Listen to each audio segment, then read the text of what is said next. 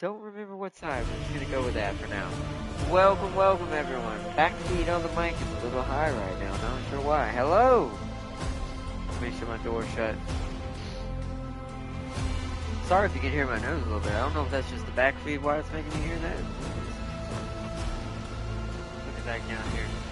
Hopefully I should be able to hear me there and it's not too bad. Just shut that memo.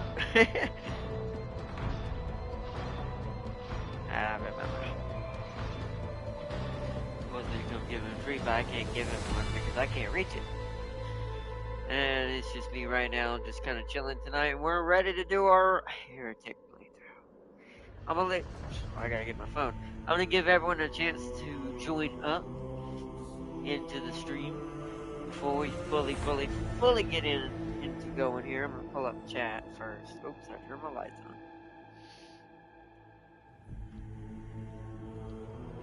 Hey, oh, oh, hey, oh. Put that down there. Hello, chat. Nothing major, no notifications. We're good there. Okay. Let us bring up chat. It's being laggy. 1 second, chat. Also, if anyone's in here, hello, hello, and welcome, welcome.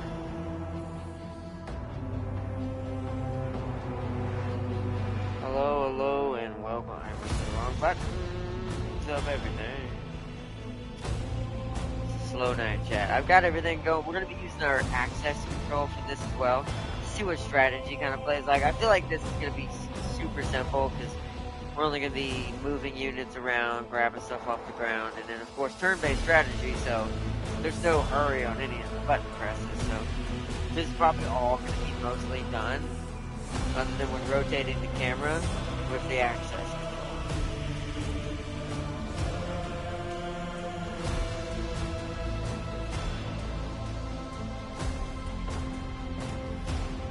Okay, nothing there.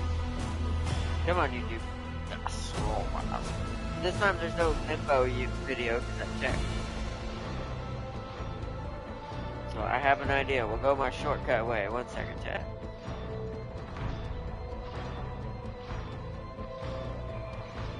Wait. Home.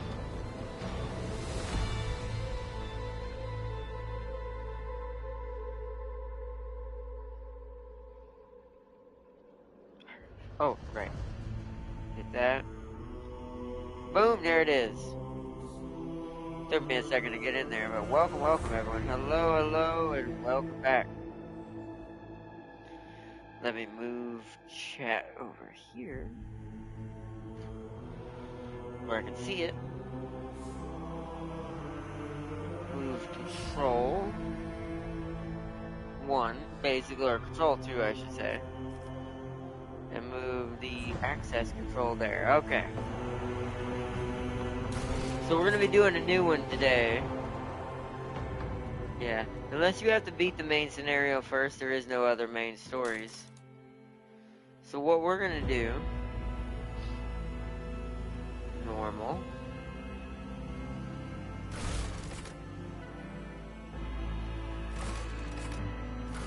And then we want a custom character. Alright, what can I get for Jared? That looks just like what's his name that we fought in the beginning of the game, which probably is.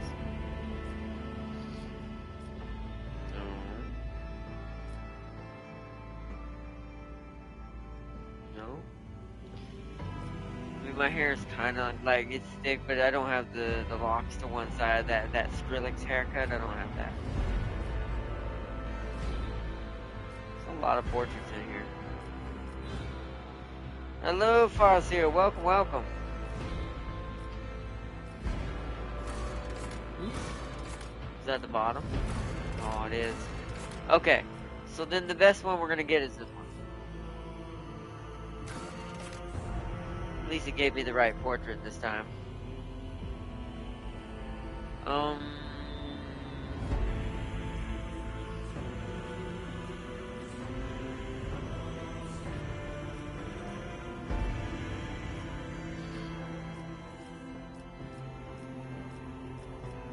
Ugh. Most of these are too insane.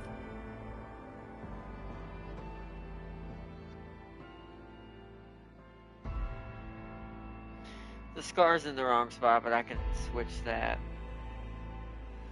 I think 2 is actually closer to that. Oh, wrong one. Oh, okay. Hit the wrong button. 2 is actually closer to that. My head's not quite that tall, but this is the closest face we're gonna get. Body I'll leave, skin tone I'll leave, hair. The hair's kind of right already, but I'm gonna look for my own hair here. So it's kind of spiked up in the front, but not too much. But it does have that slick back look. Oh, that's too much. I bet you this is too much. Yeah, that's too much. That is not what it is. So I guess I want shorter than that. Not like that. That still seems too. I mean, that's too thick. My hair's thick like that when I don't cut it too much. But right now it's still thin because I'm trying to keep it cut. Also, I don't have a ponytail. Question: which Dark Elf warrior do you think is stronger, an Incubi or a witch? Well, actually,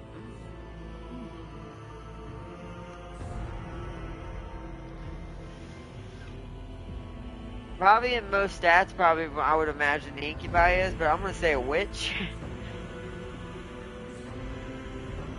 You said, yeah, Dark Eldar, yeah. I know what you meant. I'm gonna say a witch. But I wonder if stat-wise is technically the Incubi. Trying to find out which one's that. Wow, that's no. This might be our only choice. Is there any other better ones? Too thin. Too thin. Has a ponytail.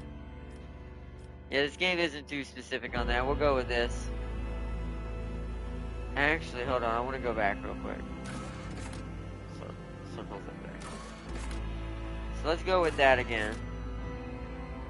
Nah, it doesn't change it afterwards. Hold on. If I go with that. No, see now it doesn't want to do it. Yeah, because I already did it. Oh, so that only happens on the first try. I found out what Tam King was talking about. We'll just go with that. It's fine. He has to look more Slaneshi suave anyways. We shall go with, what is that, hair color? Yeah, it's fine. We should go with that. Eyebrows,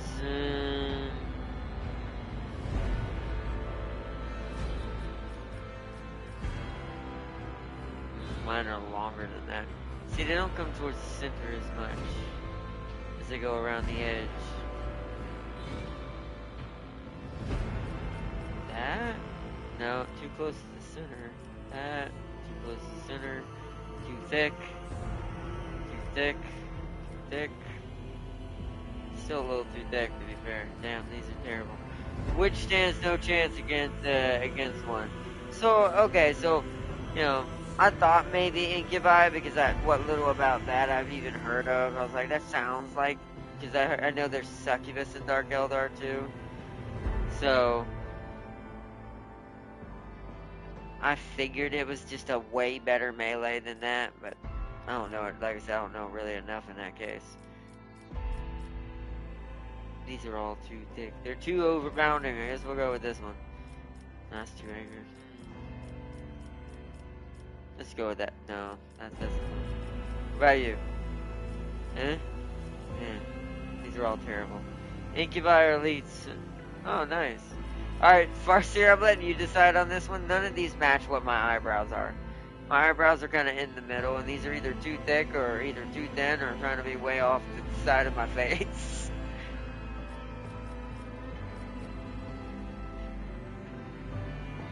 It's like my eyebrows look more normal.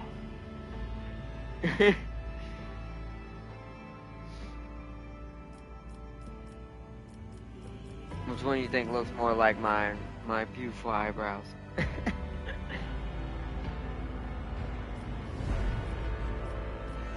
What, that one? That's too short, it feels like.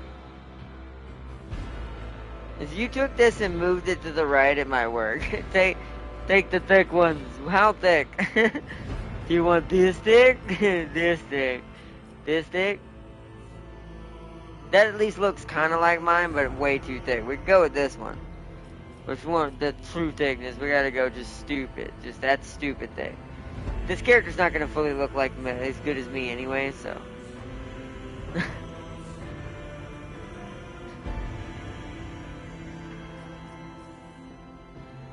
The kinda. So we'll go with this one. This makes more sense. This at least somewhat matches where mine are. Mine are still not as close to my center of my nose like that. As you can see, mine also curve up away from the nose a little bit, not inwards towards it, but we're not going to get perfect in this game, so close enough.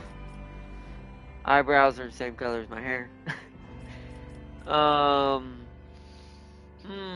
It's not trimmed right now, but normally it's a chin strap, kind of like thick enough to be warrant something and good, but not like I'm in the mountains.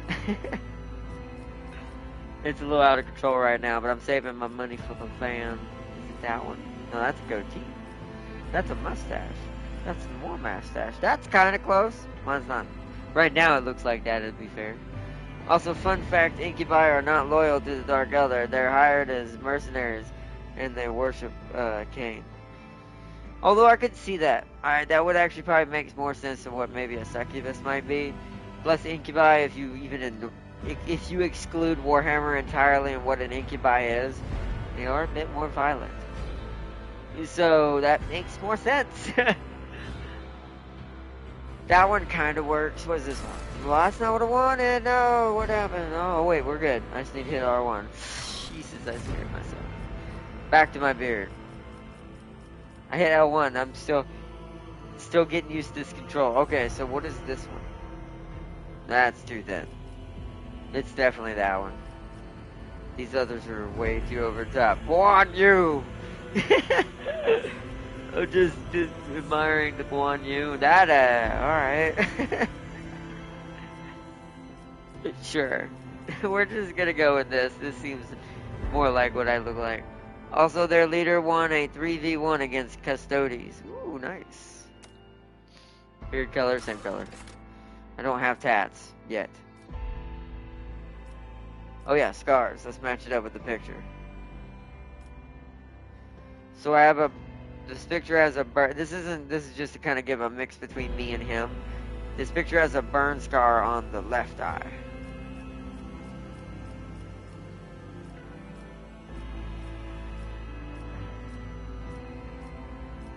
So far, nothing on that side, hardly. Wow. It may not have that kind of detail.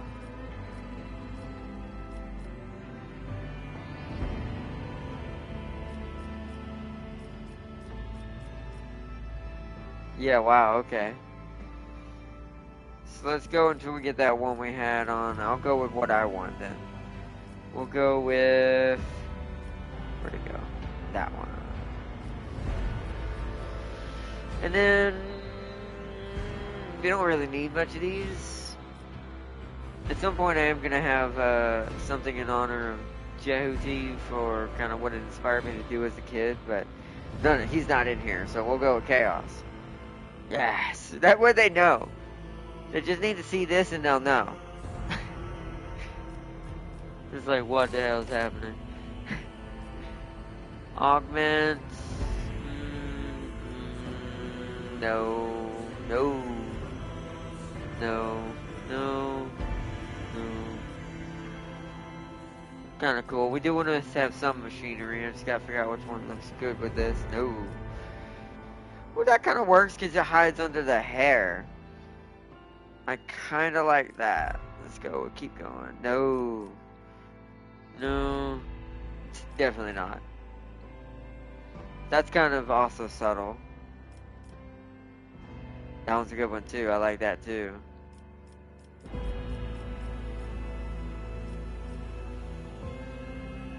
Oh, on the nose. That's a rebreather too. No. No. No. No. Maybe no. I don't think any of these are going to be as good as those. So I think I like this one the most. That looks cool. Let's go with that. We can get both. Where's that other one? This one? Ooh, that's good. Let's go with that. Excellence matters. Also, want to know the most dumbest thing that Dark Eldar did in the lore? What's up? What'd they do, Farseer? How do I play? Square. So that's this button.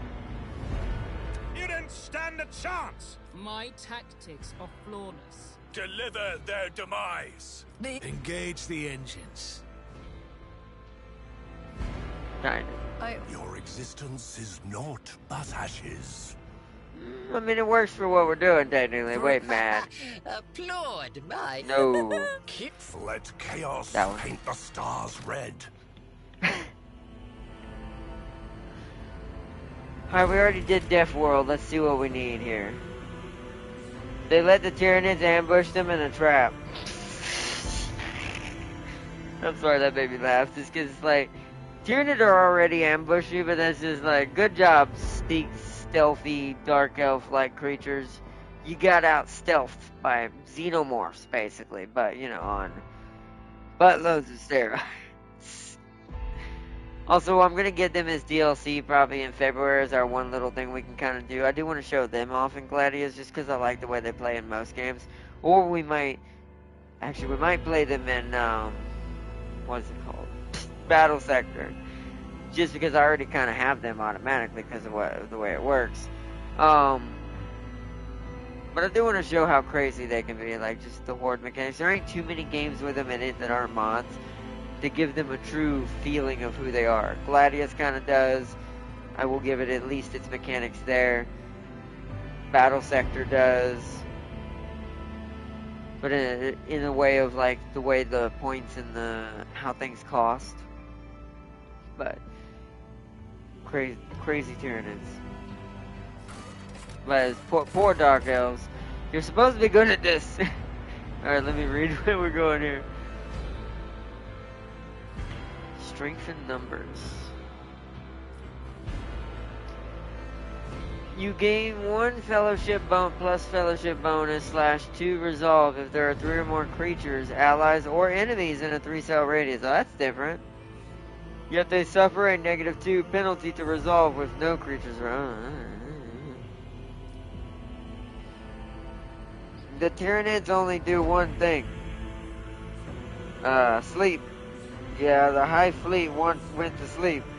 Dark Eldar came to grab some sleeping nids, and the fleet immediately woke up and ate them all. Yep, that's how that works. That's actually what Xenos do. If there's no food or there's no reason for them to be awake, they will go into hibernation. So literally, Warhammer's Tyranids are just Xenos with, if someone decided, let's give them galactic steroids. And even the way they play in games, as I play them more, I'm like, yeah, these are Xenomorphs. But way scarier. And took what the Xenomorphs were good at and went, hey, you know what Dragon Ball levels look like of this? It's like you took what Xenomorphs are in perfection and went, I can do better. They weren't hibernating. They kind of knew the Dark Eldar was nearby. How they trapped them? See, that Xenos won't do. This is why they're superior. The Tyranids are superior in that way. Because they have a sentience that's different. It still might be a hive mind in its own right, but it's still a sentience that's superior on a level that just makes it just dumbly scary. Like, hey, there's some Dark Eldar nearby. Good food. Let's pretend to be asleep. And let them get on board the ship, then we eat them. Good idea. Not literally like that, but that's what my comical brain came up with. It's like intelligence and toughness. Also, they learn from those they previously fight. Xenos kind of do that, but I do think the Tyranid do that way better. Like, Xenos do it by they absorb, when one dies, they absorb what happened to that one as genetic memory, and then the hive adapts to the tactics. Tyranid do it live. Like, if you were watching a live, it's like a recorded video versus a live stream. The xenomorphs are a recording, where the recording has to happen and then be posted into the Hive's matrix. The Tyranid one is happening in a live stream. That one's you seeing that as you go, and so is the Hive, and adapting as it moves. Scariest things in the world.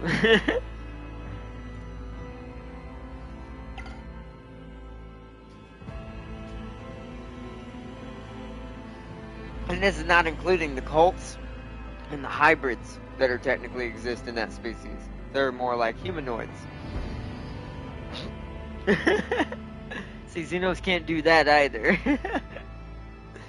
I'll give them that. So why they're just got some, they're a galactic steroided version, which is nothing wrong with that.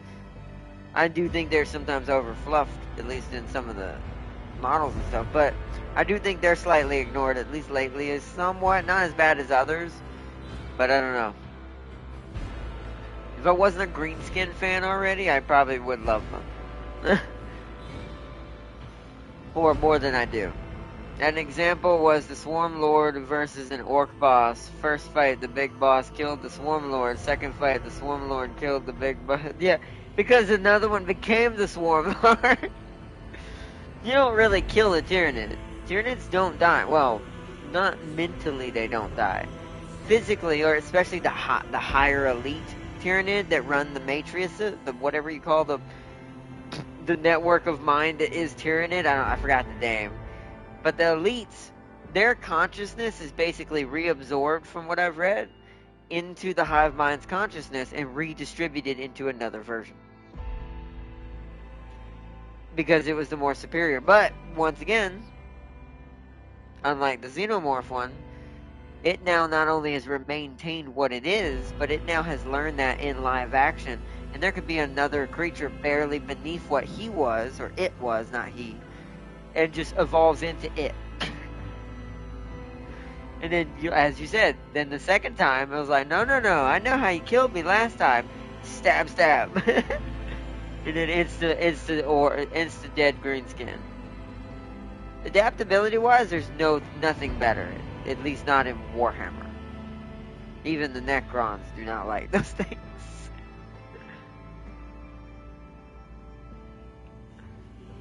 But alright, we need to find out where I'm getting hella distracted. We're just enjoying tonight. Also, this is gonna be a late one. I'm gonna try to get to our bonus fighting game tonight, but I decided to do this first, just in case we don't make it. So we at least get to start our Heretic playthrough as scheduled. Trying to think what's gonna be better for our stats. We're not gonna be an Imperial world person. Tyranids are afraid of, they are, and that's what the irony, but you know what the irony is, the Necrons aren't, I mean, not afraid, Necrons are afraid of nothing, but they're leery of those creatures, so it is kind of a weird, ironic, kind of back and forth thing. The Tyranids are definitely afraid of the Necrons, because there's no food, there's no biomass, nothing to be gained, nothing to be devoured. The Necrons are a null and void. So, but the irony in the Necrons is it's almost like a respect of, this creature is almost like a Wayland thing from the Necron's perspective, but not as obsessed.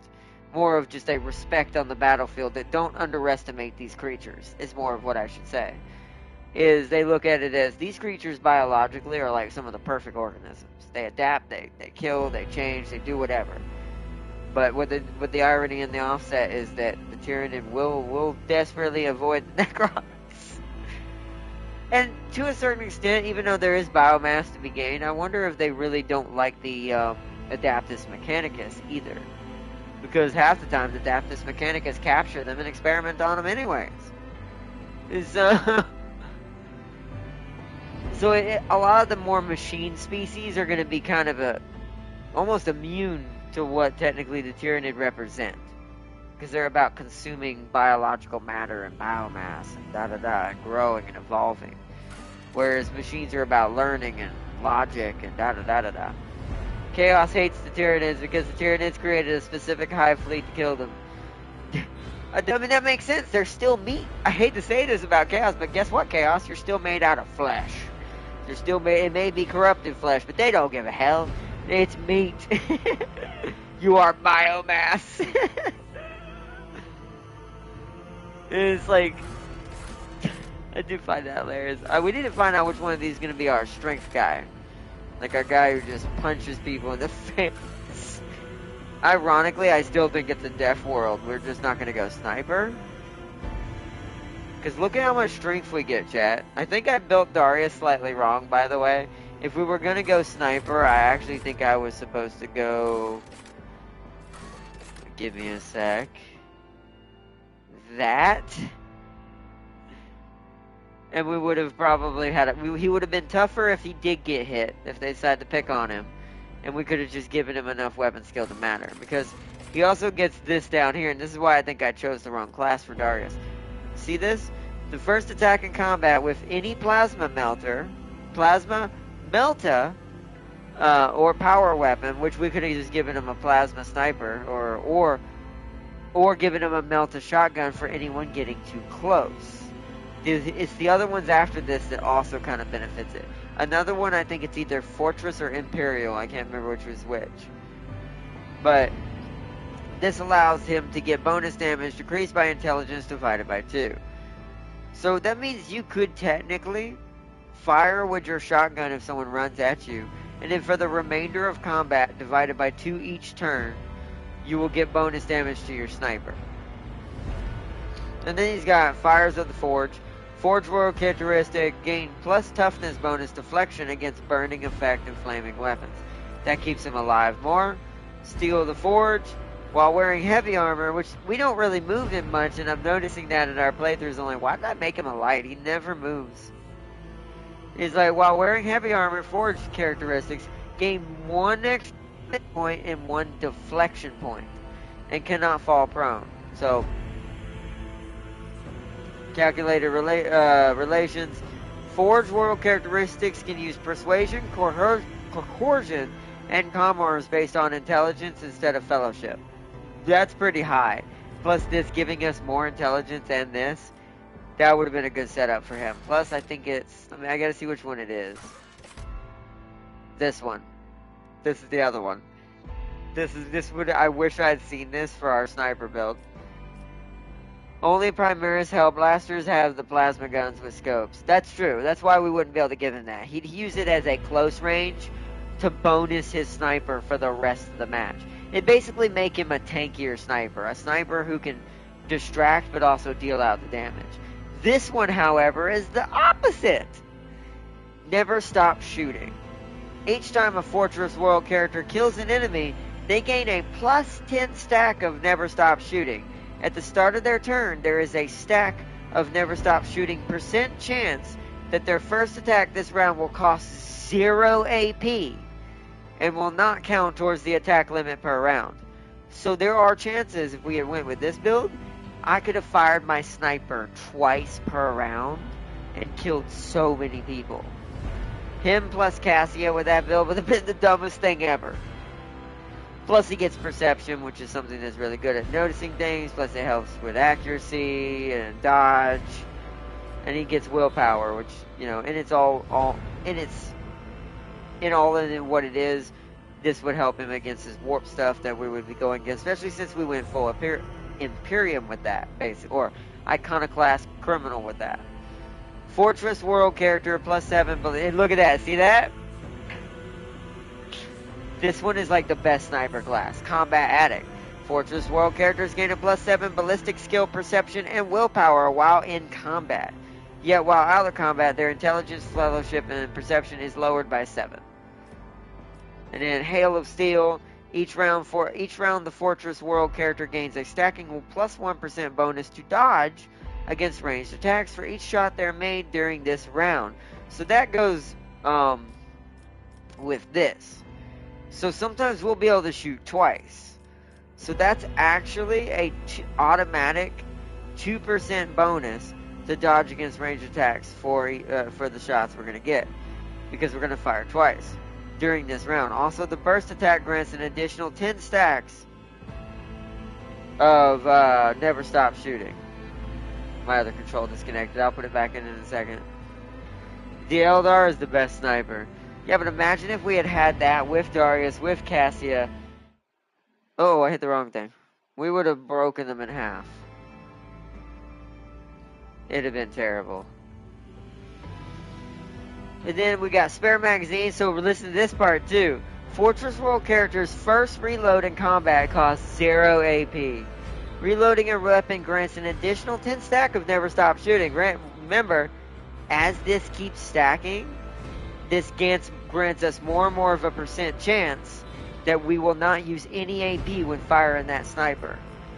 So you can see what this kind of does. It keeps that kind of confounding into where eventually he can basically fire without using AP and just get multiple shots per sniper. And that's really OP.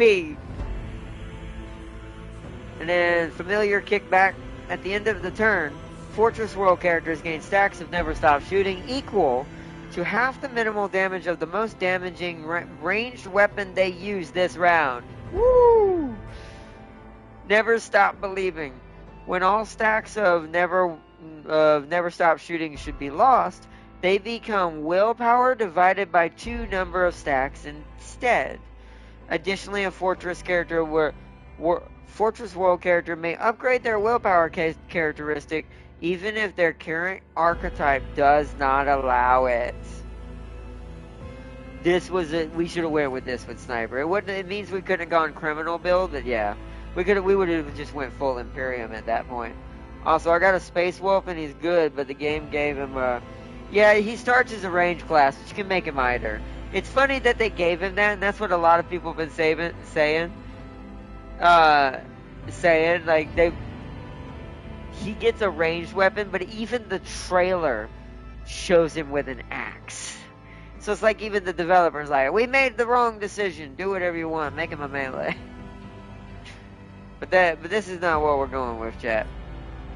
We are actually gonna go with. Let me see what this one is real quick. Fellowship. Hive World characters can pass willpower. This is for a guardsman, like a straight up guardsman. I kept him in range. Yeah, and I might do that for this one. I was going to make him melee for our other one, for our Darius playthrough, but for this one he's going to be ranged, because I'm going to be melee. Our main character here is going to be melee, so.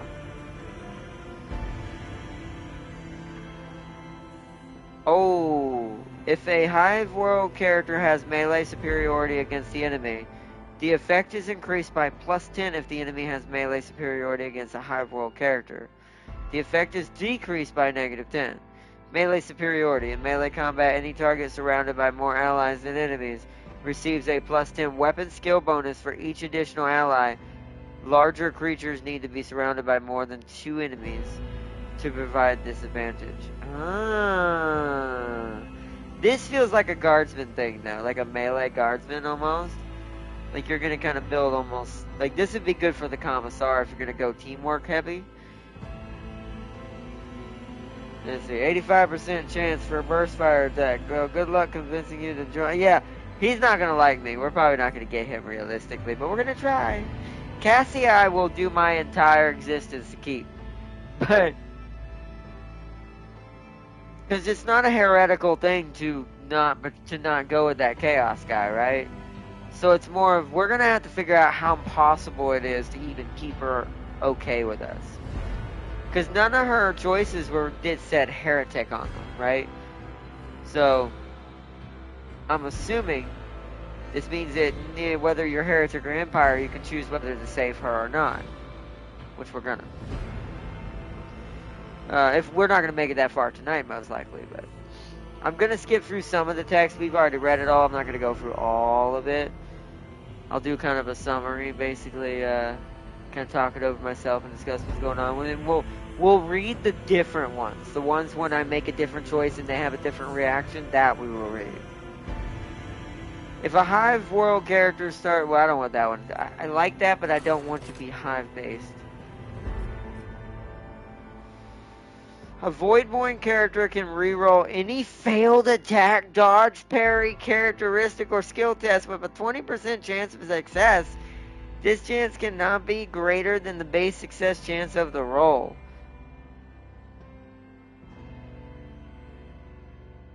Meeting her family, they're not gonna like me. Maybe she won't care about meeting her family by the time I corrupt her. Maybe not, who knows. I still don't know how you get other characters to turn her heretic. Do I have to use them to talk to people and get them to turn heretic if I want to build people into heretics? How do I do this? We're going to be making a lot of saves, by the way.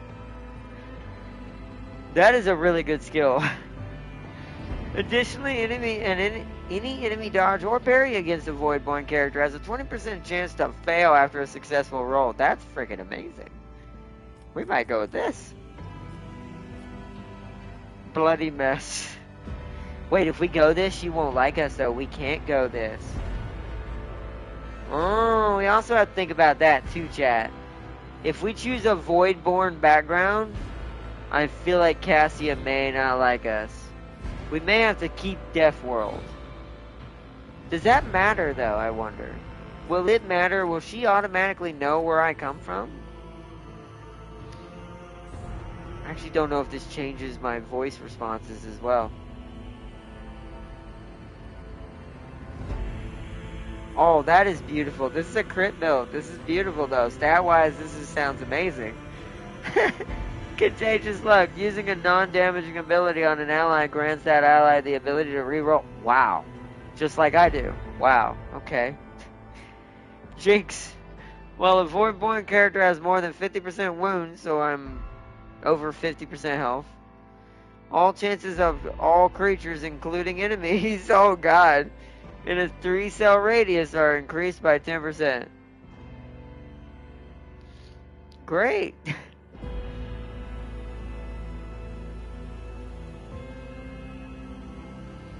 While a Voidborn character has less than 50% wounds, all chances are gone down by 10, or that doesn't seem fair. No, I'm just kidding. Say what? Just a flesh wound. The Voidborn character has a 20% chance to survive after suffering lethal damage. Wow, surviving with 1 wound. That's second chance from Kingdom Hearts. I don't know, but I barely swayed the old man to Dogmatic, Chapter 4. And he's 10 in Dogmatic. Those loyalty shift choices are rare. Wait, isn't the old man already Dogmatic, though, or is he, like, rank 2? Rank 3 is hard to get to rank 4. But rank 3 is where it locks out the rest of them. So rank 3 is where you don't want to get them to if you're not going to take them that direction. She's rank 2. Cassia is a rank 2 Dogmatic, and I actually think she's a rank 1 either Heretic or Iconoclast.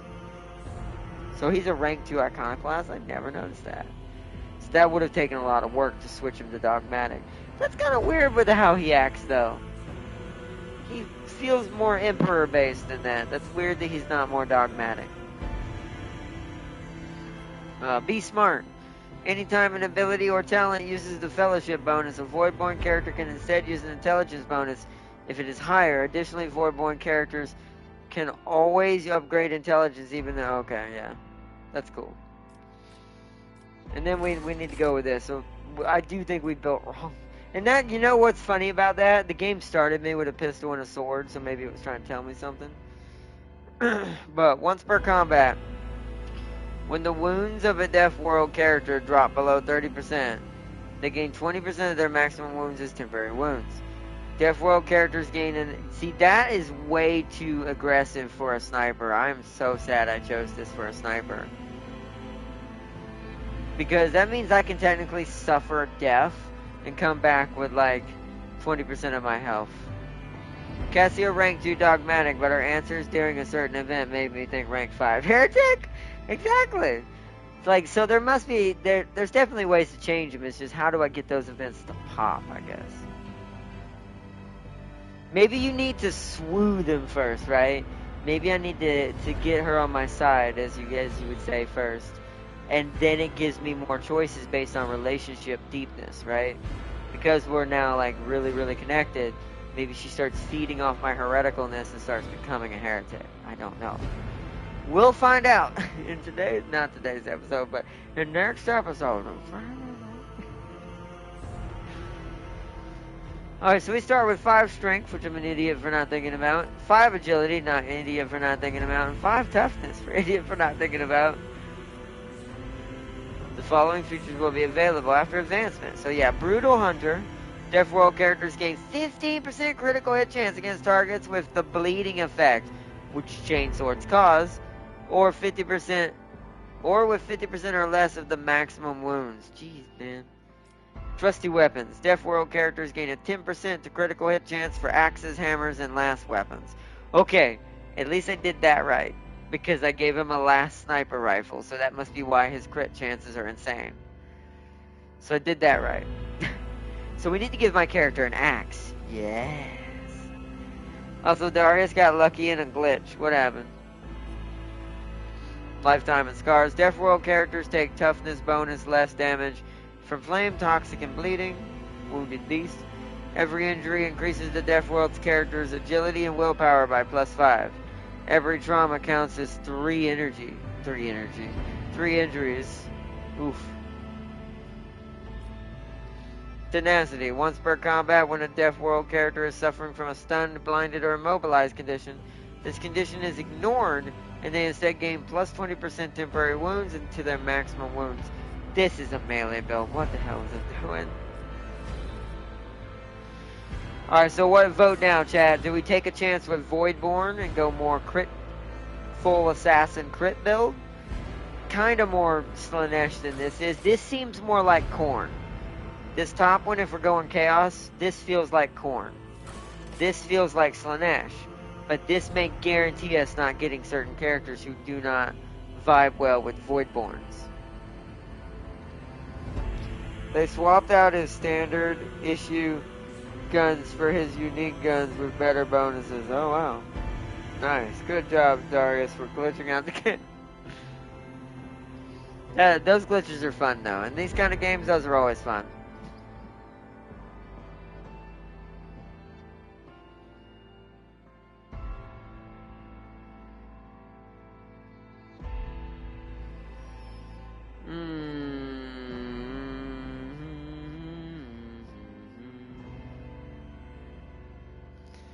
I don't know. We're gonna see what happens. I'm gonna go. What do you think? Vote now, chat. I'll let y'all vote on this one. I either think we can. It's between Voidborn and Deaf World again. The others are not melee oriented enough. Why I say go the deceitful route. So you're. So you're saying go. That would be this one. Because this one's tougher. This one's just straight, he's a criminal. This is what we have with Darius, but I didn't realize this wasn't meant for a sniper.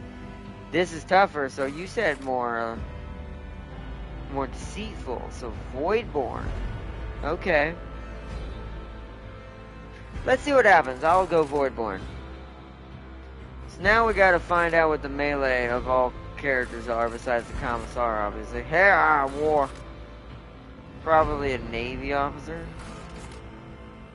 You serve me, honestly. Let me see what this does and we'll try it. We know we're not a psyker. What is this? We gotta match something to what we're doing. The noble assigns one ally who will become their servant until the end of combat. Oh no. That right there may have sealed the fate for that. Because of what Slanesh do in general. Uh-oh. It is better in melee, but that might be better story-wise. Oh, and we get... Oh, no, chat, look! We get the 2 most important perks for basically what you would do for a seduction character of Slanesh. That's not good. This might be what we have to do, and we'll mix and match. We will just have to kind of do them together. So let's read what it does. Yeah, I'm thinking noble might be what we do. Let's read this. The noble assigns one ally to become their servant until the end of combat. Anytime the noble's abilities affect the servant gains a +5 to all characteristics until the start of the noble's next turn. Anytime the servant attacks a target that the noble dealt damage to last turn, The servant gains a +10 plus Noble's Fellowship bonus and crit hit chance. Oh god. And that's what we built for. Chance against the target. Those usually fall to Slanesh before the Inquisitors strip them of all their power with a bullet to the head. Yeah, well, we'll see how long we last. This works. A melee crit noble Slanesh character. Oh no, god. And if we keep Cassia, imagine if we give her this. Imagine if Cassia has a crit chance bonus from me as a crit character for how much damage and area she destroys. If we can keep her, this would be the most brokest perk alone, just between her and me. That would... Alright, well, I think we know where we're going, but let's read what we got. So we're going to get some extra intelligence from this as well, which it also affects Lore Imperium, Lore Warp, Lore Xenos, which we do need, Lore Medica, da-da-da. Get some Fellowship, which bonuses into that for the crit chance for allies, for the Servant. We get Coercion and Persuasion, +5 automatically. And then later on, we're going to get more Fellowship. Oh my god! Another +10 to Persuasion. Oh no! We're basically just going to be able, like, you want to do this and become a heretic, and they're going to be like, sure. Also, remember, not all chaos options will help you because you ain't no servant of the word bearers. No, but this since we're only going to get mainly a true Slaneshmas to try to play some of this and get it done, we're going to be pretty wild with these choices. I want to see how hard this game... The other ones are easy playthrough.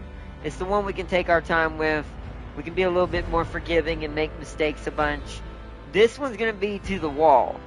We're going to see how hard this is going to get for us, how quickly, and see what happens. I am, once again, still going to play the certain odds and see what I can get. But the quicker I get there, the faster it'll turn. I do think I know the way it plays. The early game is going to be terrible. But unlike the Imperium build, or even the Iconoclast build. But once we get to a certain point, and if I accept that sword that's offered to me during that one episode with Darius, I remember we're a melee, it's a sword. I have a feeling that we're going to become very annoying after that. So, I do feel like the most chance we're going to die is early game. You do something! Oh no, what? This is messed up. It's messed up, but it also kind of plays into the Slanesh. Look at this dumbness. I almost love the comicalness of this. This is very slapsticky, but also kind of accurate to what Slanesh feels like, to be fair. At least lore-wise. Just, you do this, you do that. You do something. If a noble uses an ability on their servant, the servant gains plus... This is also a two-man squad, right? This class is playing into... It's going to pick one person, and that's the person it cares about. The rest are expendable. Also, remember, a word bearer will be after your soul. Oh, boy. Don't you worry, he won't get it. Or maybe we'll screw up and he will. Who knows? If a noble uses an ability on servant, they gain 1 AP next turn. Plus 1 AP next turn. Does not stack with itself, though. You protect me. If the noble and the servant are adjacent to each other at the start of the noble's turn, they both gain temporary wounds equal to the servant's toughness bonus or the noble's fellowship bonus, depending on which is higher. Yo! This is gonna be fantastic. So this, even though this is more of a jokey version, this is really playing into kind of what I wanted it to be. Basically, Jared and Janera together in more of a one kind of thing, like as they always should have been in their own way, in an alternate, whatever. It means I'm going to be able to make whoever, probably Cassia. We'll see who it ends up being. Unless there's a Dark Eldar that's you know, proper fitting that role, or maybe I can corrupt the Eldar, I don't know. But it's probably gonna, realistically, probably gonna end up being Cassia, just because she might be the easiest choice to bring over that would actually be effective with this kind of setup.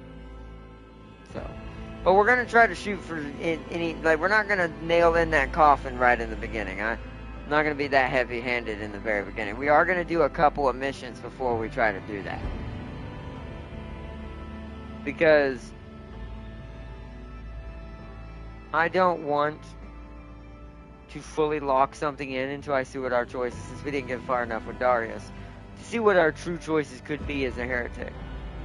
But you kill it. If your servant kills the target that the noble dealt damage the last turn, the noble gains +1 AP next turn. Nice. You go on. The noble servant gains +2 movement points every turn. Every turn? Holy crap. That seems a bit broke. If the servant has less than 30% maximum wounds, ooh, so almost dead, the noble can use "You serve me" once more in battle, designating a servant and removing the effect from the previous one. The noble cannot designate a character already was their servant this combat. Oh, that's messed up. So if one's about to die, he can change it over to somebody else. That's messed up. That's very cruel. And then you do something, and that's the AP. Okay, so we're gonna go noble. That's very interesting. So persuasion. Ooh.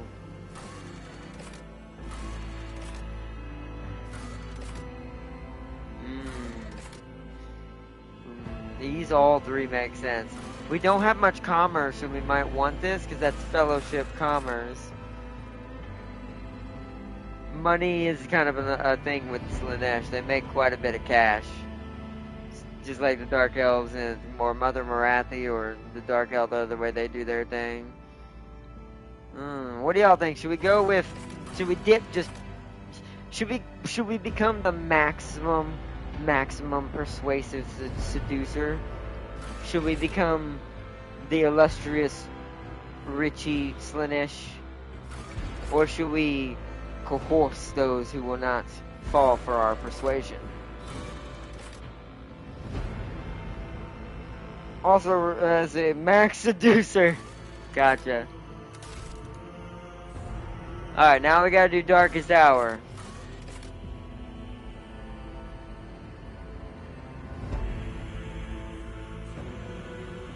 That's kind of hits home a little bit. That's a little scary. That's a bit of like real life for me right there. But no, I didn't get kidnapped or anything, but damn.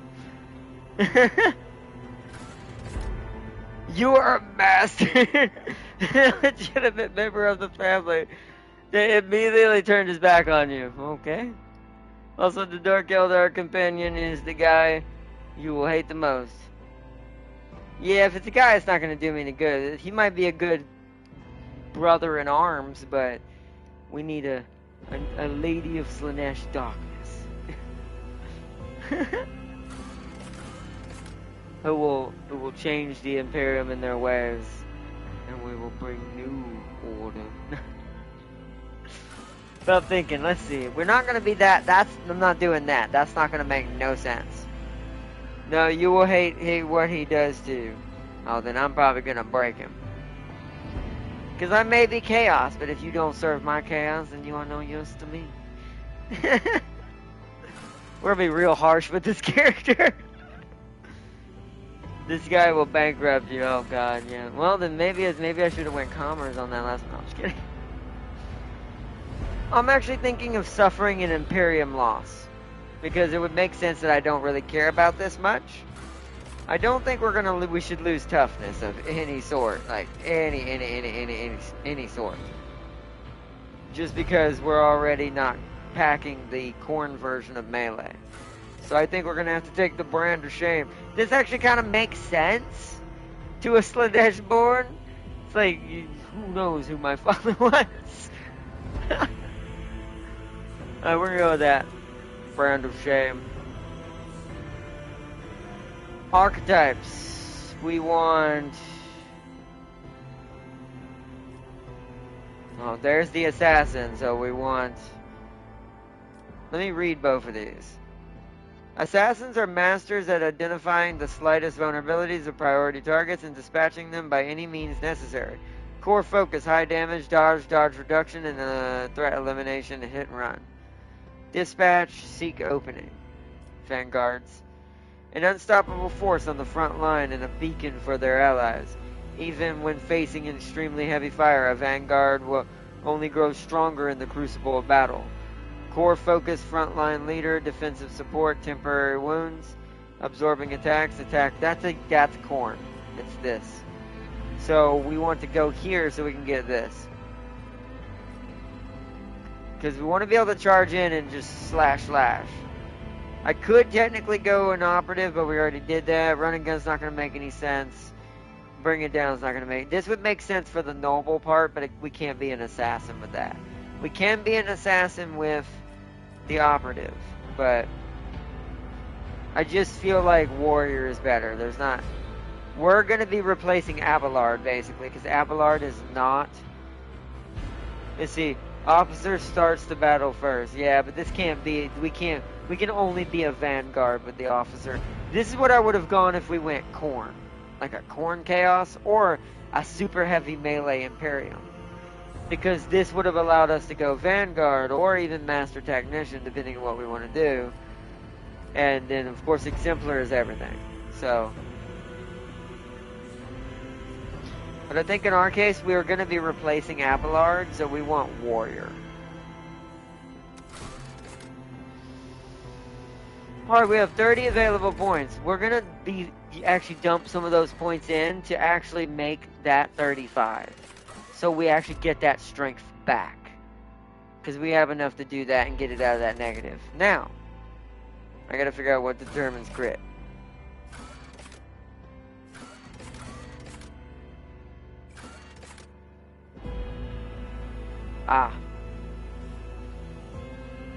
Let's bring that to 40. It works well with Cassia build to make her a nuke. That's true. That's a good way to make her. She works with, I think, a lot of people in a lot of good ways. We don't really need... It reduces enemy dodge chance against the character's attacks.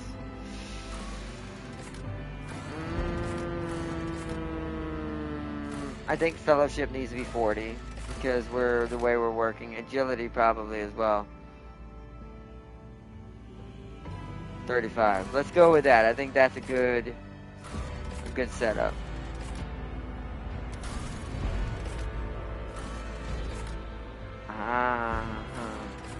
There it is. So here's our new ship, chat. I told you I wasn't gonna go no sword class in this one. I want to make sure that this... Hopefully we'll be able to customize it and make it look more jaggedy and demonish. But you can tell what it is.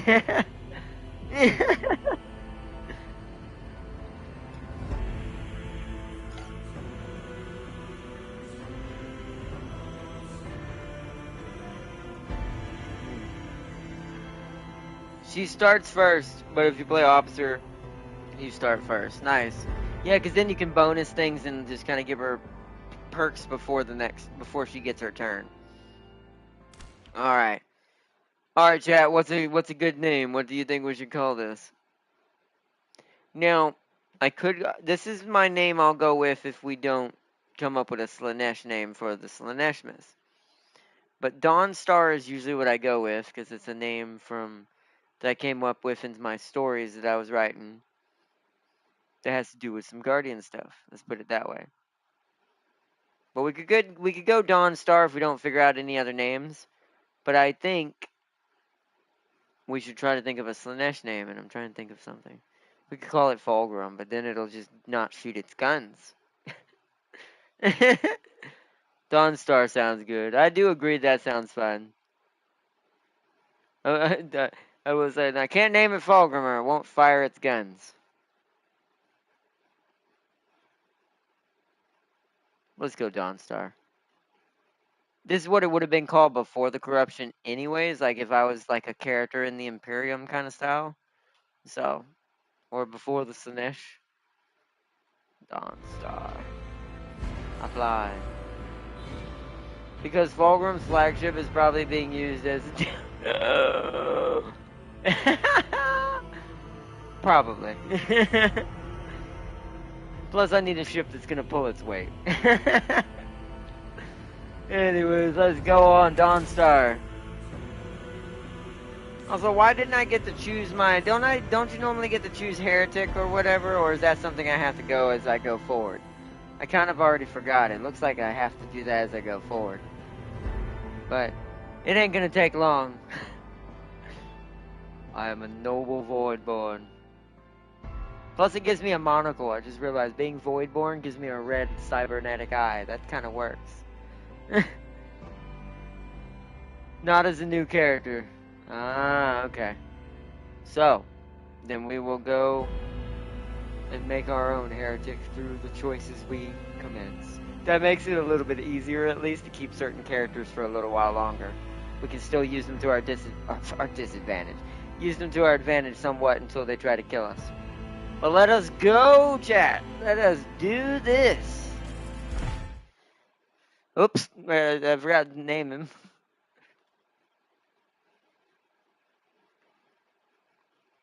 Jared. We'll just go Jared. We're not going to do last name. There's no point. Sounds cooler when it's just the first name. So it's like if I were to go my name, I'm not going to put Johnny Mitchell. You know, we're going to go Jared. So. Oh my god, I just heard something very, very interesting you will never find out in the Chaos playthrough. What's up? What did you find out, Farseer?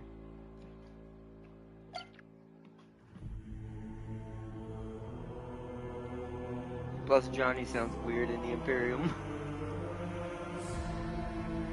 I know who killed the old leader. Woo! Yeah, you probably wouldn't figure that out in Chaos, unless for some reason you happen to be friends with whoever might have killed her. Oh, let me turn my control back on over here. One second, chat, I gotta turn my access control back on, but I'm just kinda sitting here with it.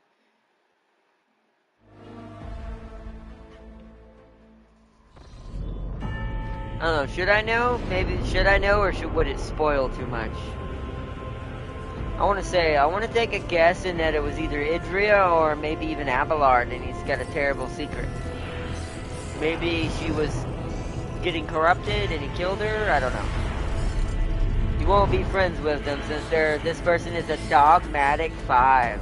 So they must have seen her being corrupted then, I assume. She must have been being corrupted by the Chaos Warp, and then decided to kill her. So, Abelard? No, he's not. No. The Space No, who would be on the ship with you that would have done that? Contemplation. One has the best view of the cathedral from here. Mesmerizing, wouldn't you say? An impeccable manifestation of the God Emperor's sublimity.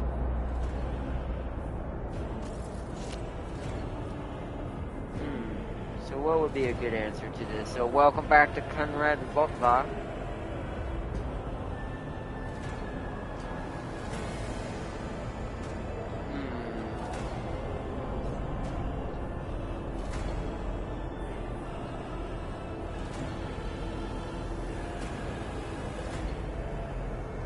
The most skilled gunner on the ship. The sister? Because I don't think we have any other gunners. At least not in the beginning.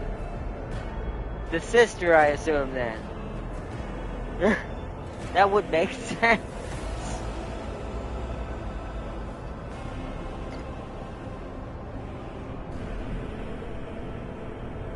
The mofo betrayed... Oh, it's a he. Volvar? No, but he said he didn't kill him. Or he seemed surprised. Wait, hold on. Who am I not thinking about? Who am I not thinking about? Gunsman. I'll have to look as we go forward and see who you're talking about, chat. I might have forgot. I'm gonna answer this because I as a Slanesh, I was like, I'll be like, who are you? These rests don't. This one says excess in it, but wouldn't this be against Slanesh? Frankly, such excess can be tiring at times. Or is that a way to hint that I'm about excess? Oh yeah, he'll betray me no matter what? Oh, okay, then let's go with...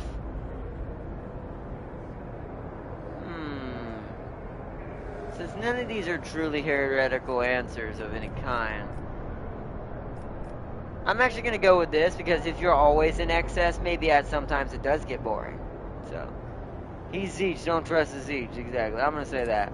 I believe there are those among us who share that sentiment. But such is our duty, is it not? To overcome base weaknesses and desires, so as to excel in our service to the God Emperor, the master of humanity. He shakes his head and turns to you. Allow me to introduce myself. Conrad Voigtveer, Master of Whispers, in the employ of Her Ladyship Rogue Trader Theodora von Valencius, at your service. I haven't had the pleasure of speaking with you in person before. Alright. Duke Jared Eos Verinia. Oh my god, it almost says Valentine. What the hell? Was that... That was coincidence. It's a V. It's definitely a V last name. Eos too. Jared Eos Verinia. Deval of Calixia. You may call me your grace.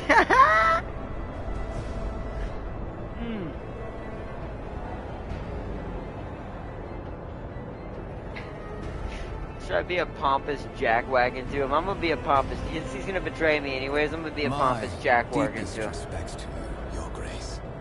A noble of the Imperium. I am a noble, but technically, and we're very Slaneshi. He's like, you will. Such eminent guests aboard this vessel. It's gonna be such a dumb playthrough, but I love it. It fits into the fact of us being able to kind of let the wings fly. I can't wait to see how quickly this gets us killed. I will be frank with you. You may forget your past titles, no matter who gave them to you, or what their origins are. From the moment you... Alright, let's blow through some of this. With this part, we all kind of know. Your fate changed. To put it plainly, I am the head of the network of spies and informers who serve the interests of House von Valencius. I uncover weaklings, both among Lady Theodora's retinue and in the ranks of her rivals. I eliminate our vulnerabilities and exploit those of others. There is, and you will meet him soon enough. Such are the traditions of the Imperium. Lord Captain. Also, who is the dumbass raider leaving fully armed guardsmen in the Dark City? The first rogue traders entered the God Emperor's service. Don't know. And therefore, it is sacrosanct. Sacrosanct. Is it now? So that you may fulfill your blood duty. Whatever obligations you had before, they are henceforth null and void. By order of the Lord Captain, you have been requisitioned to serve the rogue trader, indeed blessed by the God Emperor.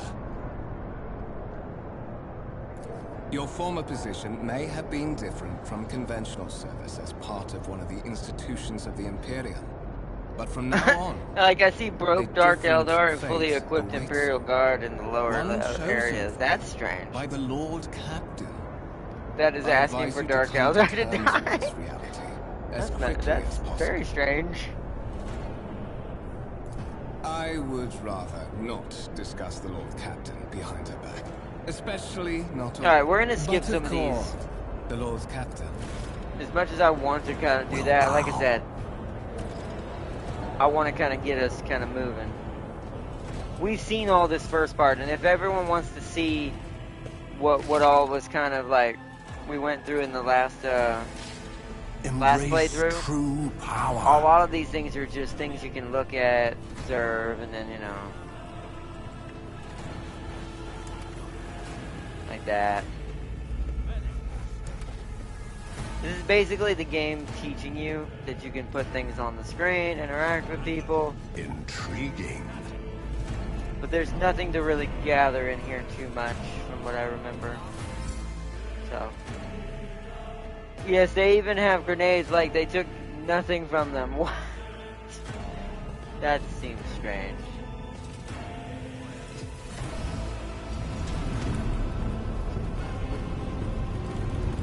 One of the Fon Valencia's trophy. Here we go. Perhaps you would like to take a look around after your Ding, audience. ding, ding, ding. Also, why is that guy hammering is he trying to get that storage box open? You gotta ask yourself that if the developer thought about that current scene. Like, this crate must be completely locked. A servitor that went mad, and a dude trying to smack it with a hammer. Run! The servitors have gone berserk! Oh no, just stand there and get stabbed! Totally don't run away and blast at the same time. I'm sure we humans thought about how to do this a long time ago. Let us savor the coming storm. Jared, shoot, don't let it get closer. I'm gonna go punch it in the face. How about that? I'm a melee guy. I'm not... You've been ambushed. Alright, start battle. I will not be surprised if there's a Bane blade down there, and there probably is. He's dead. Wow, it stabbed the one that didn't even shoot him. That, whoa, wow, double kill. Never mind. Double kill. Stop doing it. You can tell he's betraying you in this very sequence. Why the hell is he not pushing up and doing anything to damage it? Dumbasses. I'm gonna go here because we don't really have. Notice I don't have a D-pad.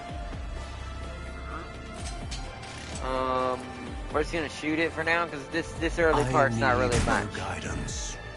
I need no guidance. Now what is my... The noble assigns one ally to become... Oh, right. Alright, wait, hold on. You! Purpose Serve me! Oh, that's hilarious. Oh, I gotta check something, chat. It's touchpad, okay. Forgot how to enter. It's freaking hilarious. Oh, man. One step closer. Might as well reload.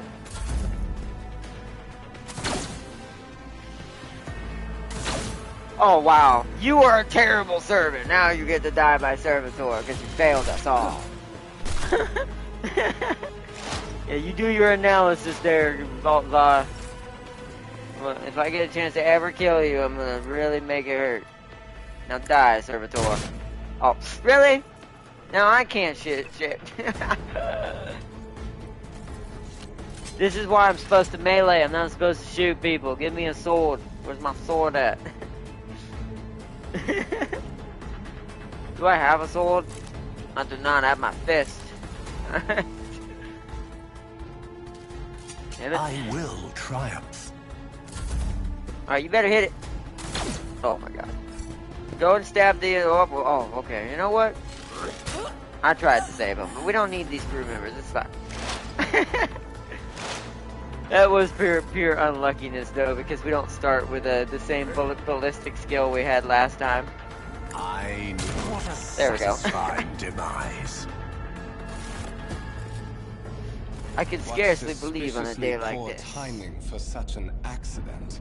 Servitors malfunction on the officer's deck at exactly the same moment when the rogue trader and her heirs are gathered here. I have blocked all passages between the upper and lower sectors of the residential decks. If this is a deliberate attack, it should stop the culprits from advancing. Knowing what I know, that right there is him sealing the ship off and preparing for an attack as the person who's causing this. I hit the wrong button. There we go.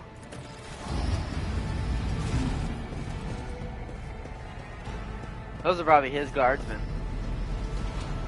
Spread out, no one is allowed to enter the premises of the station. I'm afraid I must remain here. For Lady Theodora's safety, I have to oversee sure. the execution of these orders personally. I hope you will have no difficulty reaching the observation platform on your own. It is just at the end of this corridor. Yeah, I'm very sure you're doing this for her sake. Totally. Totally for her sake. Yes, I know what map orientation is. Thank you, yeah. Powers Thank you. unseen uncover my path.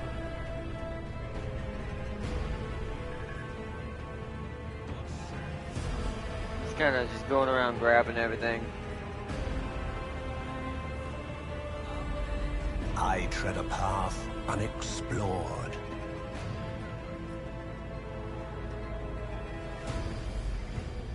I'm putting these up here for anyone who didn't get to see it the first time, so if you want to read it on your own, you can pause it on these. They sit up there just long enough to pause it. Oh, that one I gotta go up The here. world trembles beneath my feet.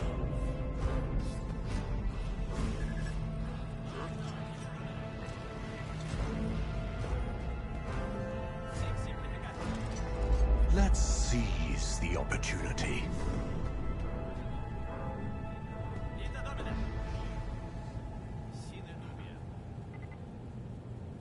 No way, we don't have to. I'm not gonna read them all. It Intriguing. takes less time. Lehman Russ. I've been seeing a lot of those. At least with the fight I'm doing in a certain playthrough on my own. The world will bow. Also, that's not the right button. What is the... I actually kind of forgot what the map is. Is it triangle?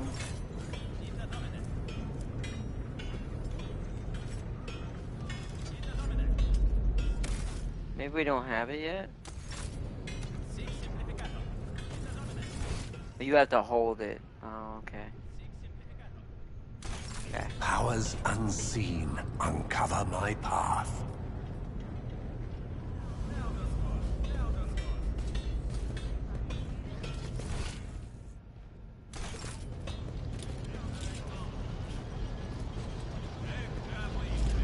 I tread a path unexplored.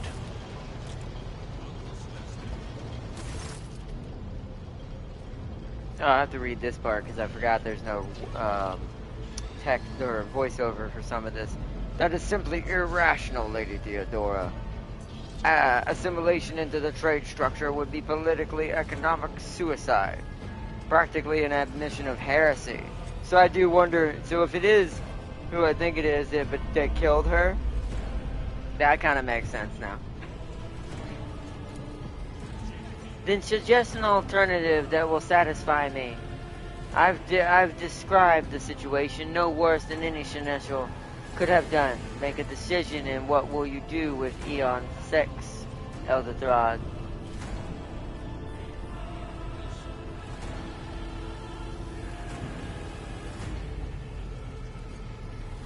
Listen in silence. While you are considering your answer, Elder Throd, I wish to speak with someone else. Perhaps I will hear something more interesting than incoherent mumbling. Theodora nods your direction. Approach. What is this? Is this someone from your retinue, Theodora? Do you permit your people to interrupt your conversations in such fashion? I give that permission to those with something of substance to say. Let us see if it is worth it. Theodora tilts her head, her lips stretched in a cold smile. This is Jared, the second candidate for the title of my successor. The rogue trader regards you with a look of imperious, predatory, and oppressive. Step forward, Jared. Yeah, whoa! I got two choices this time. So Xenos, those spirits could, well, okay, so what's the warp answer? See, I want to go with the warp answers when we have them, because obviously why? There are ways to confirm whether this is happening on Eon 6 is witchcraft or not. It might cost several psychers to do so, but it will give us the answer. So that's the warp answer. Why should I concern myself with making this decision? I always have servants on hand whom I can delegate the matters such as these, just as you have delegated it to me. These reports of spirits certainly sound like evidence of heresy. However, I would put my interests first. No matter what means I would have to use, the riches of Eon 6 would be mine. Ooh, okay. Eon 6 must be purged. That's not the answer. For the good of the Imperium. That's not the answer we're going with. I don't know. 4, I like 4. 4 is good.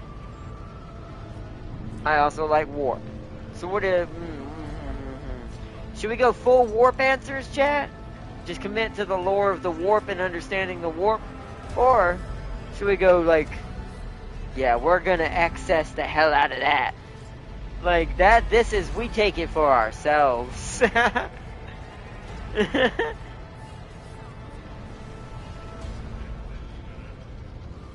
feel like this is the more Slanesh answer. As much as this is a warp answer, this feels Slanesh. That it is mine kind of thing. Not literally, but in the more generic of stances with Slanesh. There's more to it than that, but still. This feels more like a heretical slash Slaneshi answer. I'm...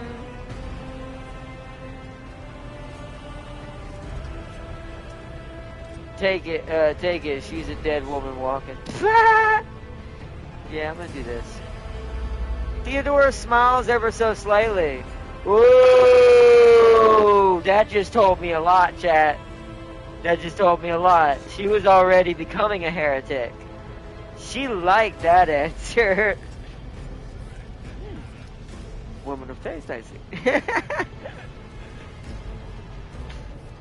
Sometimes you gotta.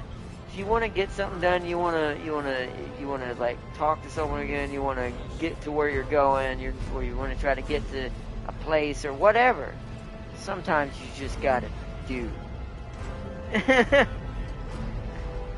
And so, yes, now I see the blood of the dynasty in your veins.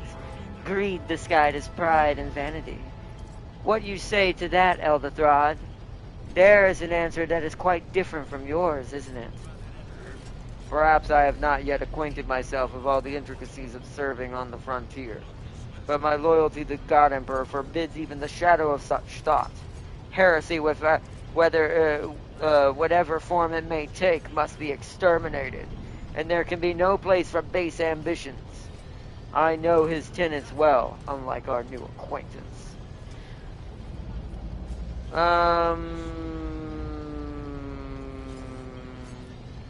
I find your tone most disagreeable, Elder Throd. You will kindly alter your manner in which you address me, or else you will live to regret the consequences. I'm going that. Well, I find your company disagreeable, Jared, and yet I am forced to endure such. Yeah, me and Elder Throd are definitely going to kill each other if that ends up happening. Elder Throd, I believe I gave you an assignment on this ship. Explain to me then why my senior congregator is still dawdling about with the officer's deck instead of proceeding to the middle decks for calmer decks to commence their inspection. I beg your forgiveness, lady. Your presence has such profound effect on me that I well forgot the time. Yeah, Elder Throd would not like me.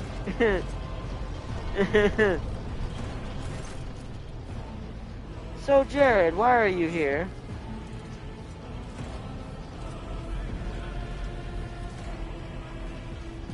There are questions I wish to have answered. You are direct, I approve, but you will have to wait. There is something I want you to understand first. My name is Theodore von Valentius Masmino of Sakaris. I am a rogue trader in the service of the God Emperor of humanity, and my rights and freedoms are vindicated by the most sacred relic, the warrant of trade, kept aboard this very vessel.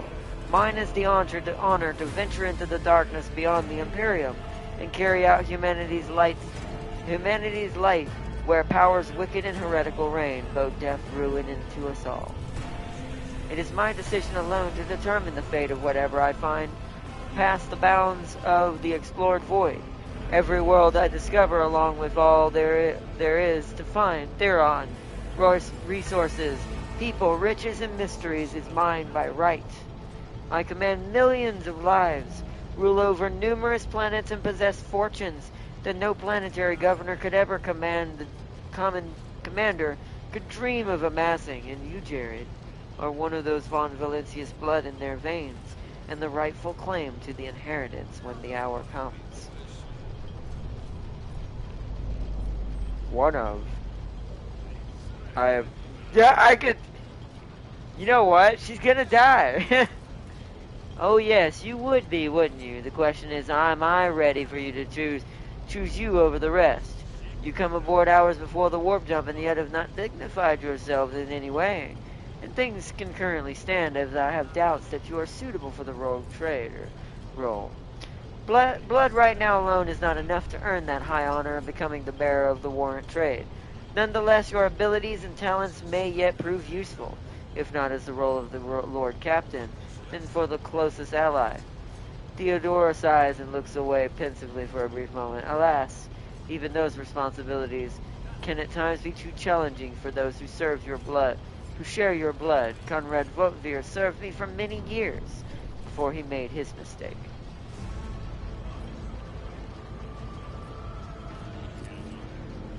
Naturally, some have yet to arrive on board, but you have the pleasure of meeting one of them. Eldedrad may be somewhat disconcerted by the scale of the responsibilities that may potentially fall upon his shoulders. However, I have good feeling about him as a candidate.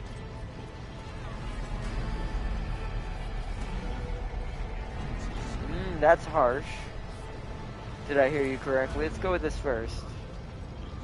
His kinship is most distant, and as is yours nonetheless. He does not bear the name von Valencius, even he avoids using it publicly, and such strictly speaking considering my heir. The door, however, is closed to him now. Voltvir's performance in his current role is satisfactory. I'm going hardcore in this. Impatience. I am rather fond of impatient people. They are not quick to resign themselves to circumstance and more eager to show initiative. Your noble descent is a sign of power that leaves you in that lives in your very flesh and blood. You would never doubt your words or your actions, never show weakness, never let an involuntary gesture or a careless word betray your fears or agitation. At least if your upbringing was as thorough as mine was in my time. Many will grovel at your feet, governors, commanders, highborn navigators. Oh, ha, ha, ha, ha, that's ironic. Highborn navigators, conceited lords, and you cannot allow them to sense weakness in the one who stands above them. Ooh, okay. That was a different response. Moreover, Theodora inclines her head slightly, your remarkable mental abilities were noted in your profile. If you can find a way to exhibit them in the service of von Valencius, well, so much the better. Alright. I have some time before the navigator gives the signal to initiate the void ship's transition out of the warp, and my presence is required on the bridge.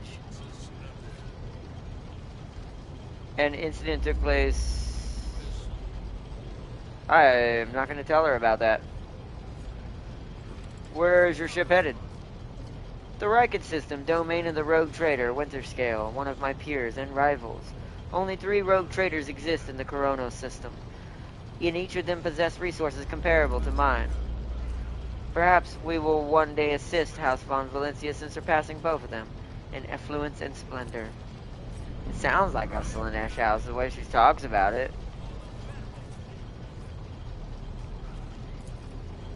Observe, learn, absorb. It will take time for you to find your bearing absorbed aboard this vessel. And in your new position, eventually I will find a post that suits you. As I did for Eldedrad until that time comes. Consider yourself my aide.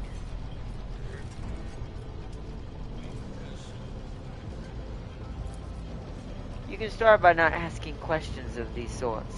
I have no need for sycophants.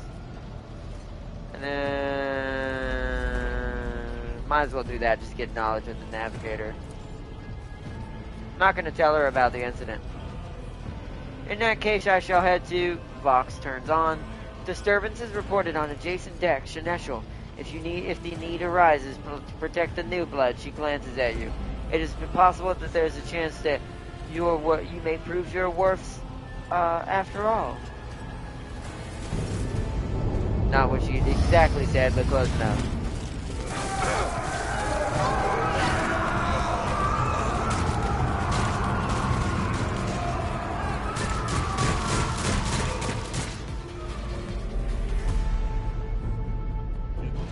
Your struggles are in vain. I'll bleed you dry!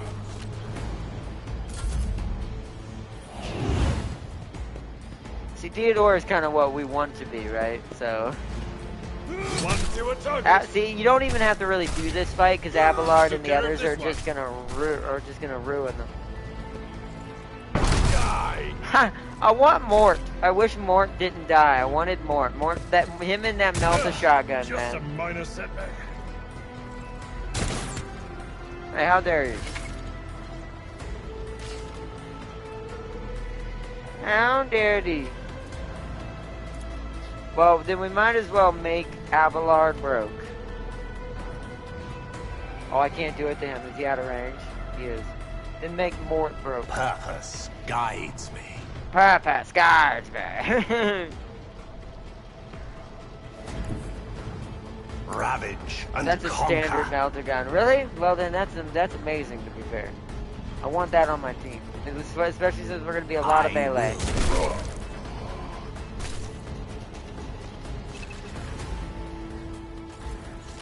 You darn right he landed a critical hit. That was the point. Purpose guides me.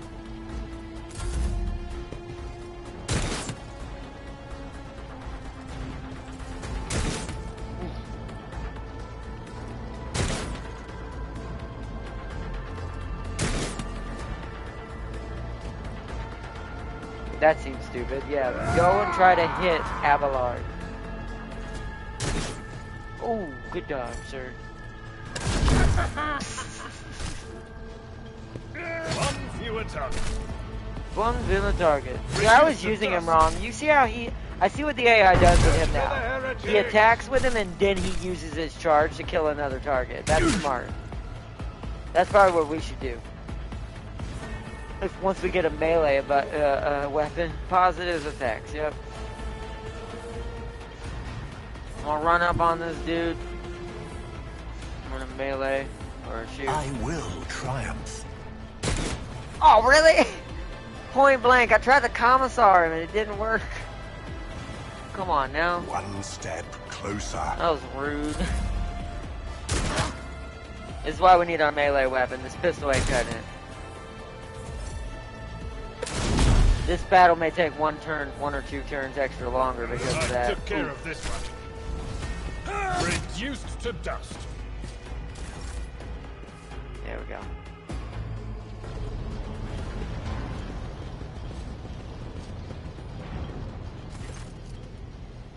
More, take a team with you and clear a path to the transport line. Do not let a single Horsan survive. Didn't bat an eye when that scum burst into the deck. Not bad. I have seen many an officer who panicked at the sight of combat on the upper decks. The false sense of security offered by their positions makes them much more vulnerable to harsh realities of the warp travel. She looks at the Vox in her hand. All she can hear is lifeless static. Still not going to mention that. What is happening? From what I've seen, Jared, I can speculate that we are dealing with some variety of madness induced by warp travel. Such episodes are not uncommon among voidsmen who have found themselves outside the boundaries of real space, though such episodes seldom spill onto the other decks. The casters are not working, or have been sabotaged. Either the warp is toying with us, or someone went to great lengths to cut this ship's communications. I still need a direct channel to the Engine Seer Prime, before I can get a sense of what we're up against. Whatever it may be, I keep your weapons at the ready. Imagine it will be some time before we no longer need them.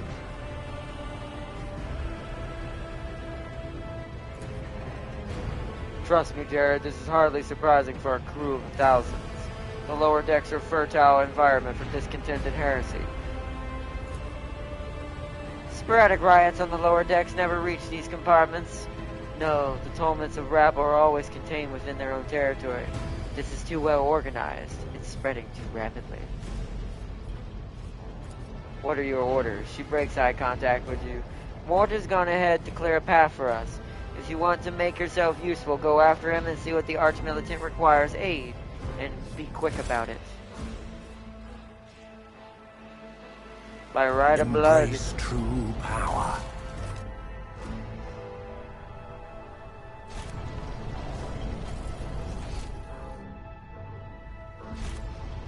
Alright. If I'm not mistaken, it's over this way? The world trembles beneath my feet. No, this way.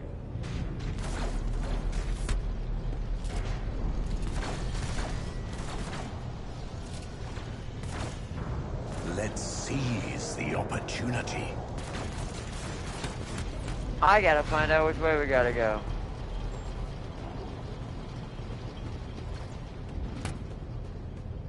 Powers unseen. Uncover This is the my same problem I had power. last time. This map's a little disorienting. It really is. So it says those stairs are... Wait a minute, what? Intriguing.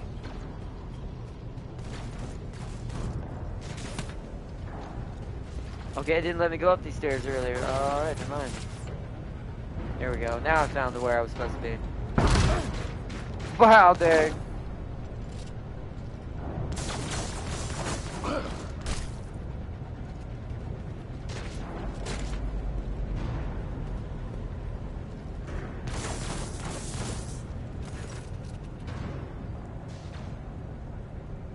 Thank the Providence, you're alive and well. Always on time, eh, Conrad? The moment we finish chasing the riffraff around the deck, you show up. Always just after the fighting's done. You could set your chrono by a bit. Mort, pull yourself together. What did the Lord Captain send your Chivius along? We're all done here, I'll report right away.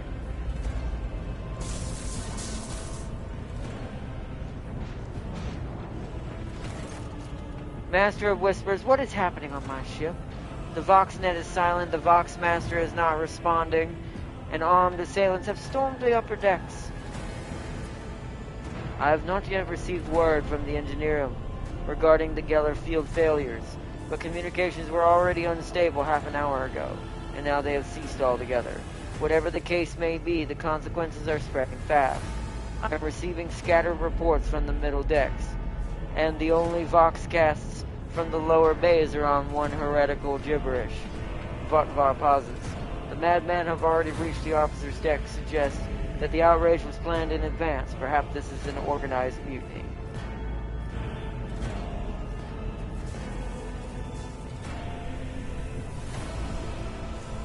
If this is indeed a severe case of warp madness, then the situation is dire.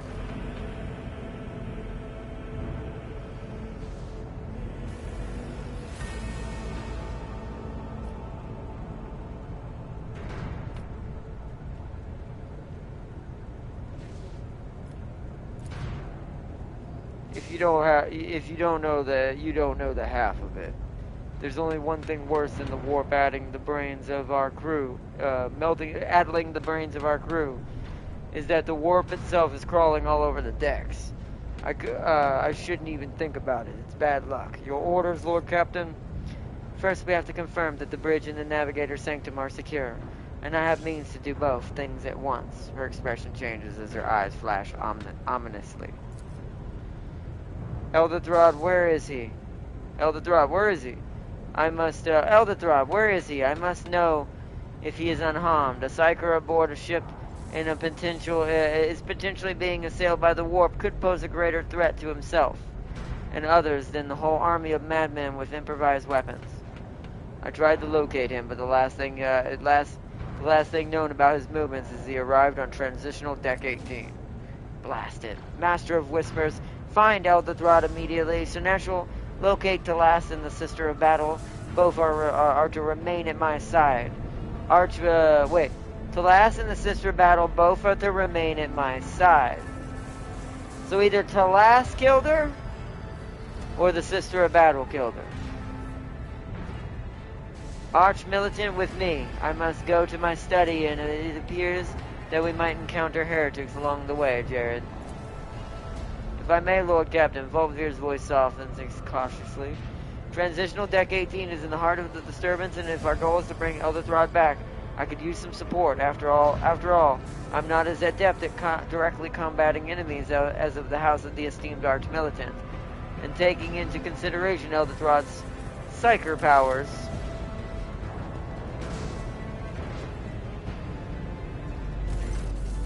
then it is settled. Jared, find Elderthrod and bring him here. In whatever state you find him, this elevator, she points at the massive doors to her right, leads to a restricted compartment such as many personal chambers in the bridge. Do not let me down, and I'll require both of you. Do you understand? I hear and obey, Lord Captain. I shall do everything in my power.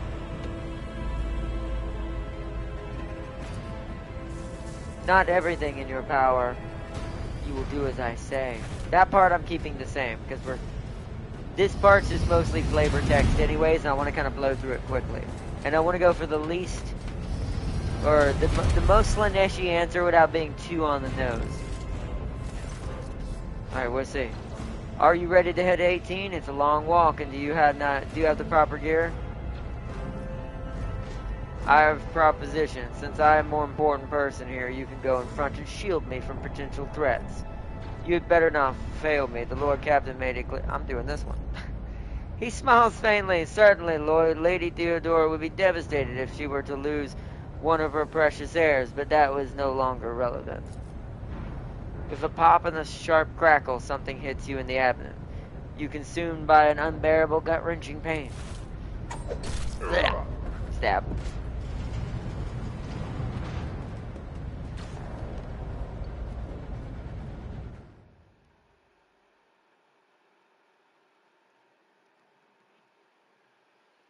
We want to try to get through this part quick so we can get to the good, juicy stuff.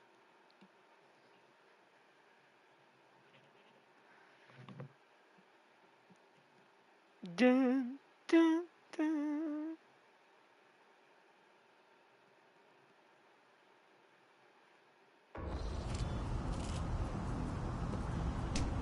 Ouch. Careful, careful. Be gentle with our guest. He has an important mission to complete during our visit to the Warren Chamber. And for that, I need him breathing. Ah, you are back with us, I see. What is the meaning of this? You must have hit your head harder than I thought. No matter. Very little is required of you. Just your blood, which you can either share of your own volition, or I will spill it for you. We are in the anteroom of the Warren Chamber, this void ship's most hallowed vault. There, beyond those gates, lies the relic that gives Theodora all of her power. The sacred Warrant of Trade. Only one obstacle remains on my path to obtaining it. The gates of the chamber are guarded by the Sentinel, an ancient device that will only open the door to a true heir of the dynasty.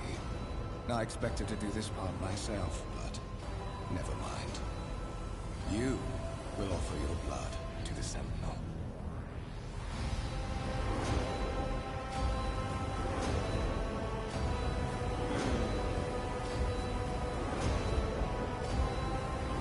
See, I wouldn't answer that either because I want it all for myself as a Slanesh demon.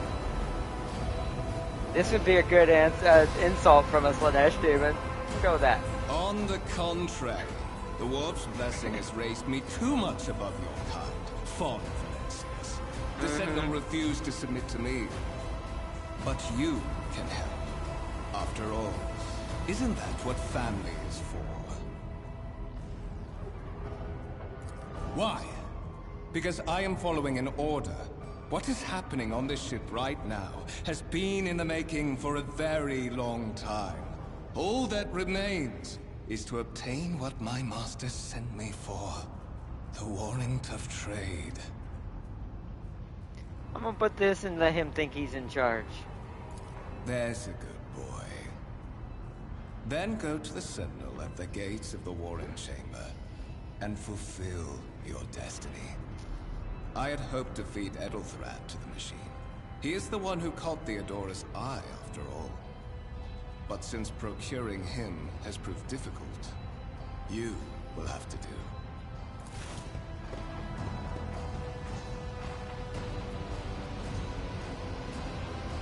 Got the Space Wolf, also my Elder got poked with a needle, worth it. What?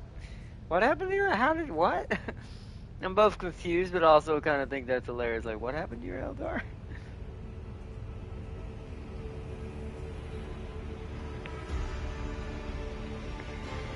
So I do actually still have a decent tech. So what do you think, chat? Should we actually look for anything that could be used as a weapon, or try to, like, tech our way through the door like last time? We do have an 85% chance with, even with Jared here. Or should we look for anything that could be used as a weapon?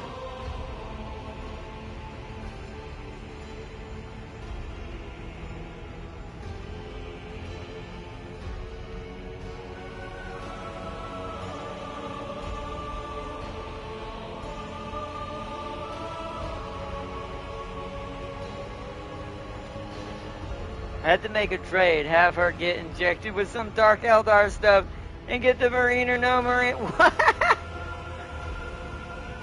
That's messed up. Nah. The Marine is good, but part of me does think that as much as I want to get him, since we're going to be a heretic, we might just want to ignore him entirely and let him go.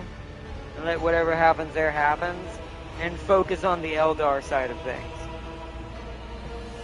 The tech option and ask for help.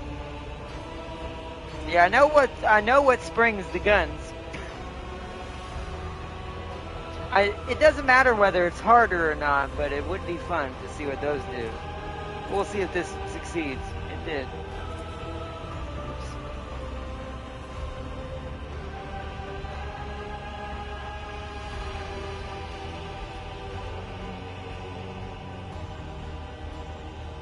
I want to do more.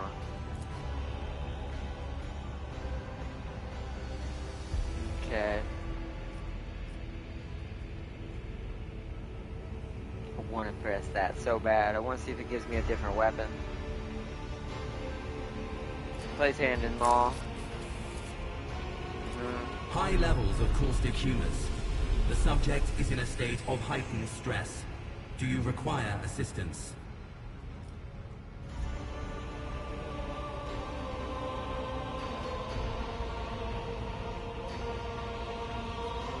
Who is this? Genetic code identified. Child of House von Valancius. Do you require assistance? Yes, Sentinel Dread threatened my life and the safety of the Warhammer. This is the normal chaos answer. I suppose this is the onset. He wouldn't say that.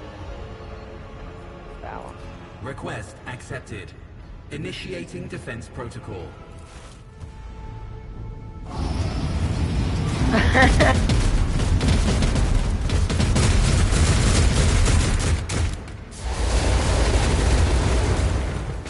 Well, there is still another way.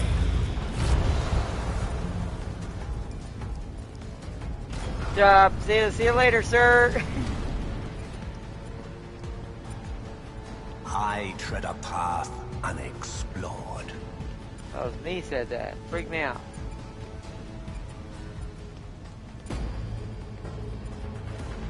The war. What's wrong about? Let it be known that it will be the true worth of this document. I appoint this person the bearer of the warrant shade and bestow upon them their dynasty and claim to be a paragon of humanity unbroken by adversity, to walk bravely first into the triumph of the nightmares untold, to walk steadily the road of thorns through pain into greatness. Didn't get all of that, but you know. Escort the child of the house to safety.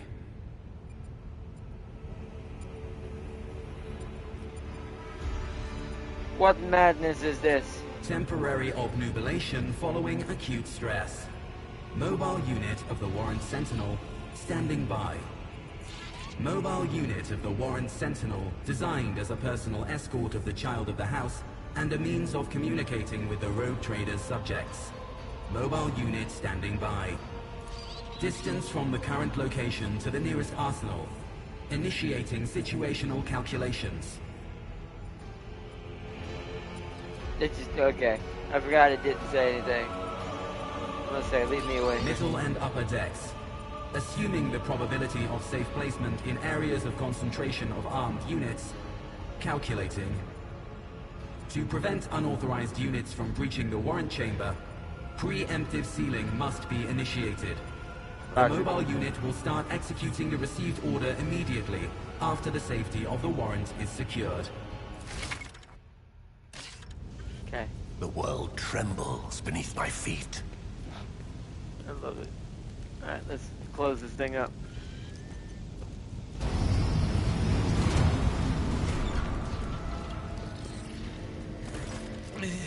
Master? Whatever are you doing in the warrant chamber? How did you... Throne preserve me. What is the meaning of this? Master, with all due respect, what nonsense are you saying? Kunran, a traitor? I do believe they should give an option for a Chaos Marine follower for Heretics. I agree. That would be dope. They should make him the... I guess they already made the other one range, but then he would be the pure melee, right? He'd be the other one, right? So, even though this regular one can be both, I don't know. I do think a Chaos Marine would look dope on my squad. So it would seem, but he is not here, and we have mutiny to end. Woo, I could really piss off Abelard early. We're gonna not need him at some point. Unquestionably. I don't think that answer matters other than maybe pissing him off slightly. I thought his order to seal the passages between decks was his attempt to... I'm gonna skip that. We already know all that. You're in a bad way. I got an axe! Yes! I can treat your wounds. I have a Medicaid kit. If they give you a Corn Marine follower and in a Slanesh playthrough, that would be hilarious. Although, to be fair, it's the same thing with the Sister and the Adaptus Mechanicus Imperium units. They're not one devotion to one type of Imperium, they just all serve the Imperium. So, since this would be in a way an undivided crew, I'd be the Slanesh, there'd be a Corn follower, there'd be probably a Zeech, sadly a Nurgle. But we can't, we can't be perfect. We gotta keep Nurgle in there, Nurgle gotta be here. I am not afraid to embrace the revelations that make I think it should be a Night Lord. That would be cool. That is the difference between me and ignorant filth. I forgot how to... Ah, crap. Really? I don't remember how to do this. What button is the menu? What?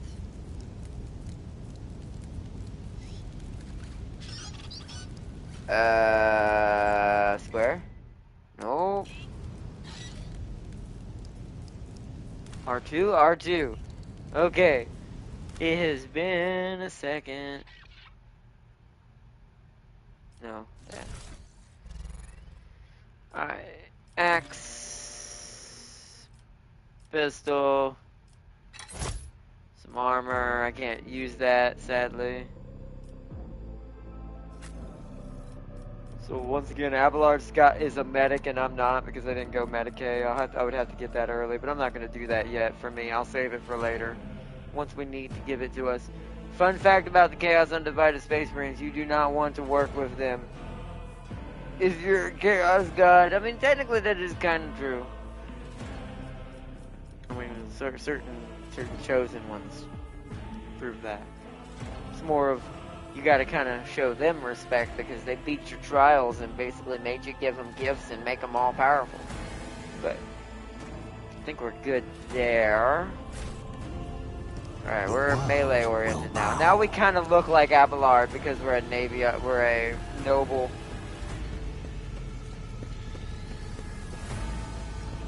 I can't search the bodies. Let's seize the opportunity. They're more renegades that ally with chaos, not full chaos. Ah. Wait, why can't I get out of here?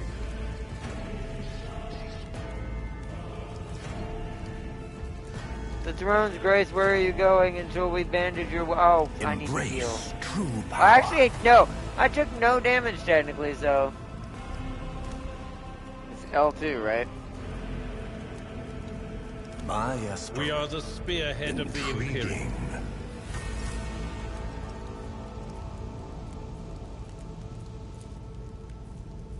Let me help.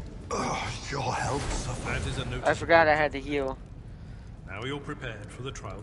The lower decks are teeming with heretics, instigating the rabble to revolt. But that is the least of our problems. The ship's enforcers are rounding up the scoundrels and suppressing the resistance. The situation, but that is not the worst of it. All these jolts and shaking are most alarming. These are some. I am no helmsman. If I'm we gonna get skip thrown these off course, we will because be we're forever lost. gonna be sitting here forever if we don't. How do we find me? You sent me a Vox message. Specifically, a Vox cast on the officer's frequency. Warren Sentinel? The Lord Captain barely ever ventures down to the chamber, and I was at her side only once or twice when she did. And I did not see anything of the sort. The Warren Chamber is an ancient and rather sacred mechanism that the ship's tech priests treat with the utmost reverence. I assume that whatever it is that you did, you must have activated certain process. During warp transit, the sanctum is closed to all who are not involved in traversing the Imperium. And for good reason. For the navigator to open their third eye and perceive the way, the sanctum must be bathed in the energies of the immaterial. Only a navigator can withstand such an ordeal. For the rest of us, any contact with the warp is fraught with perils such as Don't loss worry, of we sanity, slid that shit. spontaneous That's only the mutations, ones who and are death. stupid and don't know how to handle themselves. If you don't know how to kind of carry yourself as a Slash, you will end up that way. You'll end up just gonna poop.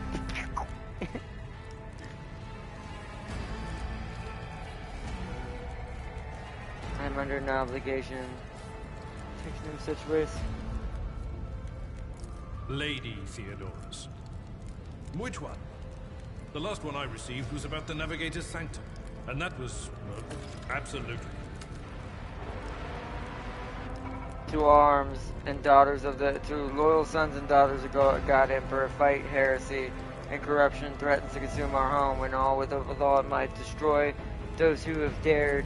The Lord Captain is calling her crew to battle, which means the Vox networks are set up for broadcast transmission, not message exchange.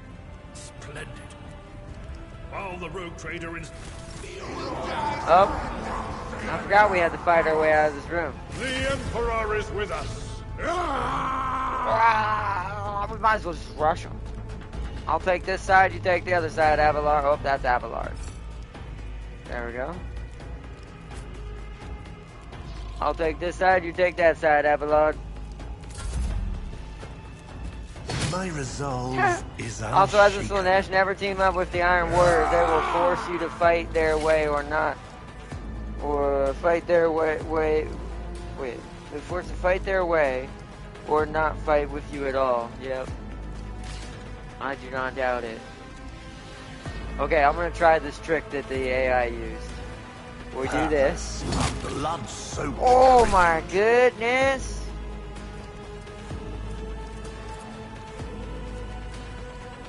I will triumph.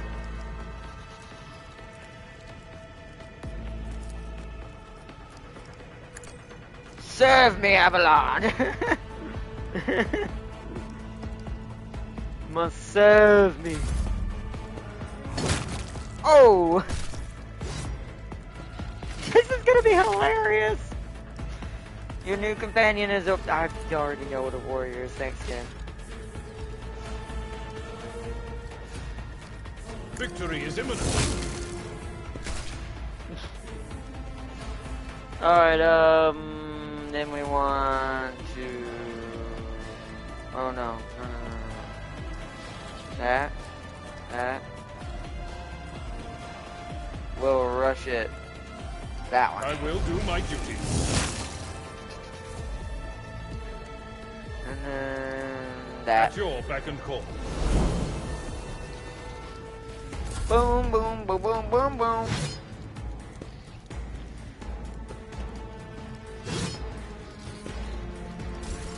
This fight is so much easier than last time. I need no other satisfying demise. We are gonna take no damage on this. Alright, watch this crazy weird thing I'm about to do. So, wait, go out of that, go in here, go in that. Do that. I will triumph. Dodge it! Haha! Death shall reign. And now we, in turn, he's gonna try to take a shot at me. I'm gonna get 0 damage, and then Avalar's gonna walk up and slap him unless I can charge him.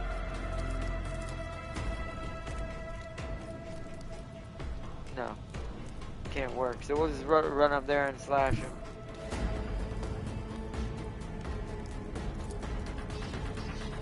Tried and tested tactics are the best ones. You can advance the level of your characters and their companions, prevailing in battles, exploring the Chronos system, and completing quests that earns you experience points. So yeah. Let's also search the bodies. Collect all. Alright. I tread a path. A fun question. As a keeper of secrets, you have 3 choices. One protects you. The other 2 try to kill. One protects you. The other 2 try to kill you. Fulgrim, Nakari, or Hellbane. Ooh. Wait, as just a keeper of secrets in general? We're talking about as Lady Slanesh or Lord Slanesh as herself. I feel like Fulgrim would try to protect her if he wasn't so lazy because of his weird obsession. But I don't know how well he'd do. But that's if we're talking about Slanesh. Just a regular keeper of secrets. I feel like Nakari or Hellbane. You're a keeper of keepers. Keeper of keepers.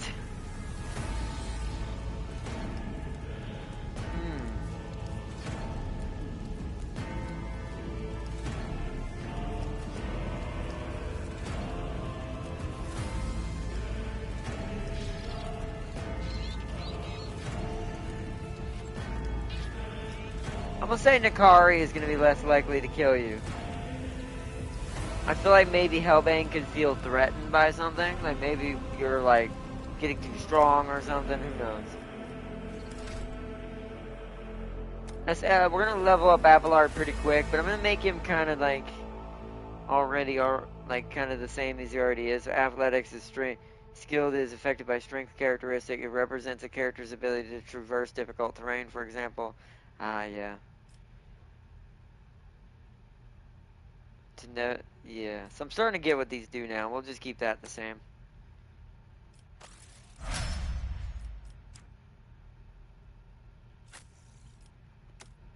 I'm saying one will protect you while the other 2 are trying to kill you. Oh, choose one is... Are you just telling me choose which one I prefer? I feel like out of that, then Hellbane might be the best choice. But I don't know if she can beat Fulgrim or not. She could probably beat Nakari, but I don't know about Fulgrim. Because he may be useless, but he is pretty strong. So... I'm actually gonna do the reverse. We're gonna go Kuros. Complete. Boom.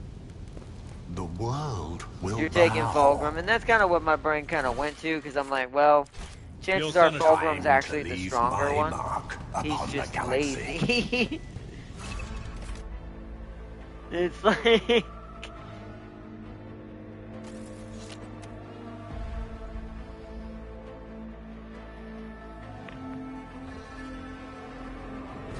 Powers unseen. The navigator section is directed. Here comes our sister. Oh no, this is Idria first. But our sister of battle is definitely coming very soon.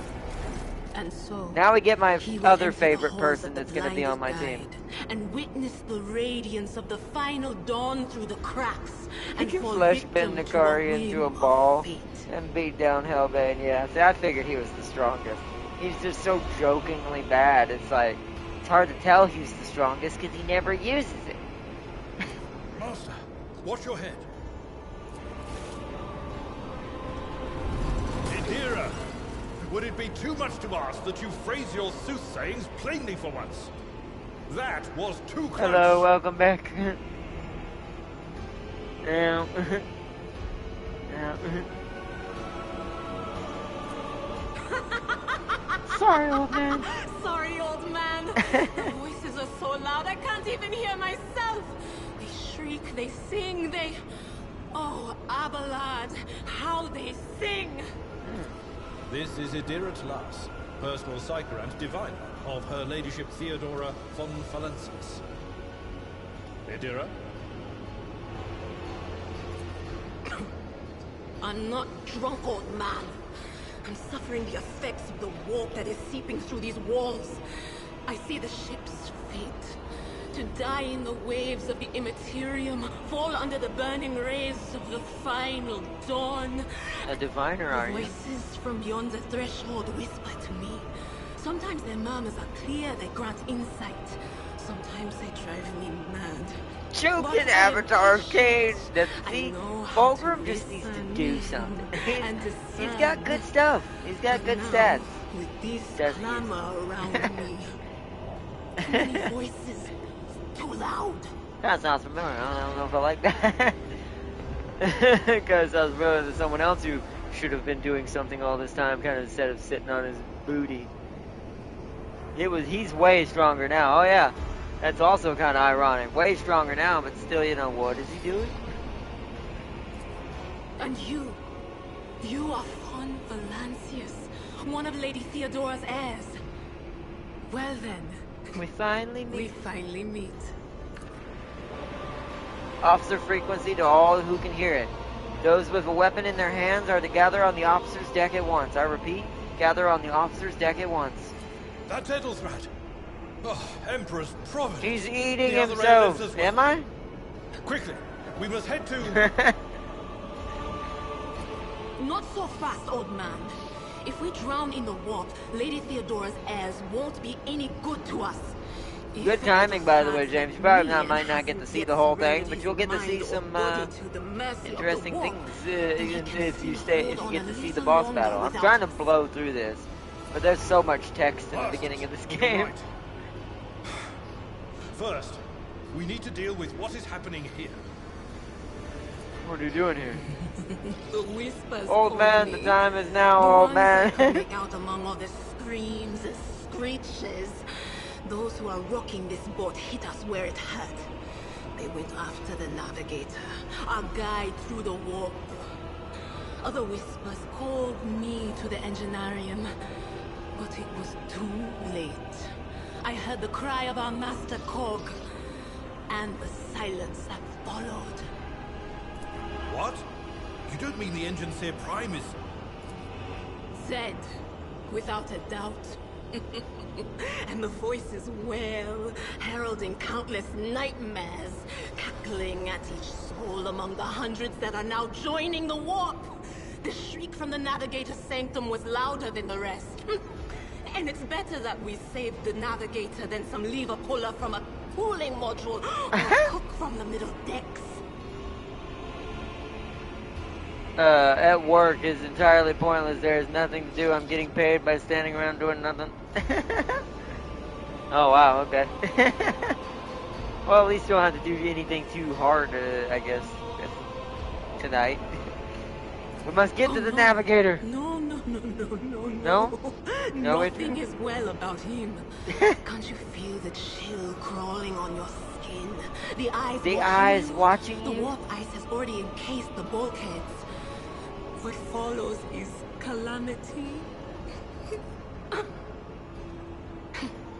But we're not just going to stand here and take it, are we? The state of things in here suggests there's a navigator around. Maybe one who's crippled or at death's door, but still kicking. And since our skin hasn't peeled off our faces just yet, his third eye must be closed. Hello. At worst, I'm it's a definitely little keeping roughed her up. around this time. So what are we moping around for? Let's go protect that noble mutant while we're still alive. Idria has joined the party. Let's seize the opportunity. Anything down here? Locked.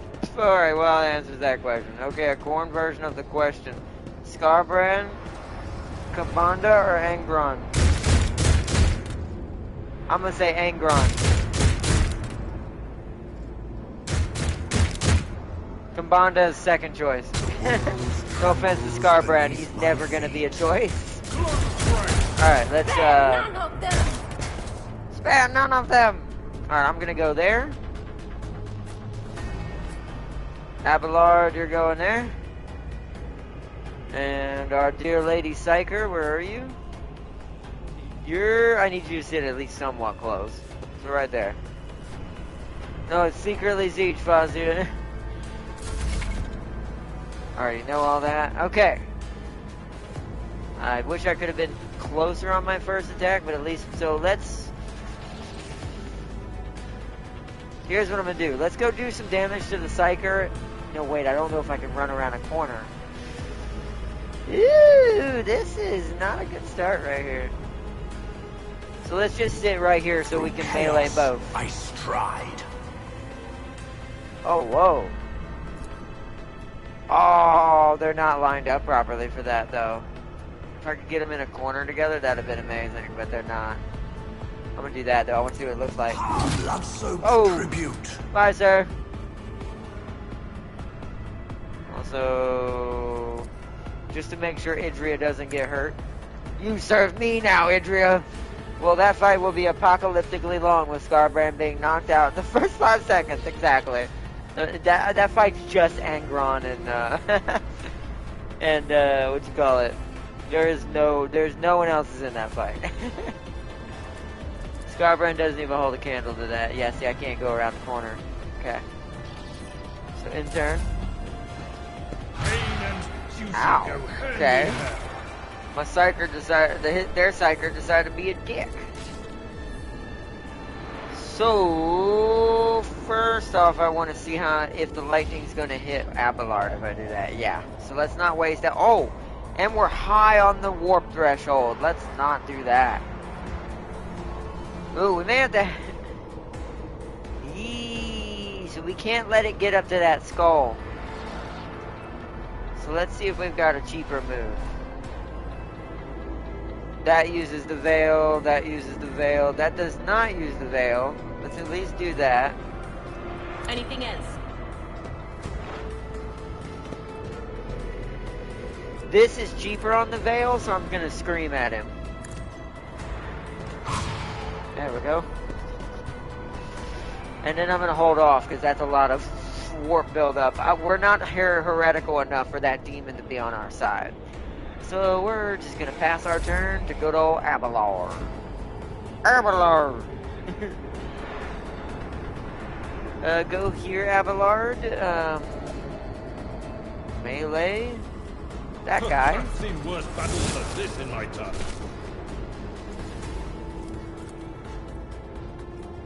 Rampage to that guy. Oh, he buried it. Okay, okay. Wasn't expecting that. Wasn't expecting that.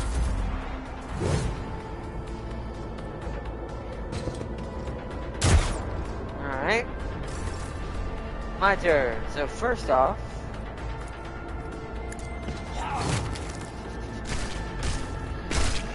then, nope, not that. That. We're gonna try, can I get the other one? No, we have to hit that one. Nice, hit him in the back. Now he's pretty wounded and probably can't do much. The Psyker is next, but he's gonna get, oh yeah! Double slash! He did. He very did. I'm just gonna have Idria come here. There is movement. And she's going to just analyze, and we're gonna be done with that, so we don't build up no more war. But of course. Alright, in turn. We could melee with her, but I mean, we have Abelard and me, so I don't see the point in that.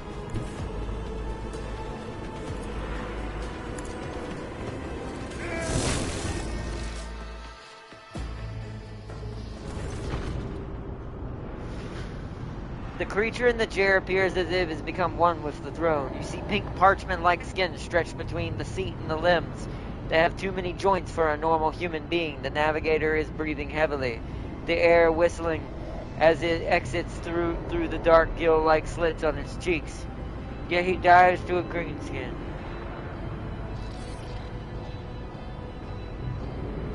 Huh? What? What's the point in Scarbrand? He dies easily.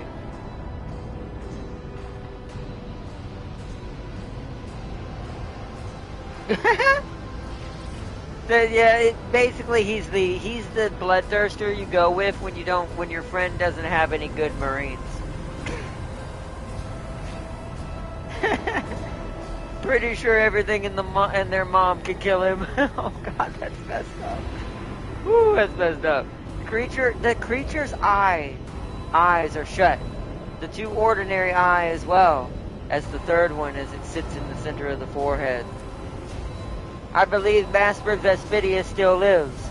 Abelard flinches at the sight of stretched skin and dark marks on his face of the creature.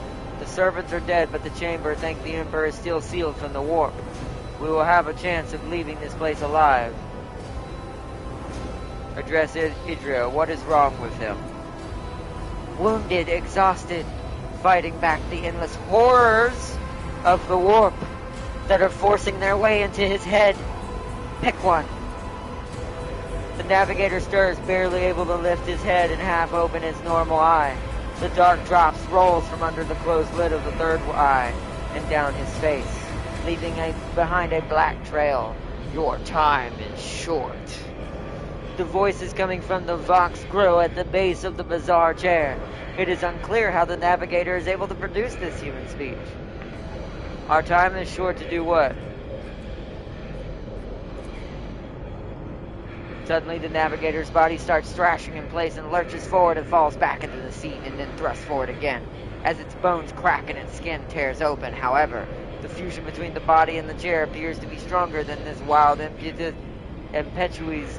The mutant remains seated but leans as far forward as he can, his layered raiment slowly turning crimson. The gill slits burst open, forming two hideous screaming mouths like pits. Fall to your knees, mortals, and behold your final dawn. It came from beyond. His body is not his. Vespidius, its march thunders under the burden of hopes. Unseal your hearts, and I will flood your souls with myriads of words and meanings, each one of potent of salvation within.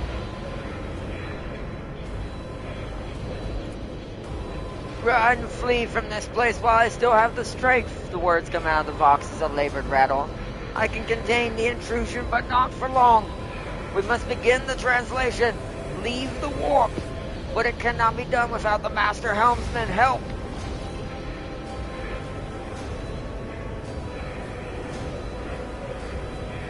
Address Abelard. The navigator is still alive, but barely so. I want to do that one. You can't. It's the only thing that Master Vespidius that we're still alive. If he falls, this whole ship is doomed. She catches her breath. Let him do his duty. You know it's the last thing he'll ever do if he lasts that long. Who torments you? Kairos deliberately lost that fight. He could have won it if he tried, but he lost to see Scarborough and lose. I can see that. At the edge. Kneel before the ascent of a new champion. When the rite is complete, the shell will burst, and 1,000 Maws will accept the sacrifice offered to the edge of the Daybreaker by the bringer of the twilight, the one marked by the will of the gods.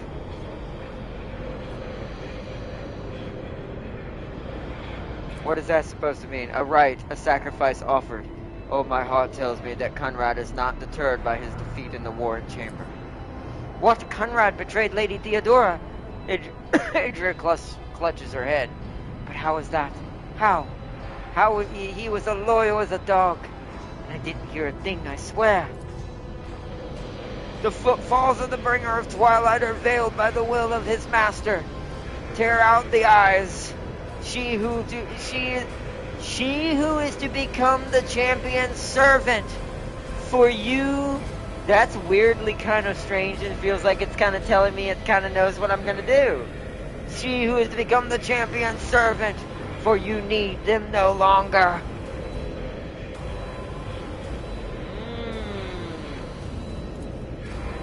Run to the sanctum, will be sealed. I will hold it off, hold on and wait for the signal from the master helmsman. Then I will commence the translation, so run! Run! Address Abelard is the only choice. The ship can only begin translation with the assistance of the master helmsman. If he's still alive, it is worth a try. We must get to the bridge, but we will need support. Our only option is to fight our way to the officer's deck and join forces with Eldedrad and his people. I believe we will also find Lady Theodora there. She must have heard the call to arms from her server skull relayed to us earlier. Yeah, she's dead, but okay. Vespidius, good luck and thank you. Navigator does not give her a response. Black tears mixed with blood are streaming from under the closed eyelids, and the Vox at the base of the chair is bellowing out static, interspace with a distant echo of an otherworldly laugh. Intriguing. Alright, let me put it back on. My ascension has only just begun. Alright, we got a new staff. Wait, I know the bigger punching bag than Scarbrand and 40k, and it's Nakari. Nakari can beat Scarbrand. I've done it. He's actually the thing you have to beat early game in his playthrough of Chaos Realms. Trust me, it's easier to beat Scarbrand than it is Nakari in the reverse. Especially if you're a Slanesh. Scarbrand ain't nothing. He still doesn't win at nothing. Navigator Sanctum is a private haven of the ship's guide through the warp and the death trap for anyone left inside after translation to the Imperial. Seize the opportunity. To the Imperial.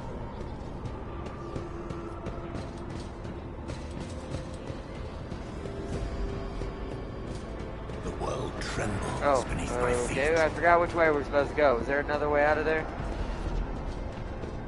Am I supposed to go back this way? Yep. Oh, wait, hold on. Let me do equipment. Okay, I can't take that because that's an axe. This is a better pistol than my pistol, though. I am going to do that. This is one-handed or two-handed? That's two-handed.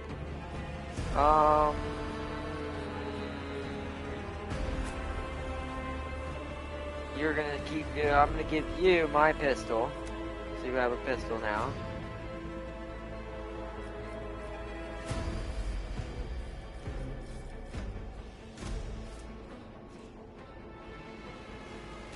They're the same. Okay. So what I'm going to do instead of a pistol, I'm going to give you a scrappy auto gun for your secondary so you have some sort of gun to work with. So that way if we need to shoot something instead of use your psyker powers, we can. Hello. Alright, I think that's good. Now let's go to the officer's deck. Unexplored.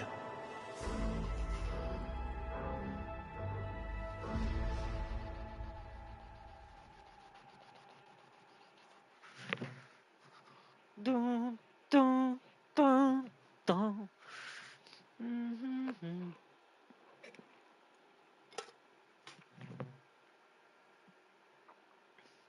But looking at the time, yeah, we're not going to get to do the fighting game tonight. So I'll do it as an extra icing on the cake after whatever me and James do tomorrow.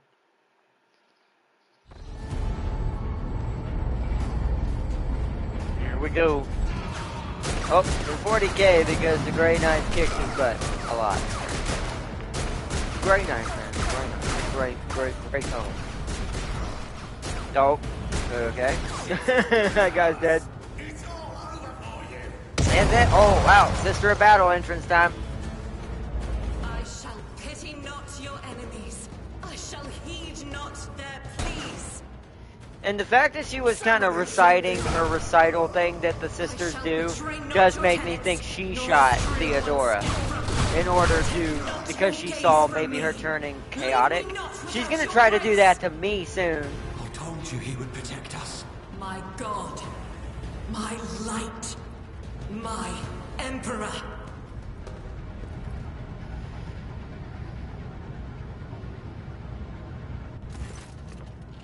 Argenta, the white-haired warrior, turns her face to you, her dark eyes blazing, the weapon quivers in her hand, and for a brief moment she seems not going to stop, and instead will continue eliminating every target she sees, starting with you. Yeah, to be fair, that's probably accurate this time. She probably should have shot me. Sister At least Argenta. in this one. Sister Argenta, it is a relief to see you. We require all the forces we can muster. Your face. It is unfamiliar.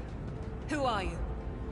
And just who are you to be so brazen about your inquiries? That's such an asshole thing to already say as a Slanesh.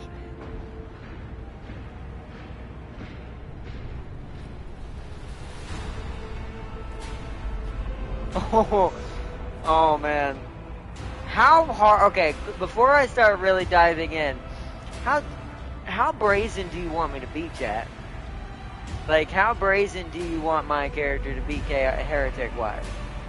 Because the most brazen answer is that bloody middle one. This could get me shot.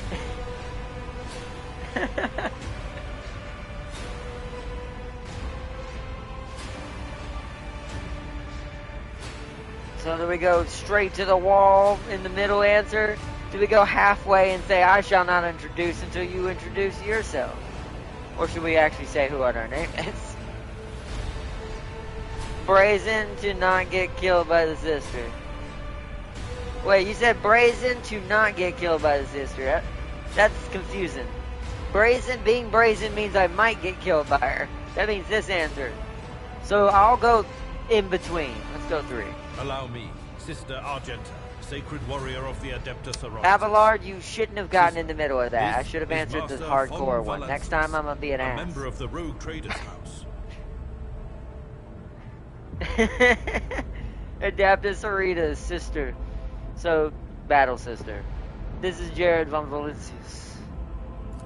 The hour is dark and daunting. Huh. The ship abounds with corruption. The faces of friends who are twisted by sneers of heresy. The eyes of comrades ignite with the arch-enemy's hunger. I will do what I must to halt the advance of the dark forces. But in these dire moments, little can be trusted. So I must know, why are you here? Sister, I beg of you. Now is not the time for interrogations. It must have been what she did to attack by Theodora. heretics. We've been betrayed by our esteemed Master of Whispers. Edelstrad the Heir is waiting for our aid, and Lord Captain Theodora is expecting a report on our success. We are here to deal with the situation, so I suggest we all do just that. I'm doing that. That answer does you credit. Only the truly righteous would be so provoked by the accusation of heresy. Wow, she actually liked that? That was a... I don't understand these answers sometimes. It feels like this game wants you to be brazen as frick. Like, just go balls to the wall. That should not have worked. That should have got me shot. These answers, I keep expecting the worst, and the game's like, rewarded! Holy shit. Maybe that's the sister's weakness. If I was a way to turn her into a corrupted sister, maybe it's just unadulterated corn violence. Holy shit. I cannot wait to rain righteous fire down upon each and every heretic. Of course, Lore Imperium. I'm gonna do that. Sister Argenta is a guest of the Lord Captain. And that story deserves its own time. I am a keeper of secrets secretly, so I would know that. Enough The lore part is very important to our character characters still. And that will suffice. Who are these people with you? Overseer of Middle Deck AL-84, my lord. We were rounding up everyone we could find in the attack compartments when we ran into an ambush. Just about every enforcer fell. These are the survivors.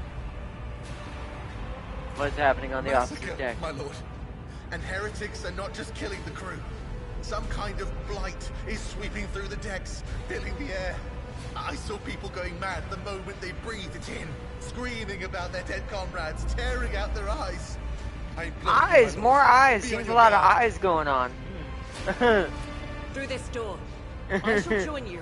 for it is my duty. This I will say what the one that's inside the ship right now, we're not trying to follow that one fully. Even though I do think that one is a big part of the main story. We will follow. Good to hear it. Sister? Ready. May Terra's light illuminate our path through fire and darkness. Embrace true power.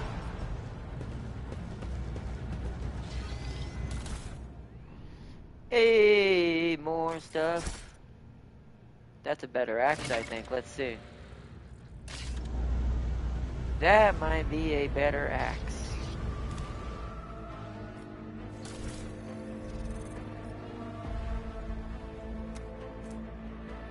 It is well-maintained axe. Now we do even more damage. Yep. Okay. Didn't really get anything else that would warrant anyone else. The world will bow. Make sure. Also, you hear my guy? He's like, the world will bow. We definitely got the personality right. Let's seize the opportunity.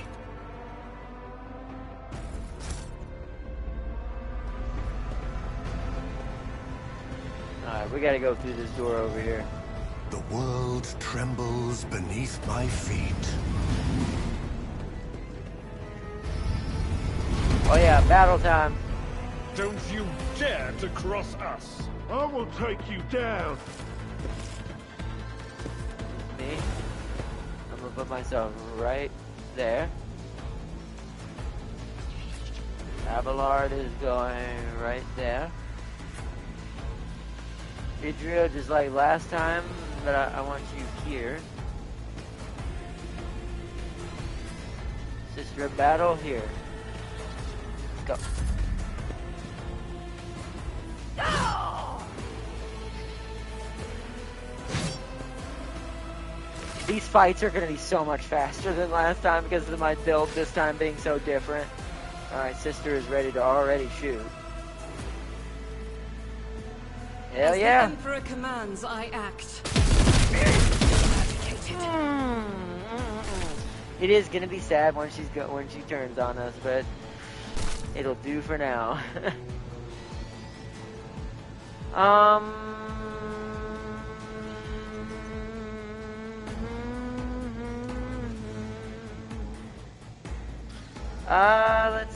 Let's have her run and gun.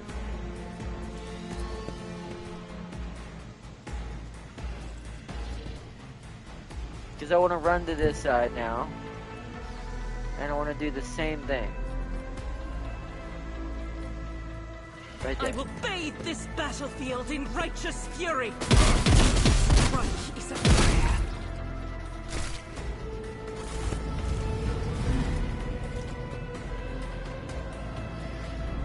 Reinforcements. We've killed majority everybody in the room.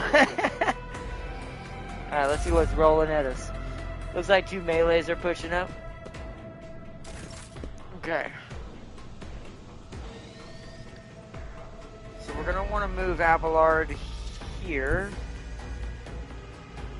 Do a melee attack on that guy. Nasty. Then we want to charge that guy. I will do my duty.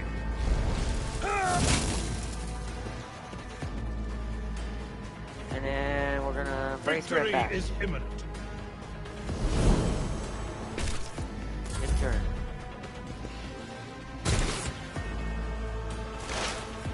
Idria! You really don't have much use for me right now, so what I'm gonna do is just mark people in the back. Was that you? Or... Because I don't think I can reach that target from here. Nope. The only target I can reach is this, and that's going to hit me too. So yeah, she can't do anything. There's no warp buildup, so what we should do though is we should... Actually, I could scream at that guy and then have my guy go rush a bunch of people.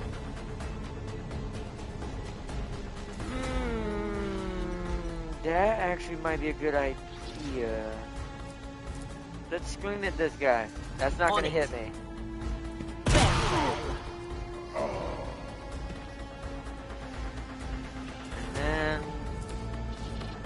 That Will for me. do. See, now I know how to maintain that bar at the bottom. I see how OP she is even now. Types of cover, I already know. We're gonna have to do the rush first. Oh, we can't. Shoot! Well, wait, I have an idea. Hold on. So if I do that, and then do this. Aha! Purpose guides me. Good, and now we can hit him again and kill him. What a satisfying demise. Alright, now we're going to boost Abelard and me up here. One step Abelard, closer. serve me! And then... in turn.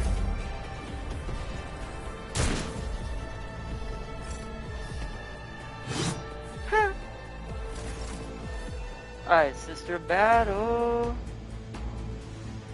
She really doesn't have much she can help with right now.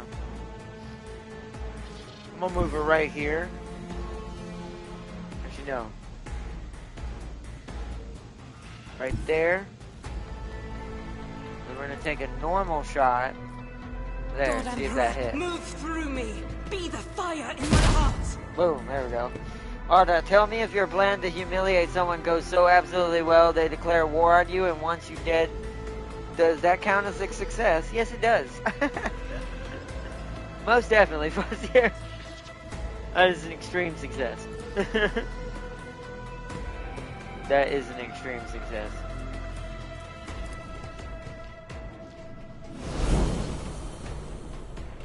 Alright, Fear is Heretical. Keep the momentum up and move to that. Abelard's turn. So we'll have Abelard move there. Why can't I? What's happening? It's not letting Abelard run there, really? What?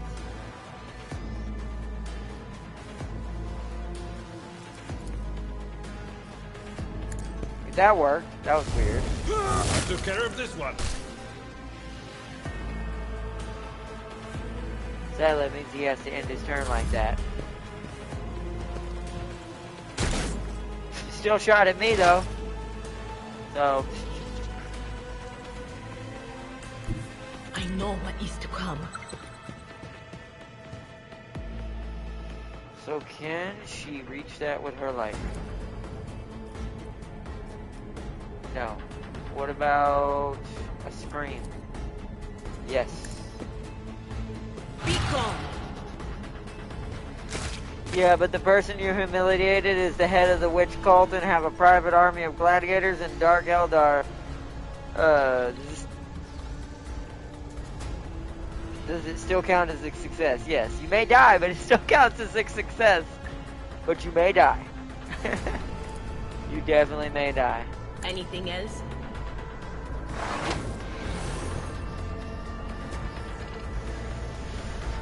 Boom, boom, boom, boom, boom, boom, boom, boom. Oh no, can't do any of that. Alright, end turn. Now it is time for me to run at this fool.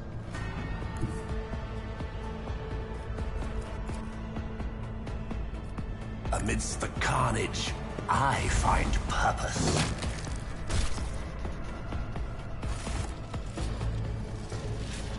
Alright, nice. I tread a path unexplored.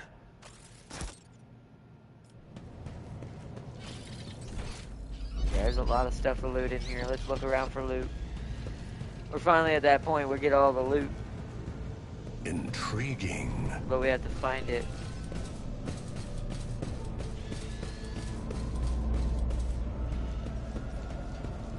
Oh, there it is.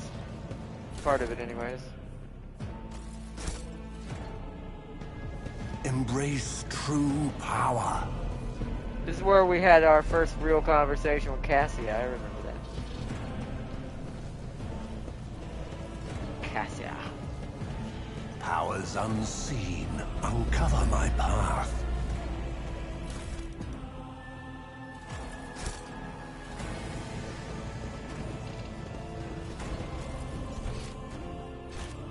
something we're world missing trembles beneath my feet. Skill test. Oh, we got a 100% chance. Perfection. I tread a path unexplored.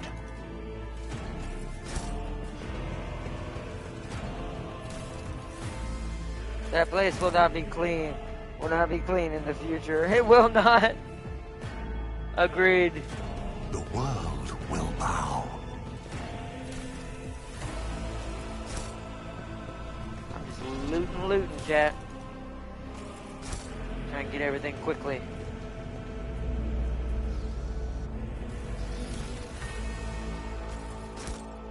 Knowing how brazen you can be later in game. Intriguing. Oh, this, you know.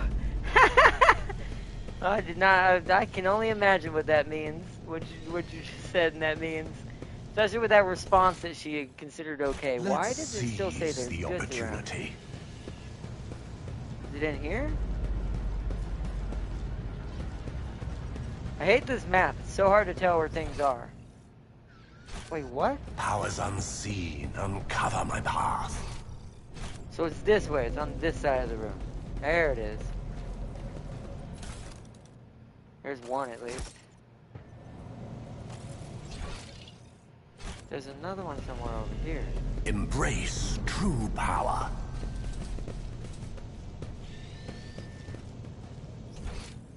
Where the hell are you? Oh, there you are. Hold on. There we go. There's too many things sitting on top of each other, is what it is. Unexplored. Alright. Let's continue on. Demolition, blow up the door. Do it, says that. I better myself through my steps. The world will bow. Alright, now we have upgrades.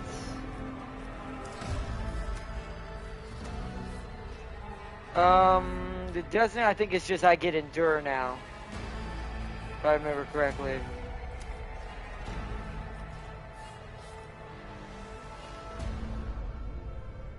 Yeah. All these levels are is just to get your first initial skill.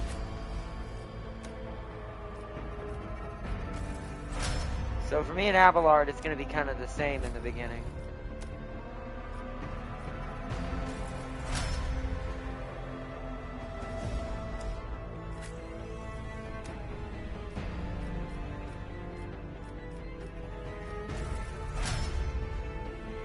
Revel in the slaughter. Okay. The world trembles beneath my feet. Saving.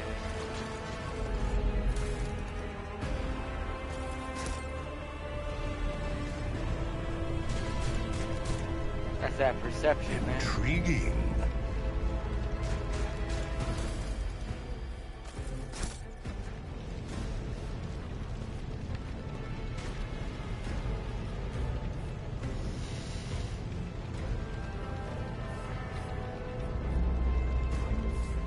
I'm gonna use a bomb.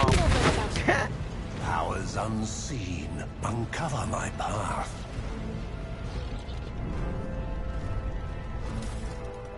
Helmet.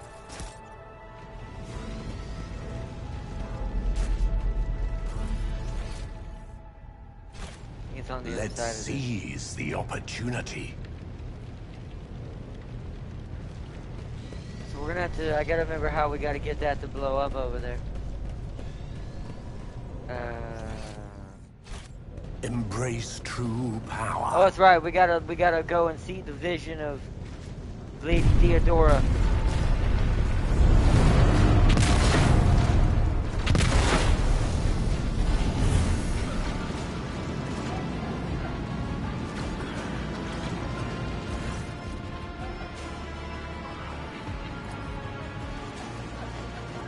Are you lost, my heir? An apparition, a sorceress apparition. Trickery of the warp. Sister, you lower your weapon. Threatening the Lord Captain is outrageous. Aren't you in pain? Pain is but a reflection of one's weakness, Jared. To renounce weakness of the spirit in pursuit of greatness is the only path of heights worthy of a rogue traitor. I can lead you out of these flames, Jared, show you a path, rid you of pain, and give you a weapon, so that you may defeat your enemies. Decide. Do you listen to this abomination, Jared? If you dare not, but does his light in your heart. If you are resolute in your faith, then step into the flames. The Emperor protects his faithful, will not be deterred by darkness or deceitful promises, nor will the fire burn those who carry the torch of the faith in their soul. To the void with you. We need to follow Lady Theodora before we suffocate in these furnace.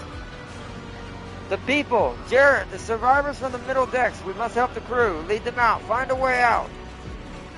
Here we go! So I have to do this, Chad. There is no other choice. So let's see what this...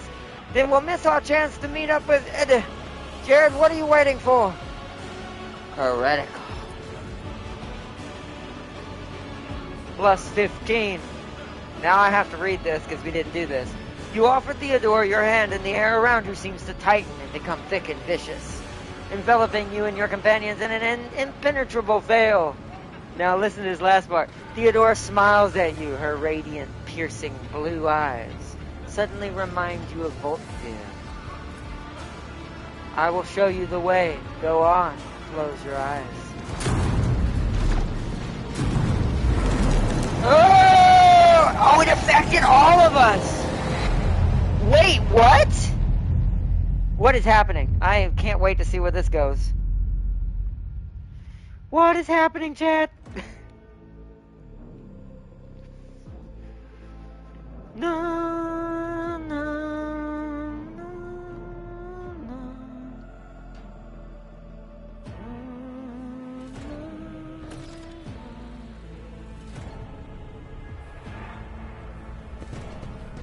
What? What is this place? Yeah, what is? I don't know, Abala. Maybe some kind of secret passage. And guys? What are those crates? Guys?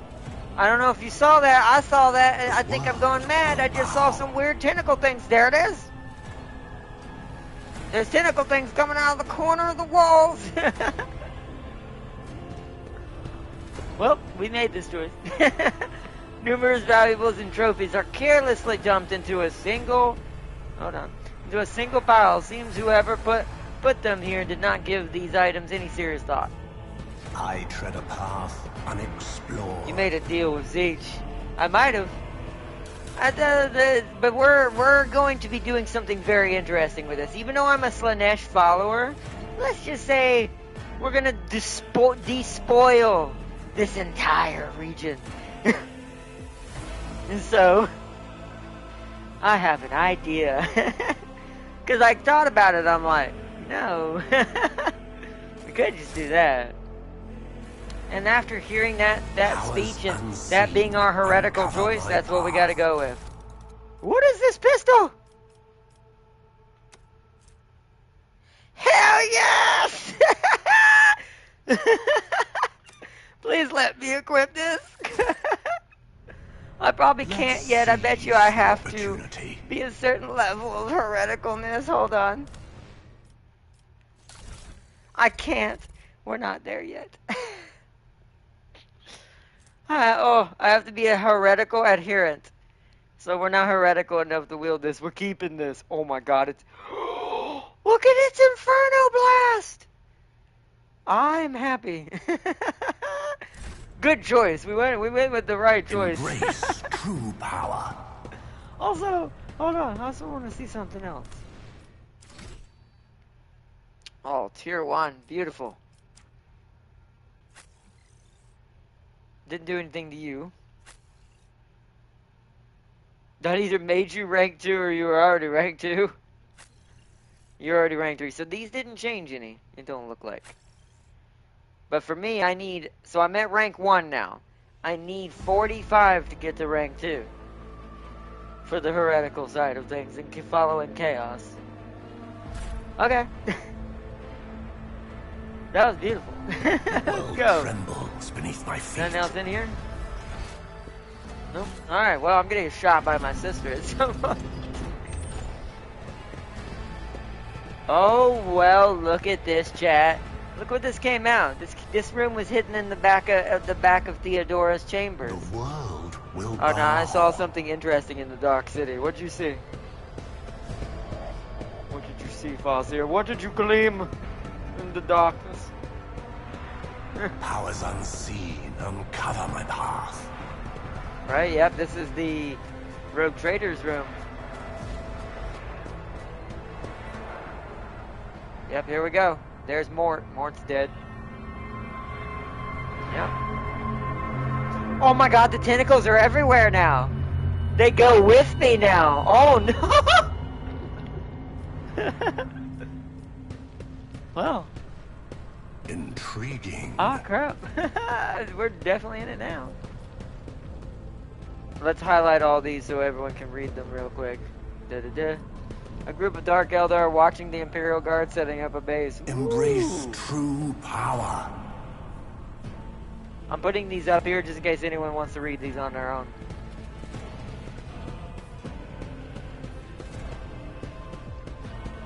We can loot Mort. Poor Mort. So that's whose helmet I had in that last playthrough. It was Mort's. I tread a path unexplored. Also, I can actually have that portrait become my portrait, which is beautiful. We're definitely going to do that. Alright, let's go. Let's seize the opportunity. I want to get everything that I got last time.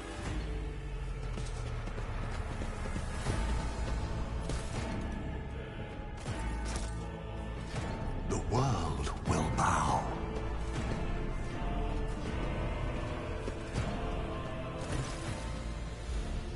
Sprawled on the desk, the arch-militant's corpse, still clutching a weapon, is slumped against the bulkhead.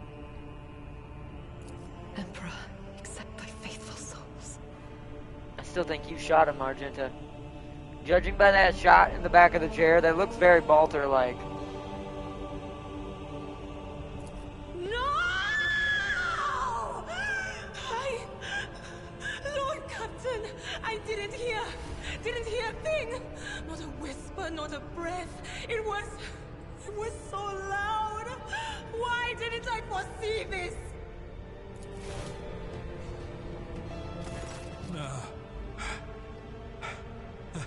Lord Captain. Who would even dare? I'm gonna do that one still, It because that's could still have happened logical. in the heat of battle.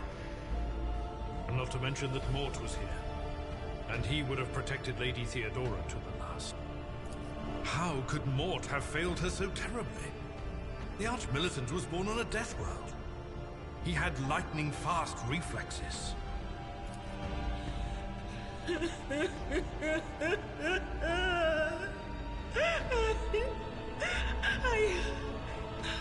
I can look at things in my own way. If you find something That totally won't might backfire bear in the imprint of future. the killer, just give it to me. Totally. And I'll try Totally to not. see what secrets it holds. You lean closer to the body. The cause of death is apparent. What ended the rogue trader's life was an auto pistol shot. An extraordinarily accurate one at that. Theodora's. So wait, did Mort kill her? So he just proclaimed that Mort is the most accurate person in the world. So did Mort kill her and then himself out of sadness? That he failed Theodora in some way?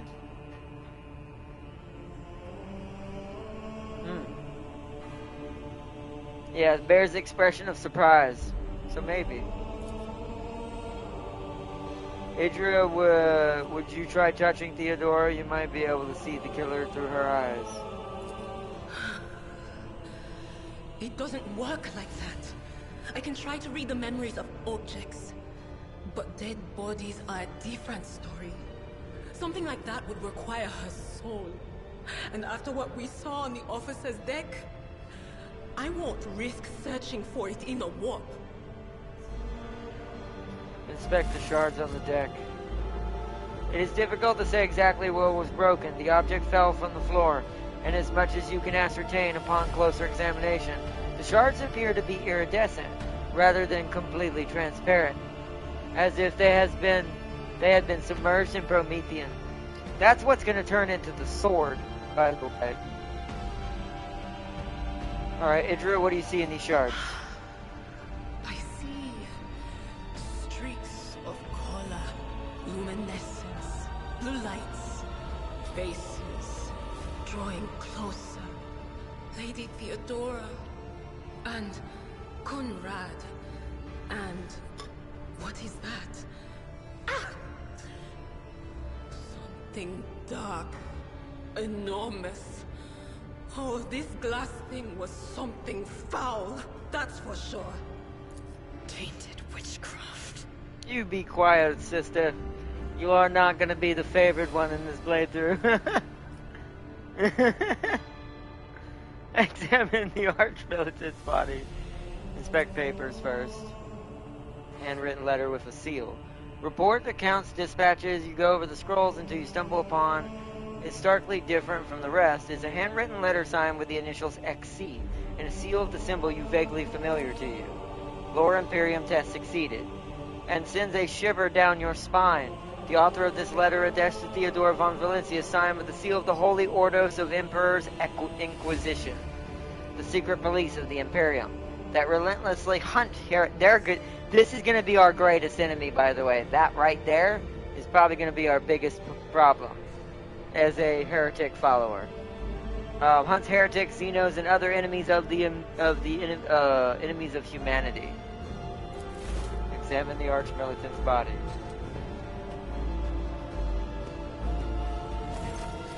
An auto pistol shot went straight through Mort's forehead, spraying the floor and the furniture around with blood, brain matter, and shards of his skull.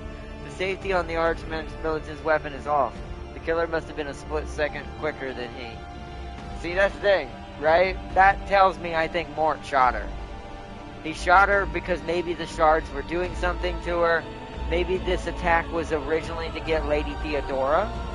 Maybe Lady Theodora was turning into a Zeech champion. A champion of Zeech, a follower of Zeech. Maybe Mort caught on to that at the last second, did his duty, but in his sadness, also did himself in.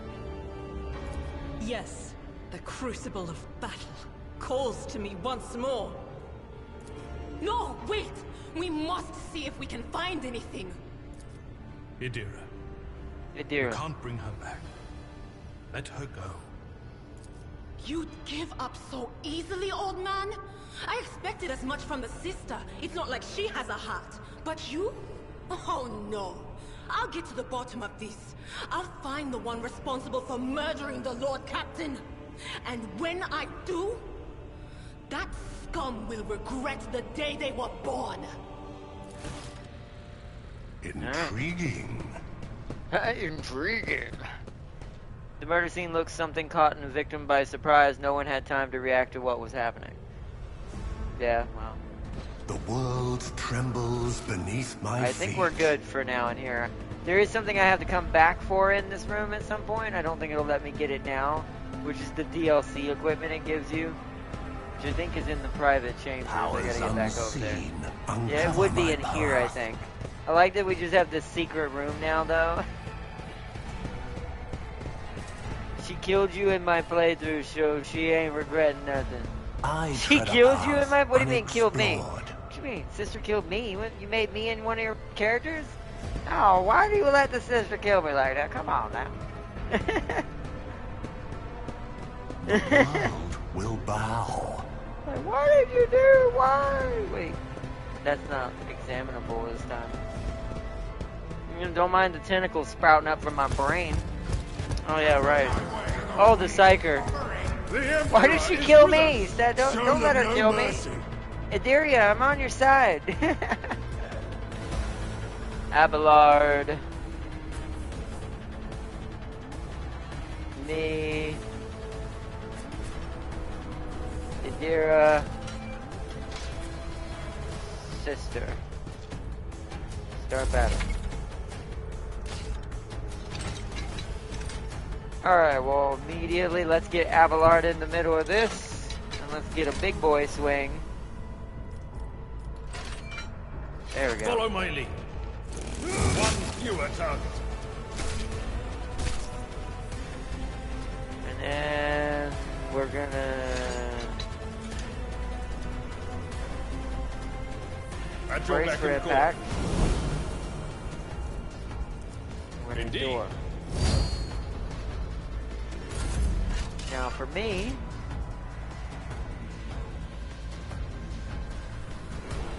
if I sit here, I think I can do the same thing.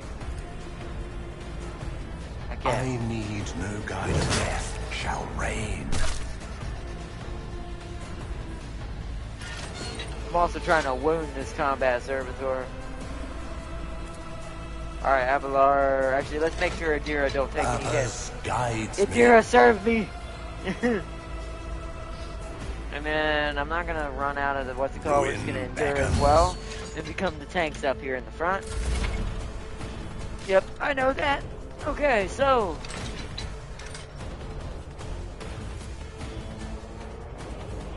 let's focus these two. Eradicated. She only got one, sadly.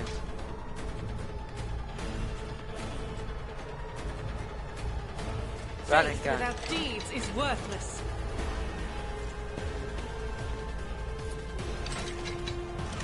Doubt is for the weak. Oh, she hit him once. Wow, okay. Well, that could have been better.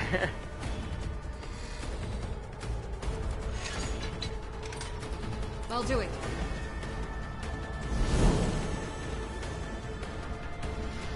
Alright. How much warp? We do have a decent amount of warp, but we have to be careful with this attack. I can endure that. But of course.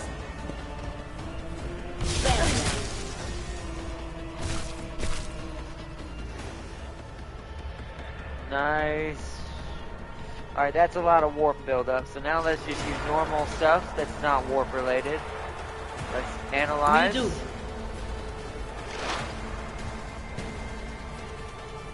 And we're just gonna in turn. Boom! Nailed him. Ha! Wow, I dodged it. Attacked now. Characters with melee block adjacent enemy abilities. Oh, nice. Nice.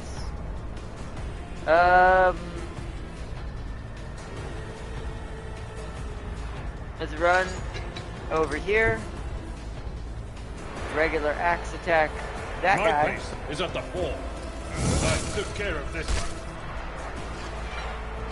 Then we want to charge attack. I will That. do my duty. Keep it in. Keep it next to us. Victory is imminent.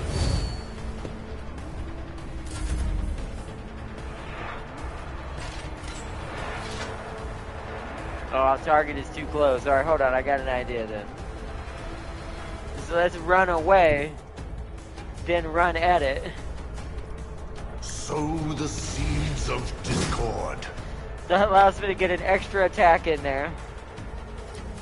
Again. Purpose guides me. And embrace. I will triumph. Or endure. Now the sister can take a free shot. Just a regular one. As the Emperor commands, I act.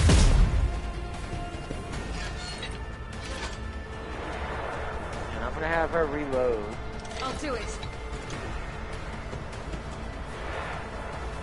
And then Idria.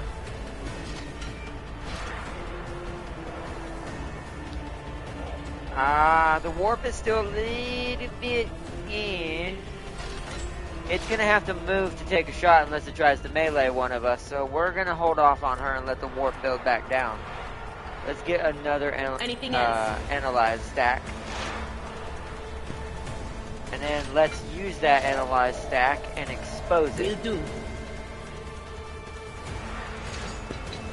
Now if it tries to move, yep, it's dead. You attack. Nice. Wasn't fight. Fate beckons me.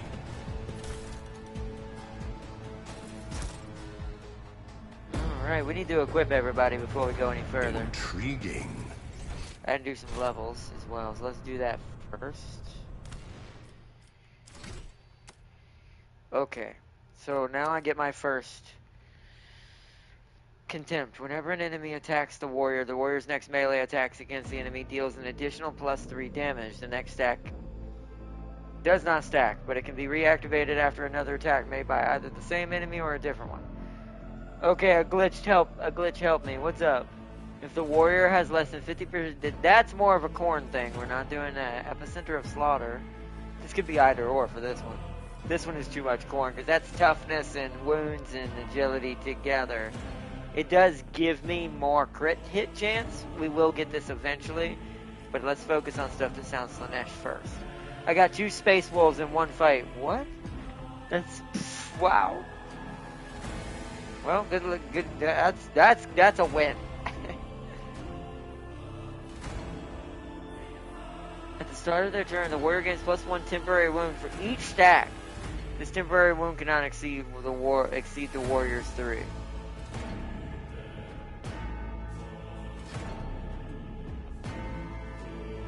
That's kind of assassiny. The warrior gains +1 damage deflection. Their parry chance is increased by 25% of the warrior's total armor. We do wear medium armor. That ain't bad either. Open engagement.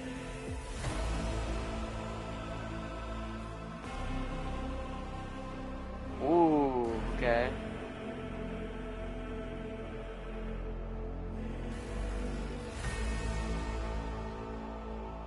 Oh wow, okay. Living shield, nope. Ramming speed. That's actually really good. That goes good with this put together. Don't want to disarm. Clench teeth.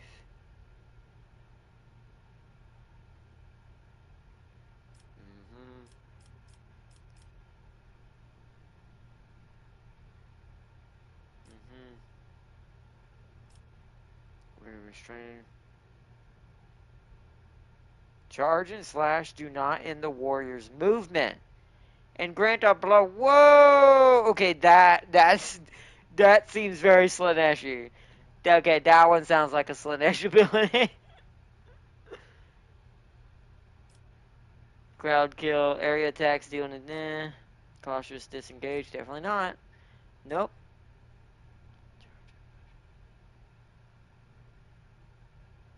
Made against affected enemies by +5 plus weapon skill bonus until the end of combat. Oh, increase. This is helping others. I don't want that. That also sounds like very Slanesh. Let's see. Each use of slash increases the damage dealt by. What? Okay, that's actually pretty cool. It requires breakthrough. Where is... So we might not be able to get that yet. We might need a skill called breakthrough to get that.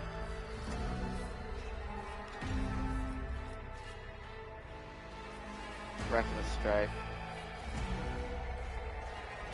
Reckless strike gains... Ooh, that's definitely one of ours as well. This one seems more like a Slanesh. Field medic.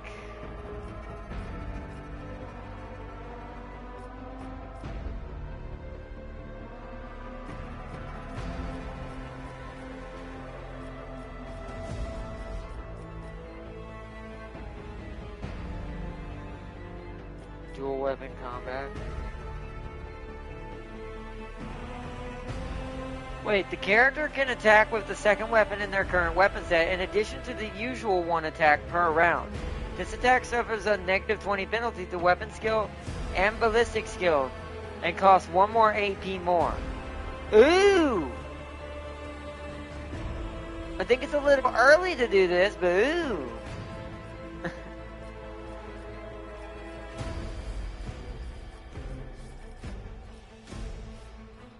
We do want weapon skill dreading. We need to get this as high as possible. I think for now, let's go get that one I read. Let's go back to the top. I gotta find it. Rigorous training. Let's do this.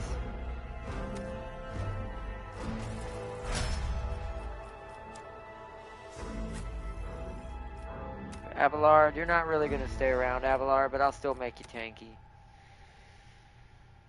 This one should be more tank. Thick skin. Yeah, thick skin.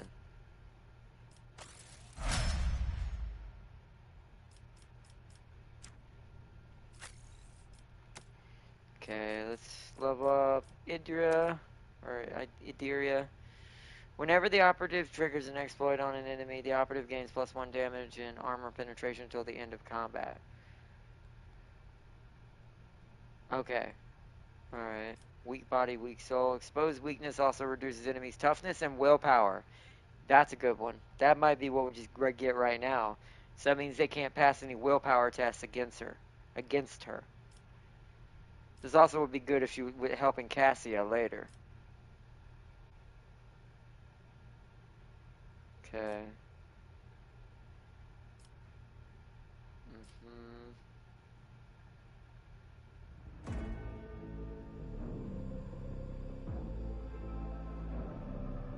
Ooh.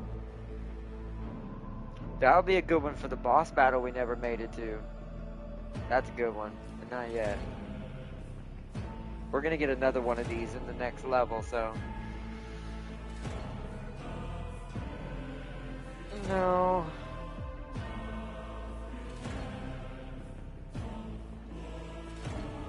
That's good, but no. Let's go with this. Weak body, weak soul. That way willpower tests no longer become a thing for the against the enemy that we have to worry about. You went last time I made you infinite bullet sister.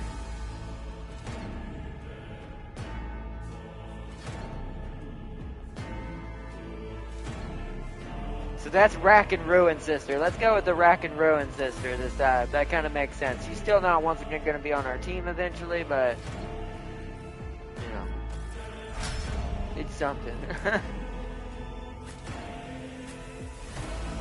Abelard, Idiria. Okay, we're good there. Now we need to do inventory and check equipment. So this, what does this do? The wearer gains +5 toughness if their intelligence is less than 35. Well, that's not a thing for me. The wearer of this amulet gains a +10 bonus to Commerce and Lore Imperium. I mean, that's very good manipulation. I'm going to do that for me. And then what does this do? Grants +5 fellowship for each enemy in a 2-cell radius. Ooh! That's actually really good. Because his fellowship is kind of important. We're going to go with that for now. I'm going to take the helmet off, of course. Grants 5% armor. I'm going to go ahead and put that on me. I need to go outfit settings.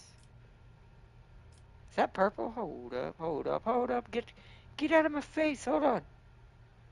Hold on, I need to check something. Is that freaking purple? It's technically red. How's that red? I think the colors are off. Yeah, they're one. Oh, that's weird. That's purple. It doesn't look like it, but that's a really dark purple. I'm not sure why the colors don't match where it shows. That should be red where it says it's sitting. But you know.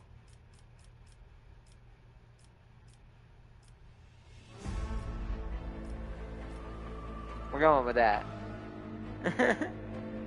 Off. There we go. Noise. Oh yeah, what is this? That's... I used that in the beginning of the game last time, but I think I'm going to give that to Abelard this time. We're done as far as I'm concerned for the moment. Let's give Abelard these. It was a massacre. Oh, I don't doubt. 2 Space Wolves can make pretty much anything a massacre. That sounds absolutely terrifying. Did that even happen to begin with? It's like, poor dudes. They had no idea what was coming. Alright, Sister of Battle, let me give you a good secondary here, a good secondary setup. So give you a last pistol, let's give you a sword. At least for now. Melee Ulfar, Melee Ulfar and Ranged Ulfar on the same team. Oh, that's his name. That's not broke at all. Not at all, totally not. Right? Totally not. Totally not, chat. Totally not. Alright. Equipment-wise, I think we're good. What is this? Well, I never read... Did I ever read this? We're gonna read this. A change in circumstances demanded your immediate assistance in our mutual cause. Forthwith upon receiving this letter and performing the necessary preparations of the crew, you are to depart for Reich's system. One of my agents, interrogator Heinrich von Kalix, operates there at the present time. Upon arrival in the system, you will, without delay, make contact with him and offer any assistance required of you, after which you will provide him passage to the Furibundus system aboard your ship. On footfall, the interrogator will remove himself from your presence to await further instructions. Oh yeah, I need to put that. Hold on, that was dumb of me. So I need to find who's got the lowest intelligence for that thing to work. I actually think it's Abelard. LOL. Less than 35. Abelard, this is for you.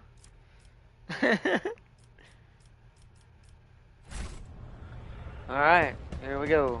Embrace true power. Let's get to the bridge. Lord Captain's quarters weren't, yeah. To the bridge for the final fight of tonight's beginning episode of the Heretic side of this.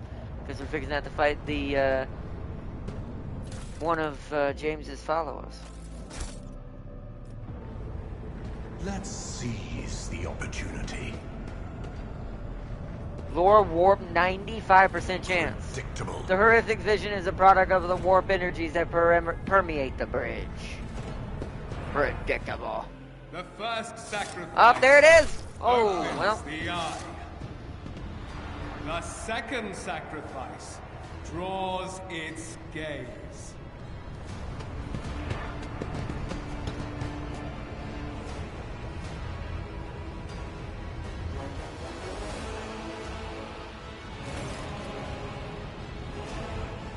Traitor, right when we needed all the forces to deliver the decisive blow, you step aside. Do you even try to claim that my Vox cast did not reach you? The Psyker narrows his eyes. I sense the mark of the warp on you. An echo of the powers that are ravaging this ship. What is it? The aftermath of the terrors that you had to face, or an admission of guilt? Woo! Woo! That was not an option last time. Oh my god, look! It changed the responses! Ooh!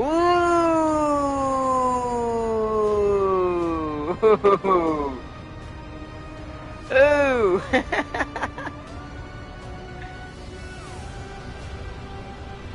Ooh! I could blame this on the sister. I have a sister of battle at my side, also a tentacle at the top right of my screen. What suspicion could you possibly have? So what do you think, Farseer? Do I go, this is different. I like that we did this. This is going to be very different. So should we smile meaningfully? I choose my allies well. Merely a trace of the corruption that's assailing this vessel. I have a sister of battle at my side. What suspicion should you have? So what do you think, Jack? God, I was not expecting that difference of a response. Dude already knows I'm a heretic.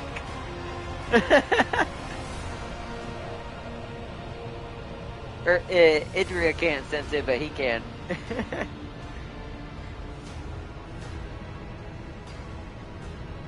What time is it?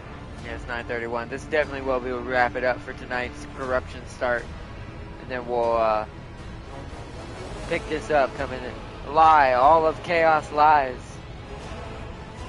So I'll do the top one then. This is very Slaneshi deceit. So, merely a trace of corruption that is sailing the vessel. Perhaps the God Emperor knows this crew is infested with corruption as it is. Let us leave this conversation for another time. Master Elderthrod, it is a great sorrow that I inform you that Lady Theodora is dead. What? Elderthrod looks at you. This is your doing.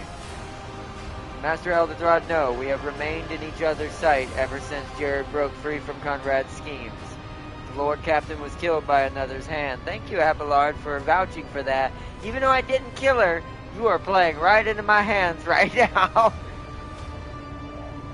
The Lord Captain was killed by another's hand, and by the golden throne I can summarize whose hand it was. Elderthrod shudders and grabs his shoulder as you watch.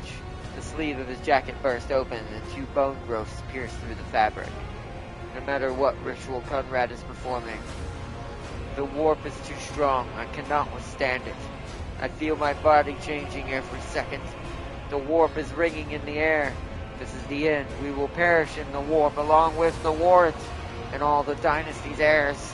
The enemy of humanity is triumph. In a way, you have no idea. I've seen it before.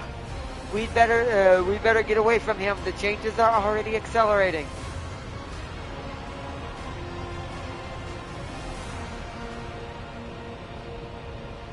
Oh God, I'm going full in, chat. Enough talking rubbish. The navigator's alive and ready to take the ship out of the warp. If he gets some help from the bridge. Elderthrod stares at you, and his eyes harden with a cold resolve once more. Then we have no right to bow our heads. Let's see what happens. You can see Conrad Volkvarv clearly in the gloom of the bridge. Broken blade and is holding his stained dark drops that seem to have pearlescent glimmer to them. We are out of time.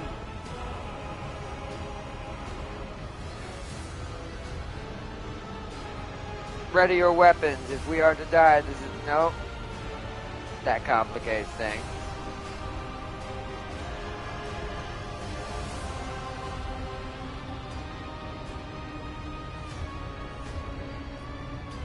Volkvar, you duplicitous cur, the rogue trader's dead. No, let's go with that one. I will not die quietly alongside one who is a traitor to his blood.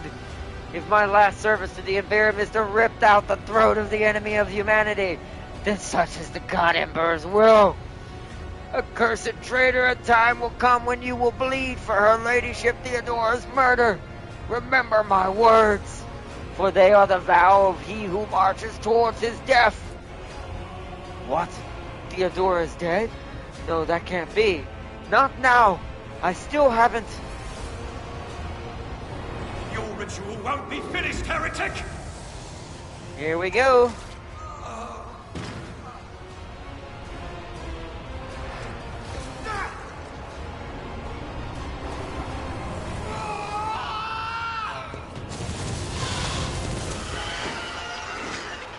Yay, Chaos Spawn! I am the harbinger of discord. Oh, do you hear my dude? Oh no, it's already begun. To use the unique abilities called heroic acts or desperate measures, momentum is required. Oh yeah, I already know about that. Alright. We should be good. To the front. Me and Abelard have to be brave. We have to be ready to fight. Idria, you go there. No, actually...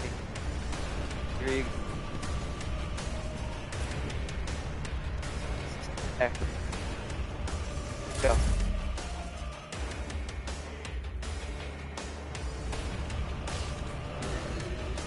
Alright, so let's get rid of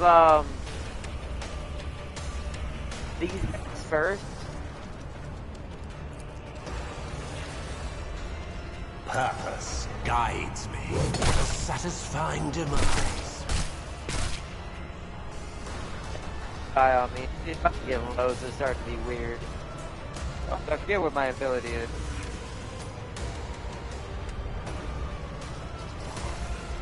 Probably get to it.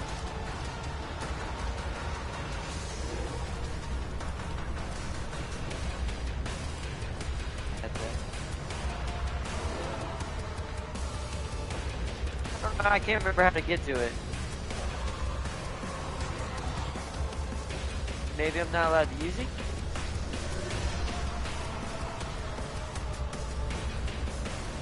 Come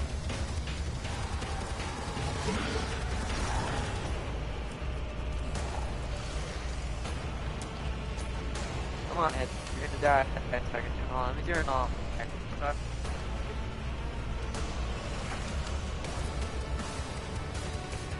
I will triumph.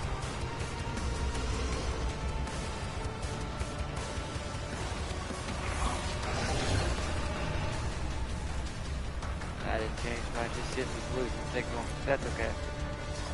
Abelard, I'm gonna let you deal with those two. I'm gonna go deal with this one. Oh, target is too far. Damn. I need that skill that makes me run further. So then never mind, I'll go and charge this. A blood-soaked tribute. A blood-soaked tribute. What's cool is we've killed most of the cultists. Ow. So that means that the guardsmen will actually get a chance to do something this round. We've got a lot of warp build-up for now, so let's just analyze for the moment. Let's start getting exploits on the Chaos Spawn. And, I'm gonna cast one warp ability on me. Oh, I'm out of range, so I guess Abelard. Will do. And that's where we're gonna leave it. Not gonna do any more with her. Sadly, the chaos. Oh no, wait, we can shoot. We can shoot. I forgot we can shoot. There's only a 1% chance to hit me, so that's fine. And she hit me the most. Are you? That was some XCOM bullcrud. That was pure XCOM bullcrappery. That sucked. That might actually got me killed. The blessed one. Ow! Impossible.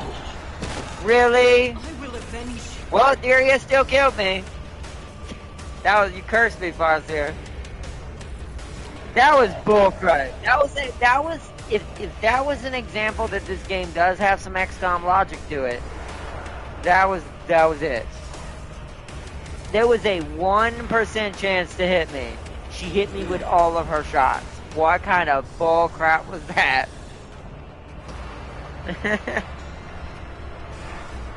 That was pure unadulterated bull. Like, what the hell happened? I've seen worse battles than this in my time. I'm dead in the first match. Well, at least Elderthrod got his wish. He got to kill me. That was bull, though. I was gonna kill him. Damn it, that is annoying. Oh, wow, you parried me. Okay. At your beck and call. It will be done. That's sad. That is very, very, very, very sad. Let's move you over here and try to take another burst, but let's see if I can get it where it won't hit hit my boy. Nope, you can't see it from there for some reason. That's gonna hit him. Oh, now I failed a 95% speech check. There's XCOM moments. Oh, God. Well, that was one of them. I'm now gonna have some sort of trauma for the rest of the game. That makes sense, to be fair. Oh, shit, man. Oh, damn. I'm so sad. Oh, goodness. Alright, at least that doesn't have a chance to hit him at all. 0 is better. And I like how she missed more. Oh god, that is the Emperor commands, I act. I have nowhere. Probably the funniest thing happened to me so far in this game. There we go, right there. Without deeds is worthless.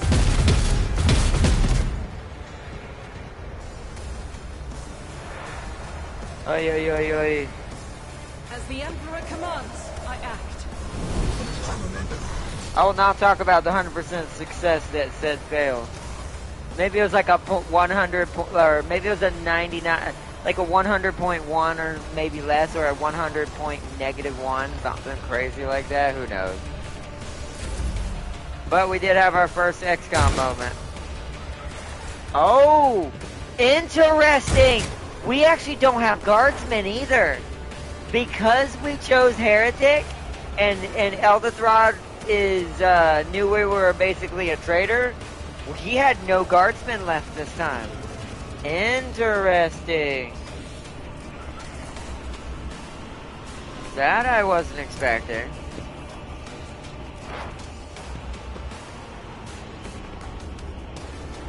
Can't really do too much. I don't think I can afford that. But of course.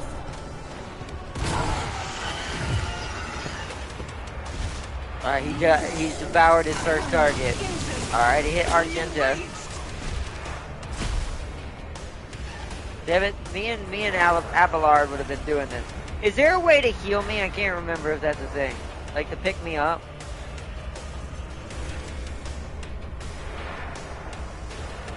Can't remember if I can use a medikit on me and pick me up. I don't think I can because I'm too wounded now.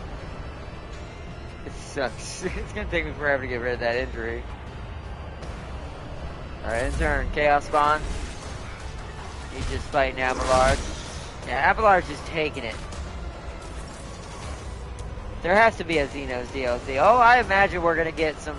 Well, I've seen Tyranids and things in trailers and other things. So I'm assuming if they're not in the main story, there's either another scenario you unlock by doing certain things. Maybe you have to do all 3 endings. Or it's going to be DLC, most likely.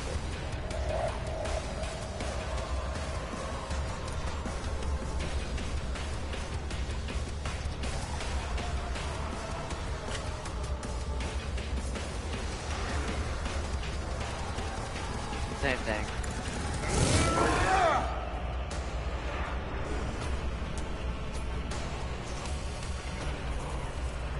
No, I'm going to get hit trying to do that. Let's let him try to get up, come up to us. I will endure. Ooh, she's bleeding now. Well, she's got her own medkits I can use to heal both of them, so we're okay at the moment. Doubt is for the weak. Nice, now that was beautiful.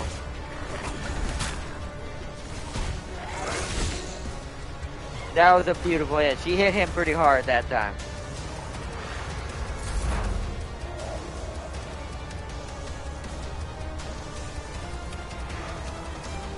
Will do.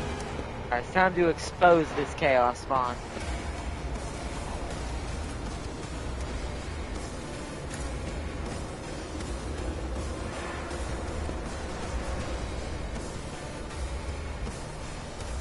He's got something else going on too.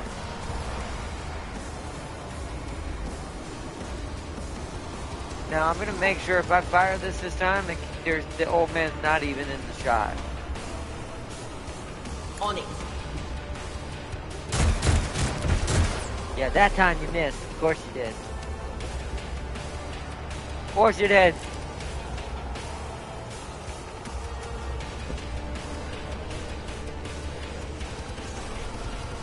My face shields me.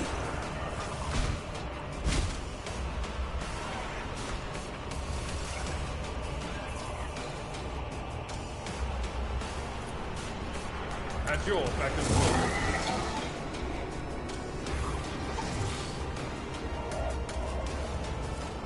I will do my duty. Well, okay, so we're no longer taking damage for now, but I feel like I want to heal the sister. So I'm going to use one of my med packs.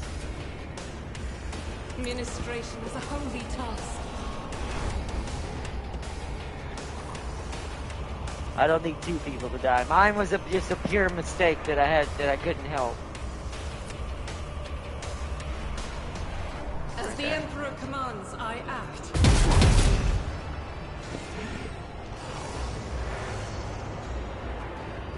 Oh, she didn't reload. I'll have to reload her next turn. I didn't think she needed to reload. Alright. The warp has gone down a little bit, so I think I might be able to hit it with a scream now. Let's expose it some more. Was that you? Or... Idria's got, looks like some sort of gurgle thing going on, like some sort of blight acid thing.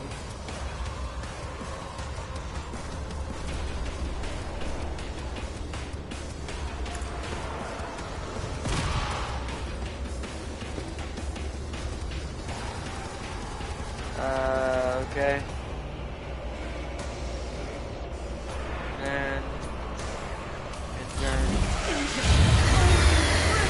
oh, okay. It's rending stream again.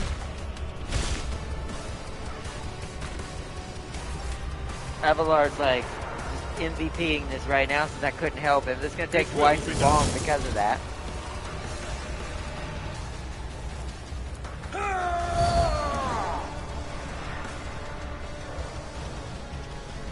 Let's see. He can't do anything. Sister has to reload. It's gonna take almost all of her AP. I'll do it. Yeah, she can only fire a single shot. I could run and gun. Let's run and gun. As the Emperor commands, I act. Now I should be able to shoot. Oh, it didn't give me enough AP. Alright. So we'll just shoot normally. Faith without deeds is worthless. Cleanses the body. Woo! Ideria is almost dead. That's not good. Hopefully she can handle one more. Oh, she's only got 6 HP. This is a bad start. That was the most unluckiest thing that could have happened to me in this entire game. We were doing so good. So good. Now. Alright, we need to expose this dude.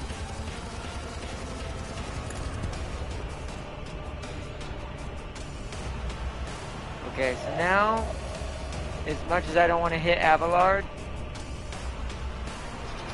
yeah, we need to, does that do more damage than the Scream? 7 to 16 versus, yeah, it's more. But of course.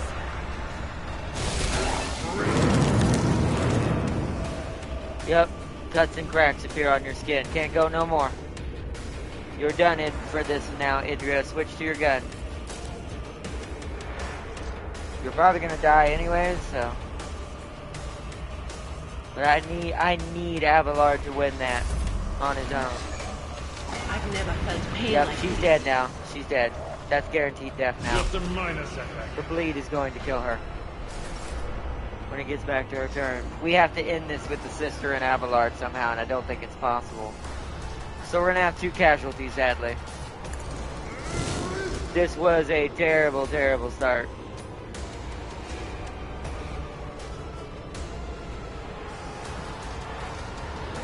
Which is kind of sad.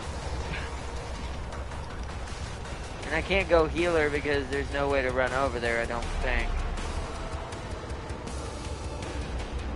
Yeah. That's not the I need Senator's 2 job. AP. Let me see if I can get my sister to heal her. Oh, now I looked on Discord and saw the DLC plan, and they are very good. Oh, nice. Good. I'm excited.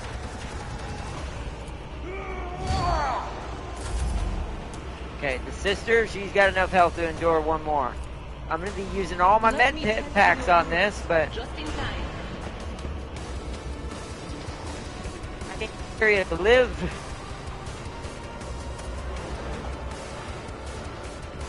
Doubt is for the weak. There we go. He's on. He's dead. Oh, that is here. It's got a companion in one. Woo! Ooh, nice. Good. Why did I not foresee this? Oh,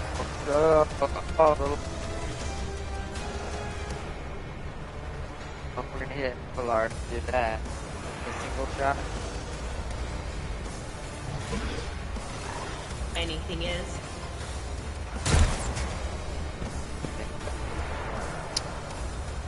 Wow.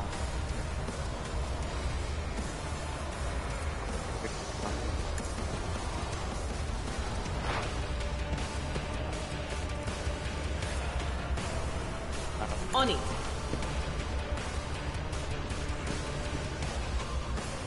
Alright.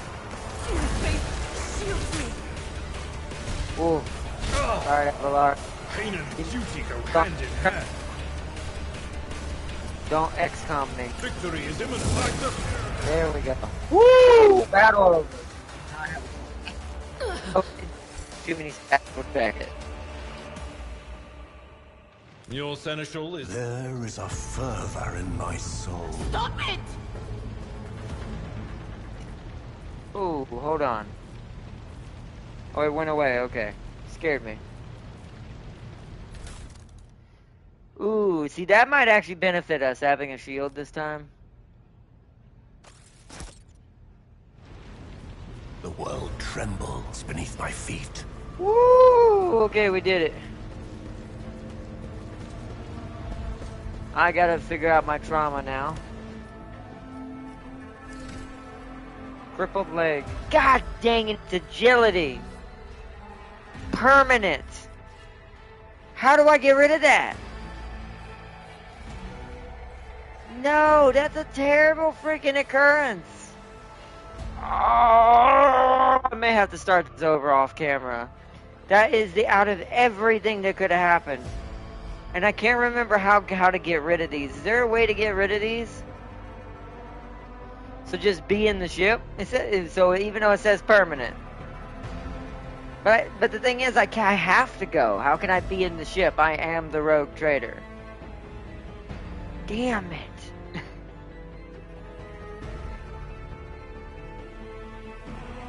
Out of any of the injuries I could have had, could have affected, like, well, what, intelligence, perception even, because I don't need that as much.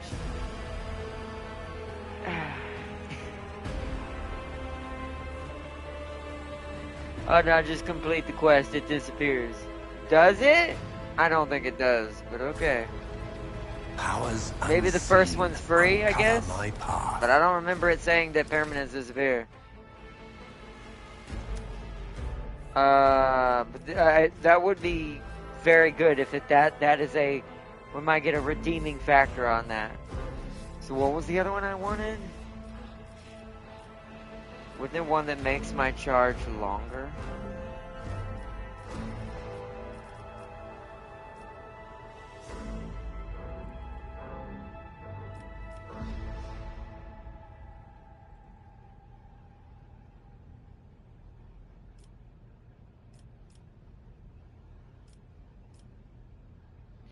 See, I don't know how to get...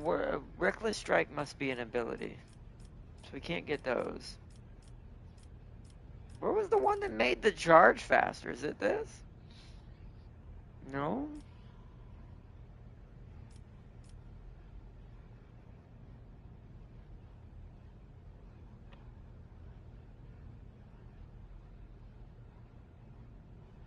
See, I feel like that permanents are permanent, but we'll see. Because I had injuries in the other playthroughs that didn't go away when I went back to the ship. So, I guess we'll see. If the warrior has not stacked this turn, attacked this turn. No, where is it? Where's the one?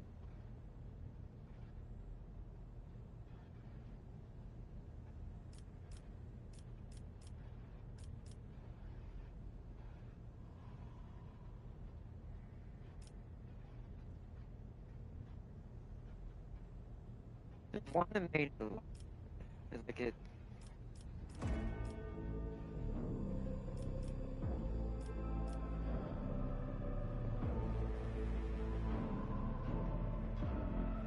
That would have saved me. See, that would have saved me from that screw up. That right there. That would have kept me alive and gave me my Slanesh dodging abilities. I would have dodged my own gunfire. I would have had to dodge technically Idria's gunfire, but at least she wouldn't hit me.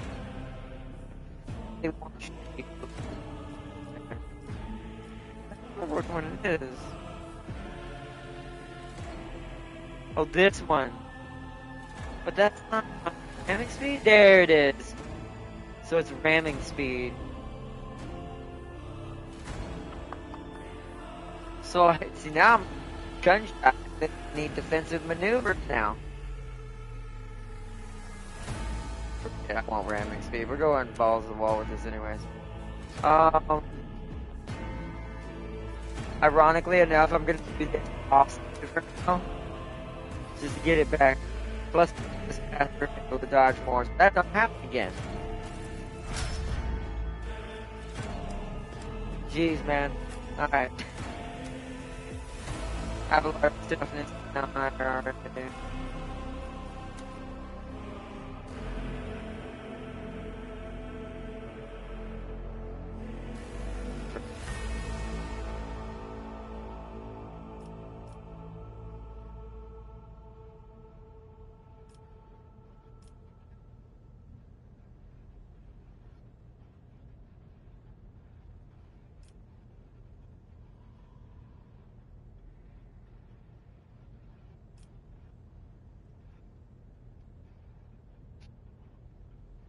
Living shield.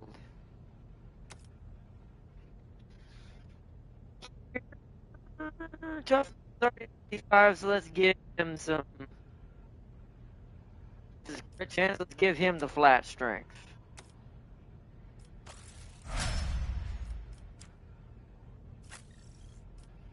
Etheria.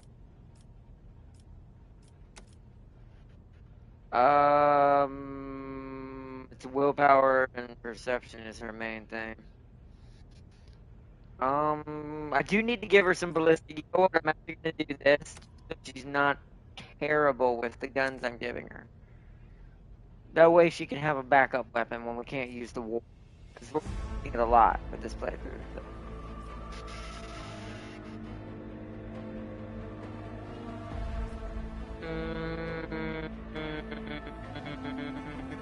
Oh, that's pretty good. Or that. Oh, no. Maybe that. Hold on. Yeah, let's get swift movement so she can get in position better. Didn't think about that last time. See, this time I'm being a bit more tactical with it. Now that I kind of understand the way this game kind of plays.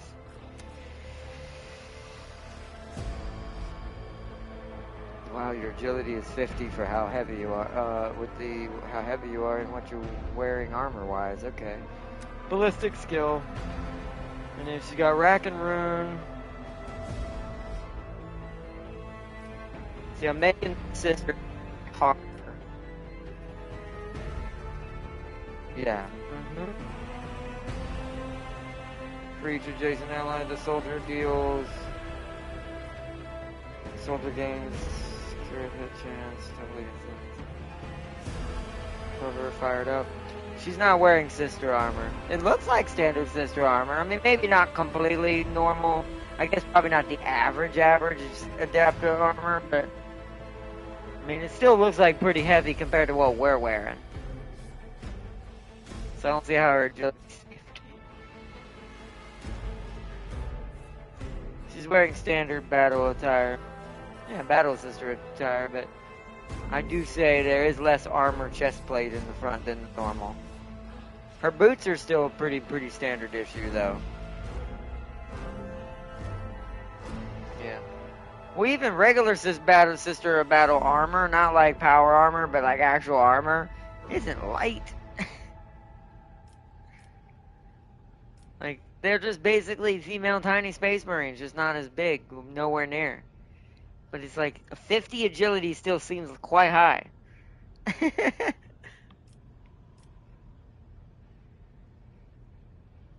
That's actually pretty good. We could do that. Exploit surroundings. Fire it up. Ooh, that's actually pretty good. Tenderize.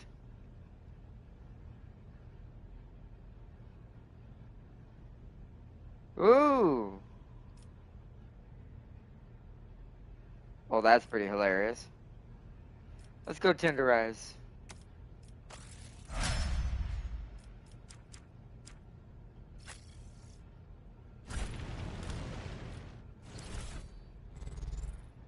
just don't know, is it worth having me this shield? What is this shield's passives? Well, it says a blade shard. Is this a weapon? Oh, this is part of the sword! I can't equip that yet. That's part of the sword. I did not realize that. So we must have to build the sword.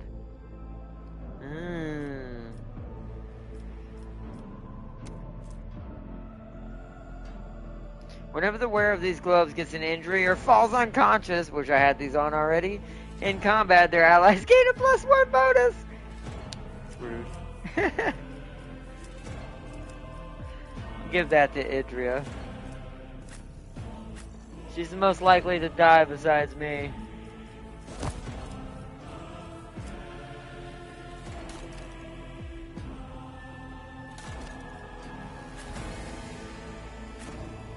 Also, who can put this helmet on? The sister, right? Yeah.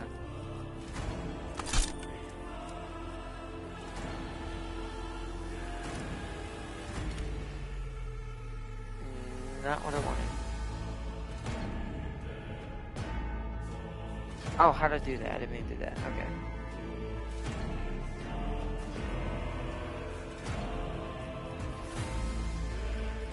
Okay, good.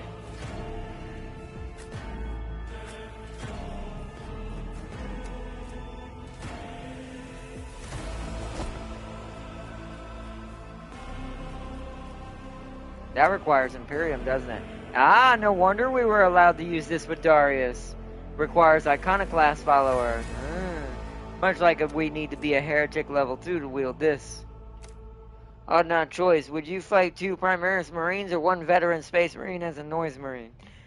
Probably 1 veteran Space Marine. I feel like Primaris is just, why? Why are you doing this to yourself?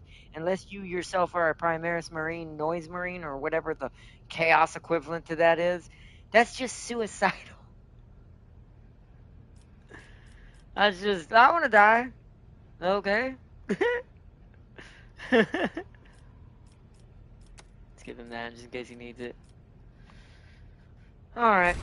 We're good there, I think, equipment-wise. Let's check the map. I don't see anything, so let's head back this way. It's probably we gotta head over here and do something. Over there. Yeah. Ravor, Master Helmsman, systems report.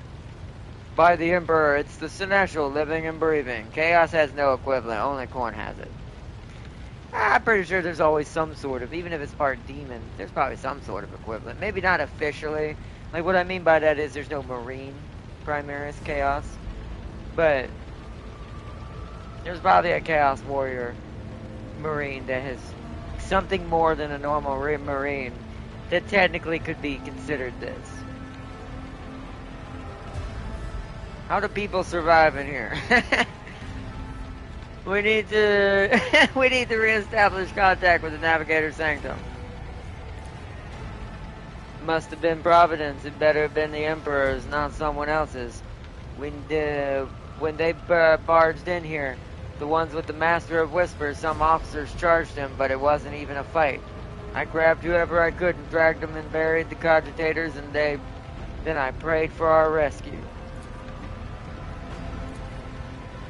Restore the Vox channel to the Navigator Sanctum, ready to crew and prepare for translation to real space.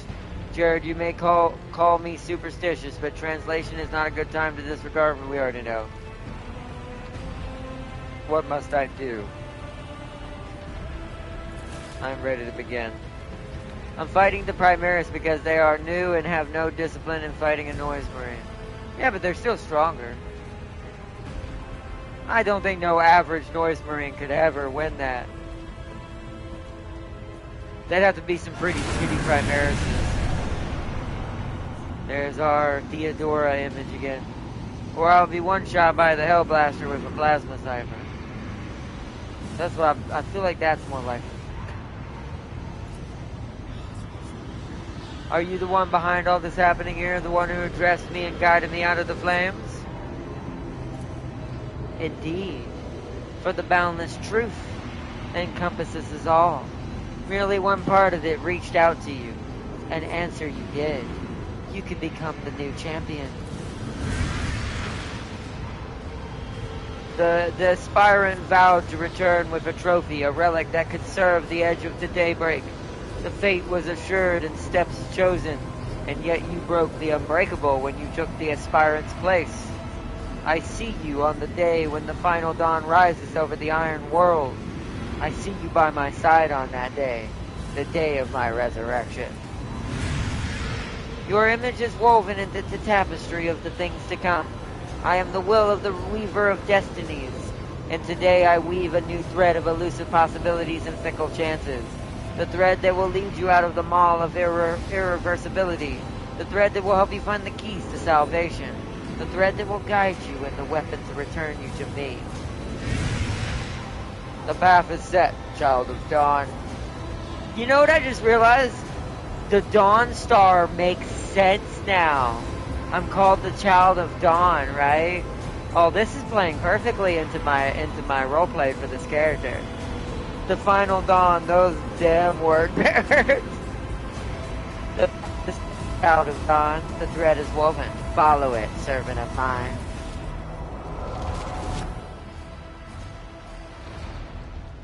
The Vox signal is stable, which means the navigator gave his life battling the storm that nearly claimed the Von Valencia's flagship. We will honor his memory along with those who all died this day. So, Nesho, will you tell us now who is that? Where's the Lord Captain? As First Officer, it is my duty to inform you with the greatest regret and indelible sorrow that Lord Captain Theodora von Valancius is dead. May her memory never fade from the annals of the dynasty. Oops, wrong one. By right of blood succession, and with the absence of other kin who could challenge this decision, it is hereby declared that the successor to Theodora von Valancius is her heir, the rightful inheritor of the warrant of trade, and the title of Rogue Trader. The official ascension ceremony will be held at a later time. In the interim, have you lost your tongues? Hail your lord. It is because of his toils that we all still live. Is it? The deed is done, Master. In my apologies. I meant to say Lord Captain. Take the Lord Captain's place. And the heretical playthrough begins. The Master of Whispers was fruitless, but victory came at a great cost. Lord Captain Theodora von Valancius perished along with her heir, Edelthrad, and thousands of crew members.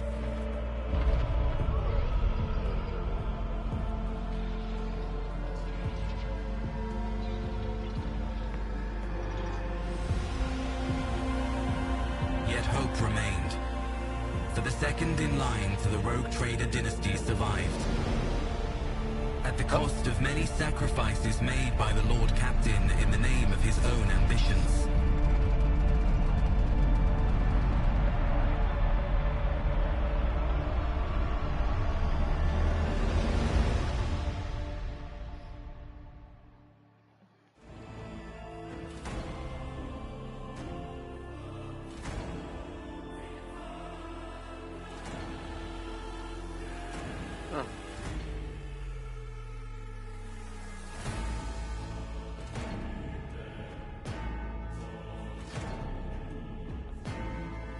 We made it further this time than we did last time all in one go. Mostly because I knew what to expect. Except for that random XCOM moment. Other than that.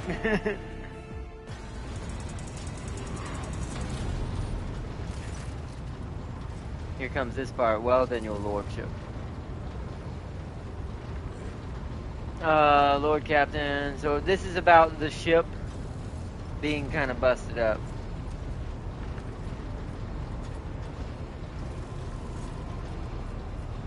How did we come to lose so many officers? What is on the agenda? I'm leaving this up here just in case anyone wants to read these. Since we've already read these in the previous one. This part's going to take a minute, so I'm kind of skipping through reading all this myself. It succeeded in tracking down Voltvar. Nope. No, Lord Captain. Alright, I'm ready to begin briefing.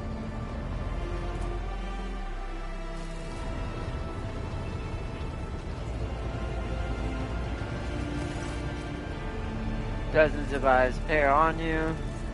Haha! Oh no! I haven't the time to be listening to every last officer on this hulking rig. Abelard, give me the precise, what are the major problems? Oh! We're not gonna be that dickish.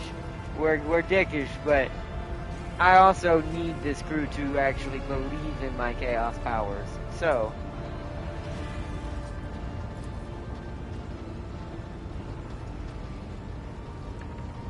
leaving it out there for a second. So you can pause. Continuing.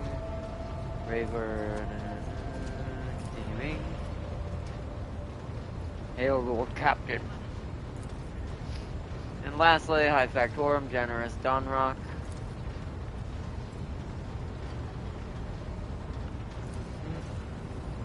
In the second row, 3 officers and artillery on Omnisaya.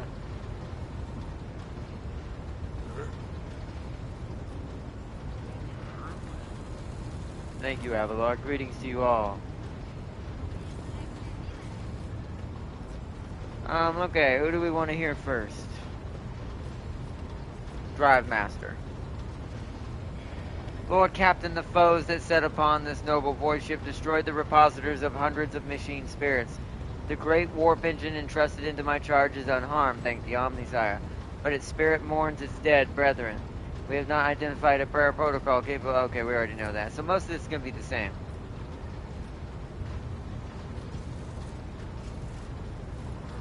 I see, thank you. Okay. So that got our engine seer mission. Furnace Master.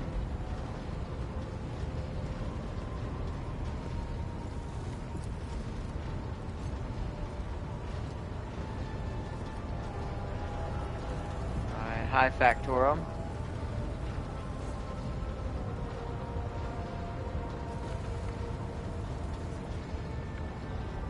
Okay.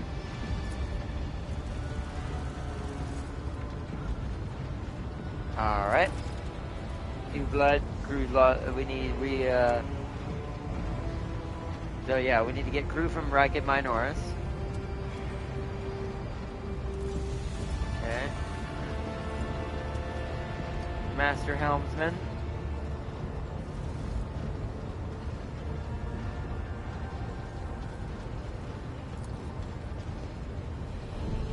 Navis Nobilite Station. There's the thing for Cassia. The guide.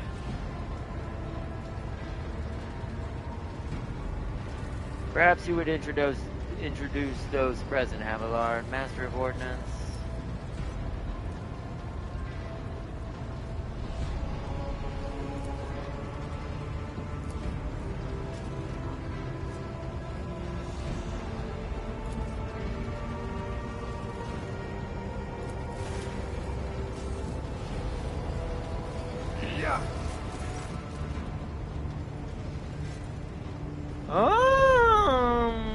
See, look at this.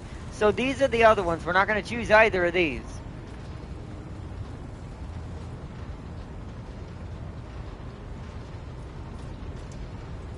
See, I wish there was a heretic answer for this. It's funny that the dogmatic answer is the only one to excuse him. But it's like, I'm just going to go with this since it's not the other two are against what I am, so. Experienced Master of Ordnance are few and far between, so for the reason he may remain in his post, I leave his punishment at your discretion, Abelard. 20 lashes for a month for the next half cycle, deprivation of officer rations and privileges of the same period, with the option to extend. Record that in his file. Cease your sniveling, you disgrace yourself and the entire clan. Enough of these hysterics are over. Let us resume.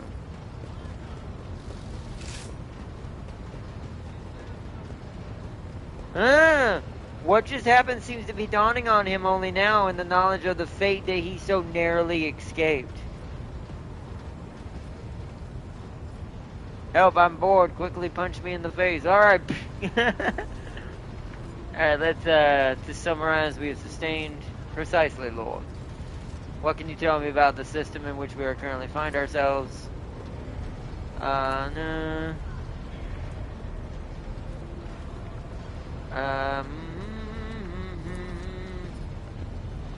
Now, this nobility station's where you'll find a weird purple dressing navigator. The situation is very encouraging. Alright. Dismissed. We're gonna, like I said, we're piling through that a little bit on purpose. Okay. Is that so? And what is the task which she was entrusted?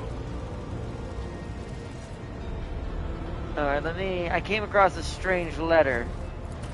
I want to find the warden, even if it means we have to kill him. I want to find him. I should be home in 2 hours. Ah, nice. Alright, I'll be on here still. It's only 10:12. So most likely I'll be up to at least midnight, so as usual, so it's hard to go to bed any earlier now. We are going to be wrapping up stream here soon. Land on Rizza Rakidia affiliated on the prison planetoid. Okay.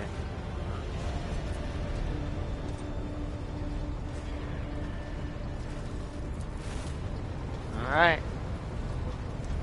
Here come Adiria and Sister Argenta. Explain yourselves. The Psyker is suffering from an ailment or dark madness. She instead insists on seeing the rogue trader. I was also hoping to approach you with a personal request, but it can wait. Speak with me when you have time, rogue trader. Daybreak, Battle Sister's personal request. Avalar, bring the witch to her heel. If there is nothing else to say, Idria, come to your senses. Damn it!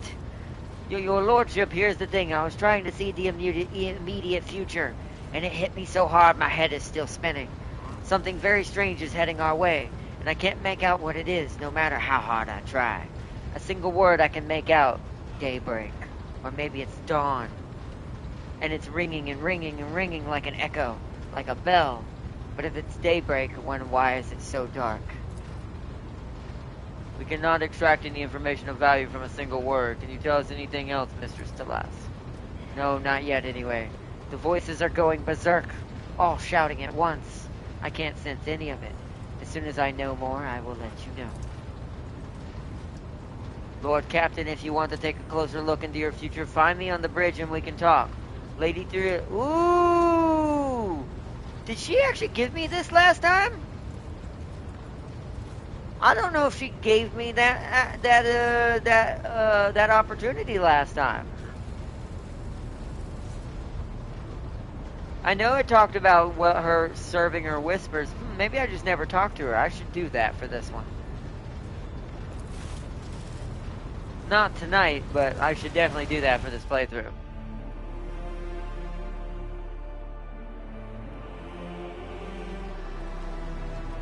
Game autosave. So is this considered, are we able to move yet? We are. So is this considered saved? Let's see if my character's still got a wound. Oh, thank God. So I dodged a bullet. Because... Is that a thing permanently, Farseer? Is that a thing that as long as I get back to the ship, it'll be okay? Or was that just because it was tutorial? Because if it was just because it was tutorial, then it was being nicer to me. Boy, I dodged a bullet on that one, literally. Freaking Idris shot me in the freaking Achilles tendon, and I couldn't run anymore as a Slanesh demon. But that's good to know. Let us save. A new save.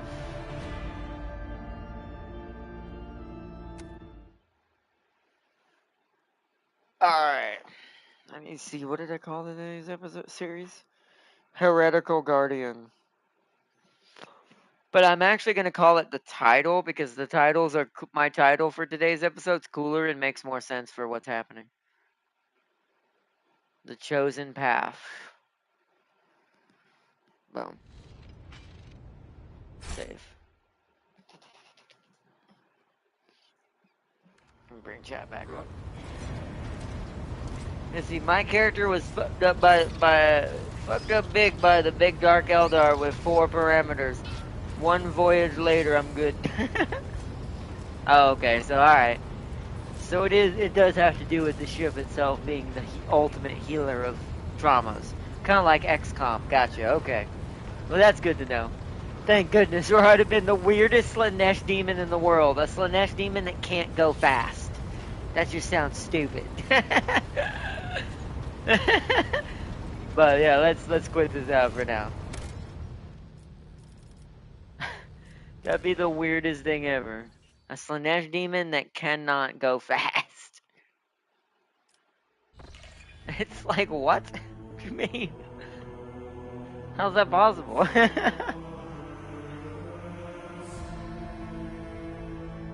see. You can go fast, but you can't go iron. What is it? But you can't go iron within.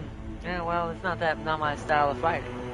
Even though I do like tankiness in some ways, in some aspects, but it'd be funny if they were in this game. It'd be terrible, but it'd be funny, especially if I had to fight them.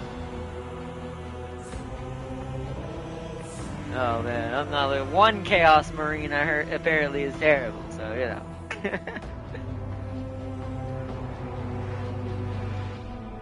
But we're gonna go through the main story with our heretic over the next couple of days.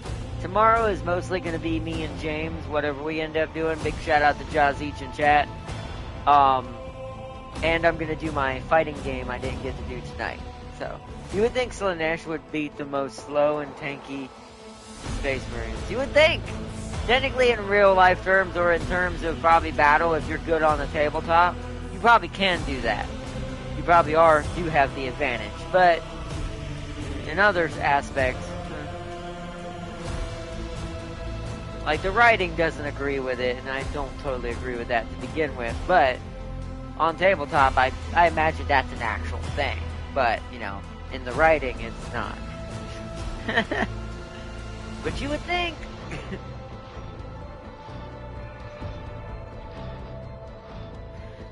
But yeah.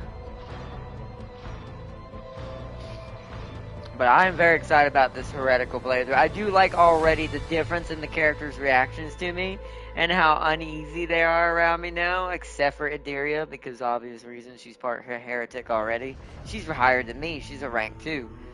But if you have a wall of guns, leaving nowhere for them to run. Oh, that's true. I will give that. If there's nowhere to go but forward into the bullets, then it's about bodies. Because speed ain't going to win that. You can dodge the bullets for a while, but that many bullets, there's going to be more than one that's going to probably get you. You'd have to be very low profile and have to have like Wesker like dodging abilities in order to get through some shit like that. Either way, that's a lot of bolters. It's like that scene I saw in that one animation where it was just these Space Marines defending this fortress and they were just blasting out this wall. Like, just, I forgot what it was. It was Tyranid or something. And it was just...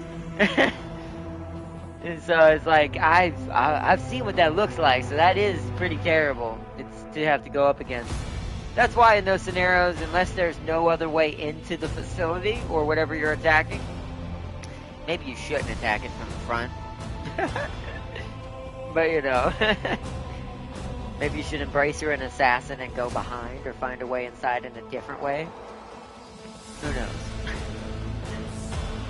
But we will make it further in this playthrough than we did with Darius's, I promise that. We are going to be a bit faster now. Now that I've gotten through all the shaking out the cobwebs and figuring out how this game ticks and thinks, there's still some things it's teaching me the hard way, like its percentages and how much XCOM does kind of hide beneath the surface. So other than that, this playthrough is probably going to be a little faster. We will actually probably make it back to where we were trying to get our Magos and our Engine Seer pretty quickly. We are gonna go the same path, just make different choices. And for the Cassia thing, we are making a save before we do anything with that machine that we found. That one that makes different things out of different things. I'm going to make a save before we do that. And we're going to play around with that in that episode. I want to see what it can give me. Is there ways to make the stones different? Is there a way to corrupt Cassia? And still get her on my team? Well, I don't know. And that way it makes it easier for her to, like, vibe with my character. She's already partially Slaanesh, apparently, secretly underneath it all. But how do I push that faster? It's like, so I don't know. I want to play around. We're probably going to get her killed accidentally at least once or twice. That's why we're going to make a save. Because we know what the safe choice is. We know what choices we have to do. Unless there's a heretic choice I have to choose. Other than that, because I have to choose the heretic choices or we're not going to be grow enough. But then, it depends. That's also something else I don't know about this game that we didn't get because of lengthiness and we didn't get to play long enough. Are there enough heretical choices in the game to skip one and do a different one, right? Do a neutral choice for one if you're not trying to lose somebody, and do a heretical choice later. I don't think so. I've seen so far from what little we even made it to in this game, they're very spread out. Like they're very few and far between when it comes to heretical and certain answers like that, or dogmatic or iconoclast and things and all those. So I do think we might have to have the rule that if a heretic choice is there, we may have to choose it. Which may get us lose some people automatically just because we have to kind of obey by that rule. We'll see what happens. I am going to try my darndest and damnedest to get Cassie to become a true Slaanesh demon and make that purple she wears accurate.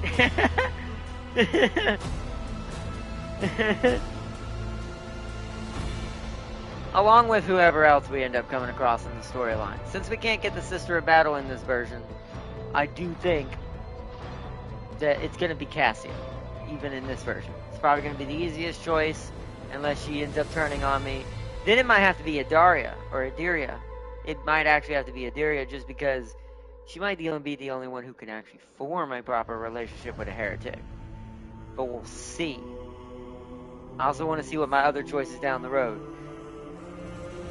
are. Hell, even if it lets me get at the Eldar and somehow corrupt the Eldar, maybe the Eldar, but I doubt it. I'm assuming the Eldar starts as rank 3 iconoclast, so you can't go either dogmatic or what's it called fully. I don't know. We're gonna be playing around with a lot of it and see how accepting any of these characters will be of me, and we'll see how it goes and plays forward. But our rule is we cannot give up our heretical choices just for a certain character if, sadly, it means that we have to lose them. But we're going to try our darndest not to. I wholeheartedly expect to lose Abelard at some point, lose the sister at some point. I won't be able to keep the Space Wolf unless he's a little bit above, although Space Wolves are kind of strange in that factor, so he might also be a little bit swayable. Don't know.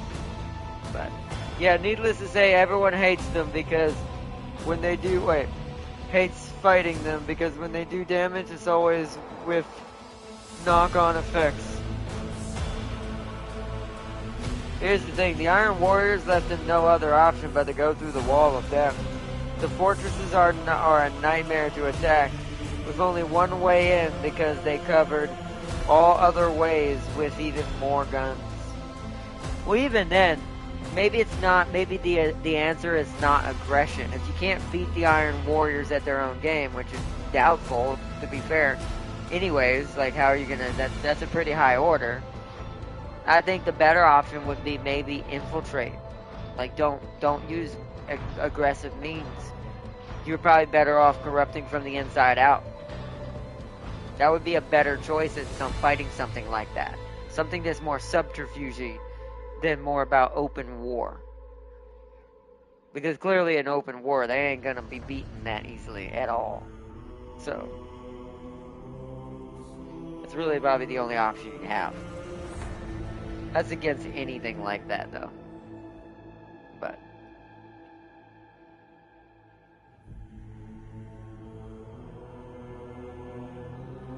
But who knows? Who knows? Although normal logic in Warhammer doesn't really apply with the way the writers do things. Well, that won't work either, trust me, or trust me, a lot tried and failed. Well, yeah, but then once again, that's writers. That's kind of what I just said before you said that. Like, but because the way the Warhammer writers do things, it's going to have this invulnerability that doesn't exist. It doesn't matter how good you are, how badass you are. There's always going to be enough people that will sway against you eventually. Especially if you're aggressive or a certain type of mentality. Now, once again, that's realistically.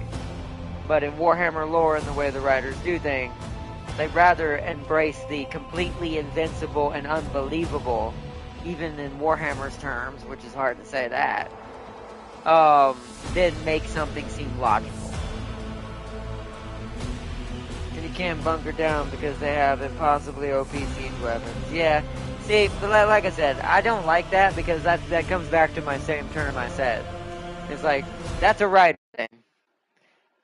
That is completely a writer thing. Just because, oh no, that's the wrong one. This one's dying. This one's full. Sorry, I was checking my batteries. But yeah, that's a writer thing. Because nothing should be that impregnable. Nothing should be that invincible or that strong or this, that. Like I said, Warhammer is suffering from some very bad writing. Because it's fun to make something cool and like, oh, it's terrifying. But if you make it too good, then it becomes not believable, and it becomes, well, now I don't really care for it because now that's not real. It's like, that's just only exists because the writer says it does.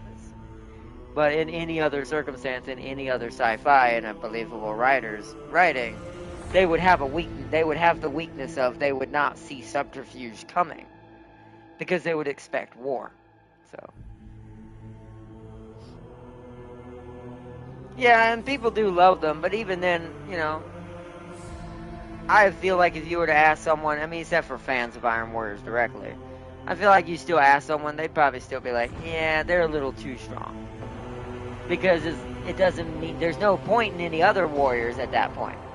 It's like, there's nothing to really match in this, and it kind of takes the allure from other things. It's like I said, there's too many kitchens and cooks and all that in the Warhammer lore, and that's kind of why when it comes to Warhammer lore,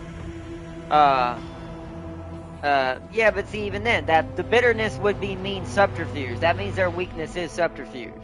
Bitterness leads to subterfuge. Because that means bitterness among rivals. It means you can commit someone smart enough if he knows how, or she, to get rivals to kill each other. You kill them from the inside out. How did they say it? If your enemy goes to ground or goes to whatever, you make no ground for them to stand on.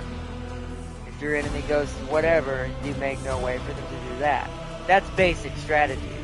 That's why I do think that it's like, they hold on to grudges way too long and never say no even when they don't like it. See, and that's my point. That's subterfuge. That is a weakness of almighty subterfuge. Both Zeech and Slaanesh could technically do that. Zeech would probably be better at killing them overall with that problem. But I do think Slaanesh could play in that too. But if the writers actually did something with it. Exactly. Bitterness leads to rivalries, leads to no teamwork, leads to backstabbing, leads to betrayal, leads to complete inner collapse. But either way. But alright guys, I want to give you a big shout out to everyone, especially the Farseer, my moderator in chat. Not with each other. Even then there's probably some with each other. They may say that, once again, that's that writer thing. You gotta remember that when you say stuff like that with Warhammer. That's not believable. There's no such thing. There's no such thing as the perfect, oh, we're never going to do this to each other. That doesn't exist, even in fantasy. That's why a lot of people, I do think that's partially why a lot of people averagely who are trying to get into Warhammer sometimes get turned off by Warhammer. Because a lot of it's too slapsticky and too fake. It's too, I don't believe any of that. Because that just seems, not freaking real at all. No faction, no anybody could hold together with that kind of logic. But that's just Warhammer and how it is.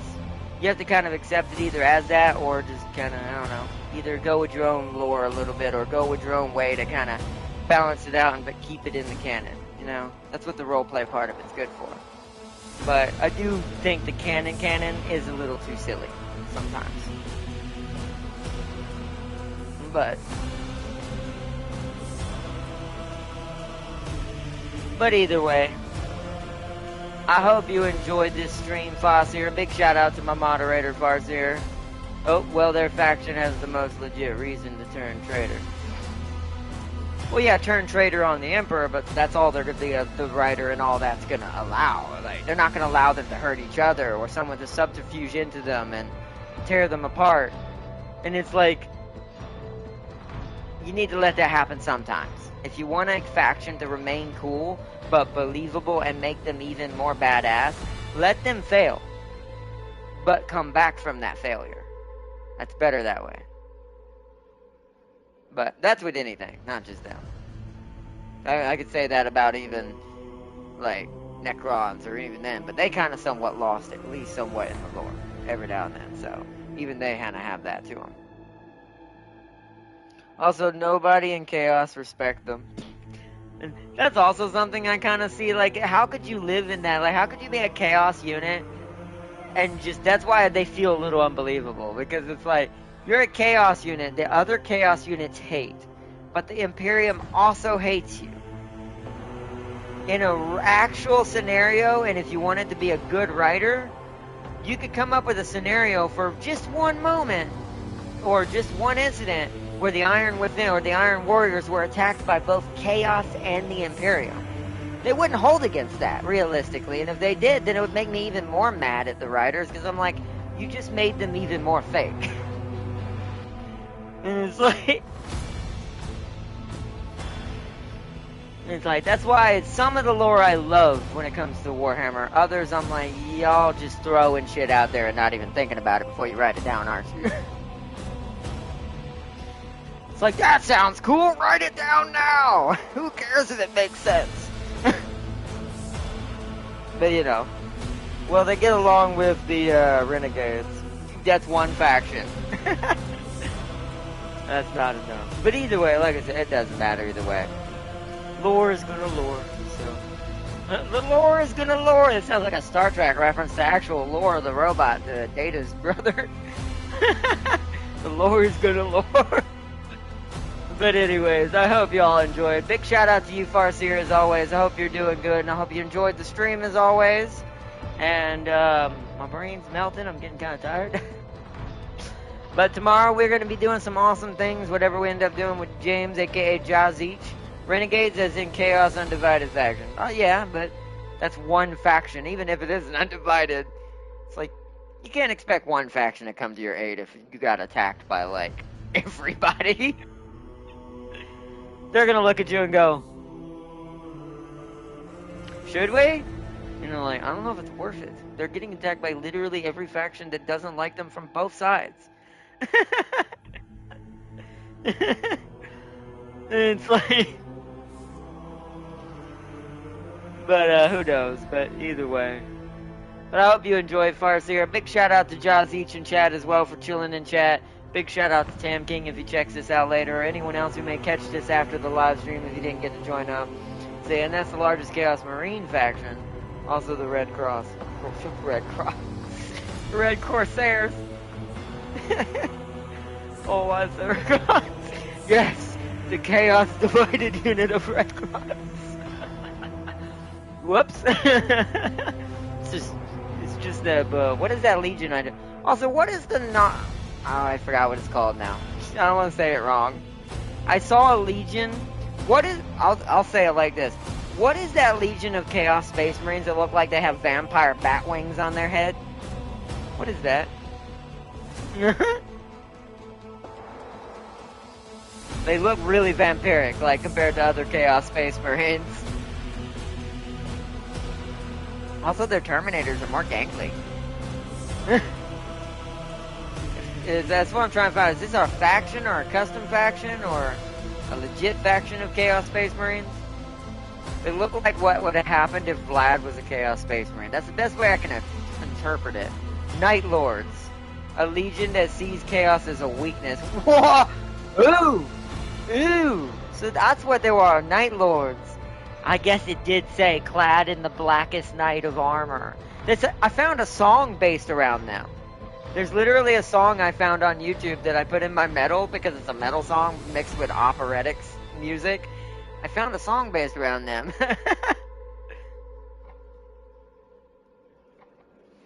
Interesting. I'll have to check them out. That is kind of crazy. That's another crazy sounding faction. A chaos unit that's like, hey, all the rest of you chaos, you weak.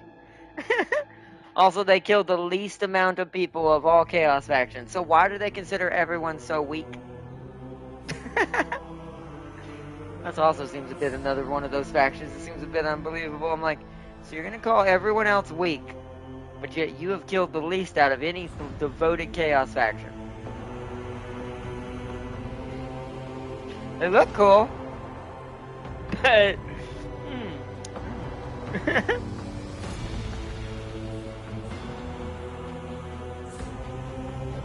because their job is going inside and terrorizing me. So that's why that song video, it was like a music video. It was a side-scrolling animated music video. And it showed them basically ripping and tearing through a town and just torturing basically the populace. So that makes sense if that's what their role is. They're the shock troops are meant to induce fear. Like, they're the guys that go in that meant to scare the crap out of everybody and ruin the morale. They do look like it. Their armor, as far as being flashy, far more flashy than most Chaos Space Marines I've ever seen. They win the most with the least amount of blood spilled. Which is ironic, because the whole song and their whole meaning is spilling blood in the night and all that. I guess that part makes it. The infiltrator part makes sense, because spilling blood in the night. The song literally is speaking of almost like a nightly raid. They come out of nowhere, clad in all in black, something like that is how the song goes. And then they, and then all the, yeah, da-da-da-da-da. I don't know all the words yet.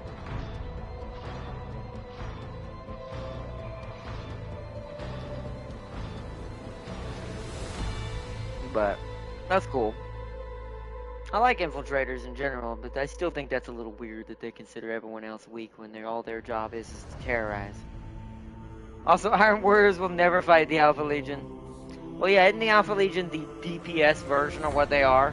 Or the damage version? One's heavily defended. Like, one's just pure, defense. Like, you're not getting in that. No matter what they protect is staying in their protection.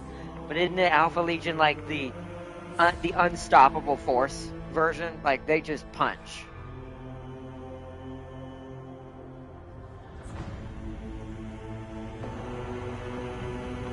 Because that would make sense for a really tanky force that's impregnable. Its antithesis would be the immovable force, just like, No, they will infiltrate the fuck out of their ranks. See, that makes sense. And that's what I said. That makes sense.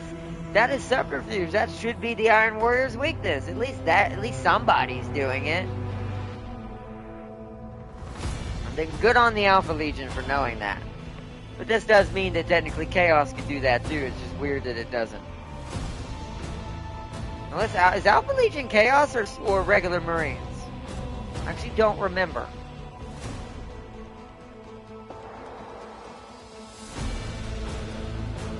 They're regular, aren't they? No. My brain might be getting them confused with somebody else. Oh, I don't remember the name. They can make their Marines look like Iron Warriors and blend in. See, that's what I do. That's smart. That is a heavy weakness in them. Heavy. Heavy. But that makes sense. But anyways, I'm going to get out of here before we could be sitting here talking about this forever. Just because of all the lore and back and forth. I do enjoy this, by the way, Foster. I enjoy talking about the lore with you. But we'll be here another hour. But because nobody knows. Wait, what? They're both?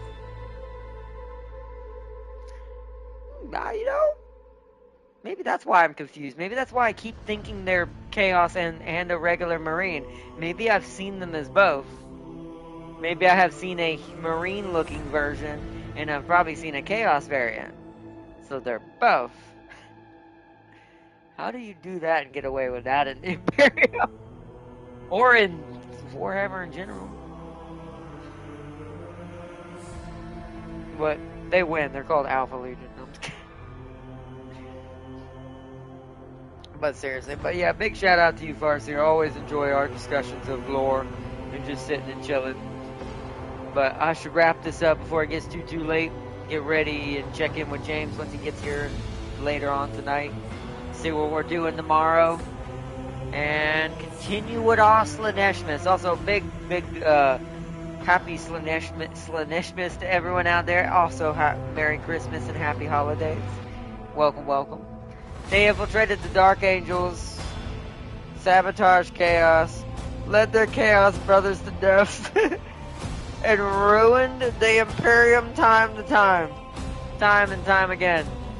These guys just don't have a side. They're like, we'll ruin you all. Also, another faction that feels like at some point would just get stabbed by everybody and die. But anyway. But alright, Farseer, alright everyone. I wish you a good morning or good evening to everyone out there coming to join tonight.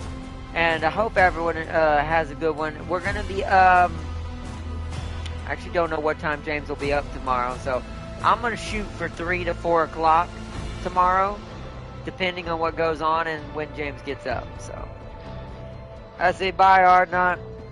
The Alpha Legion might have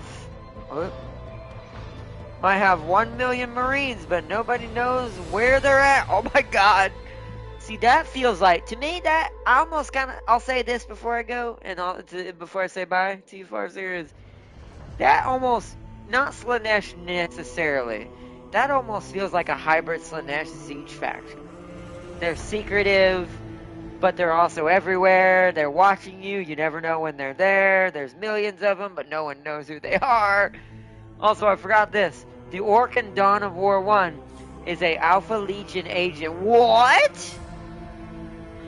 Wait a minute. Hold up. All right, we'll have to discuss that. What in the what? What? I'm both intrigued and want to know what that means, but I don't have time to learn about it right now because of how late it is. But interesting. I did not know that. So these guys also get other factions to secretly follow them and work for them as an agency. They're everyone. Bye. That's very Zeech. I'm blaming Zeech. No, anyway.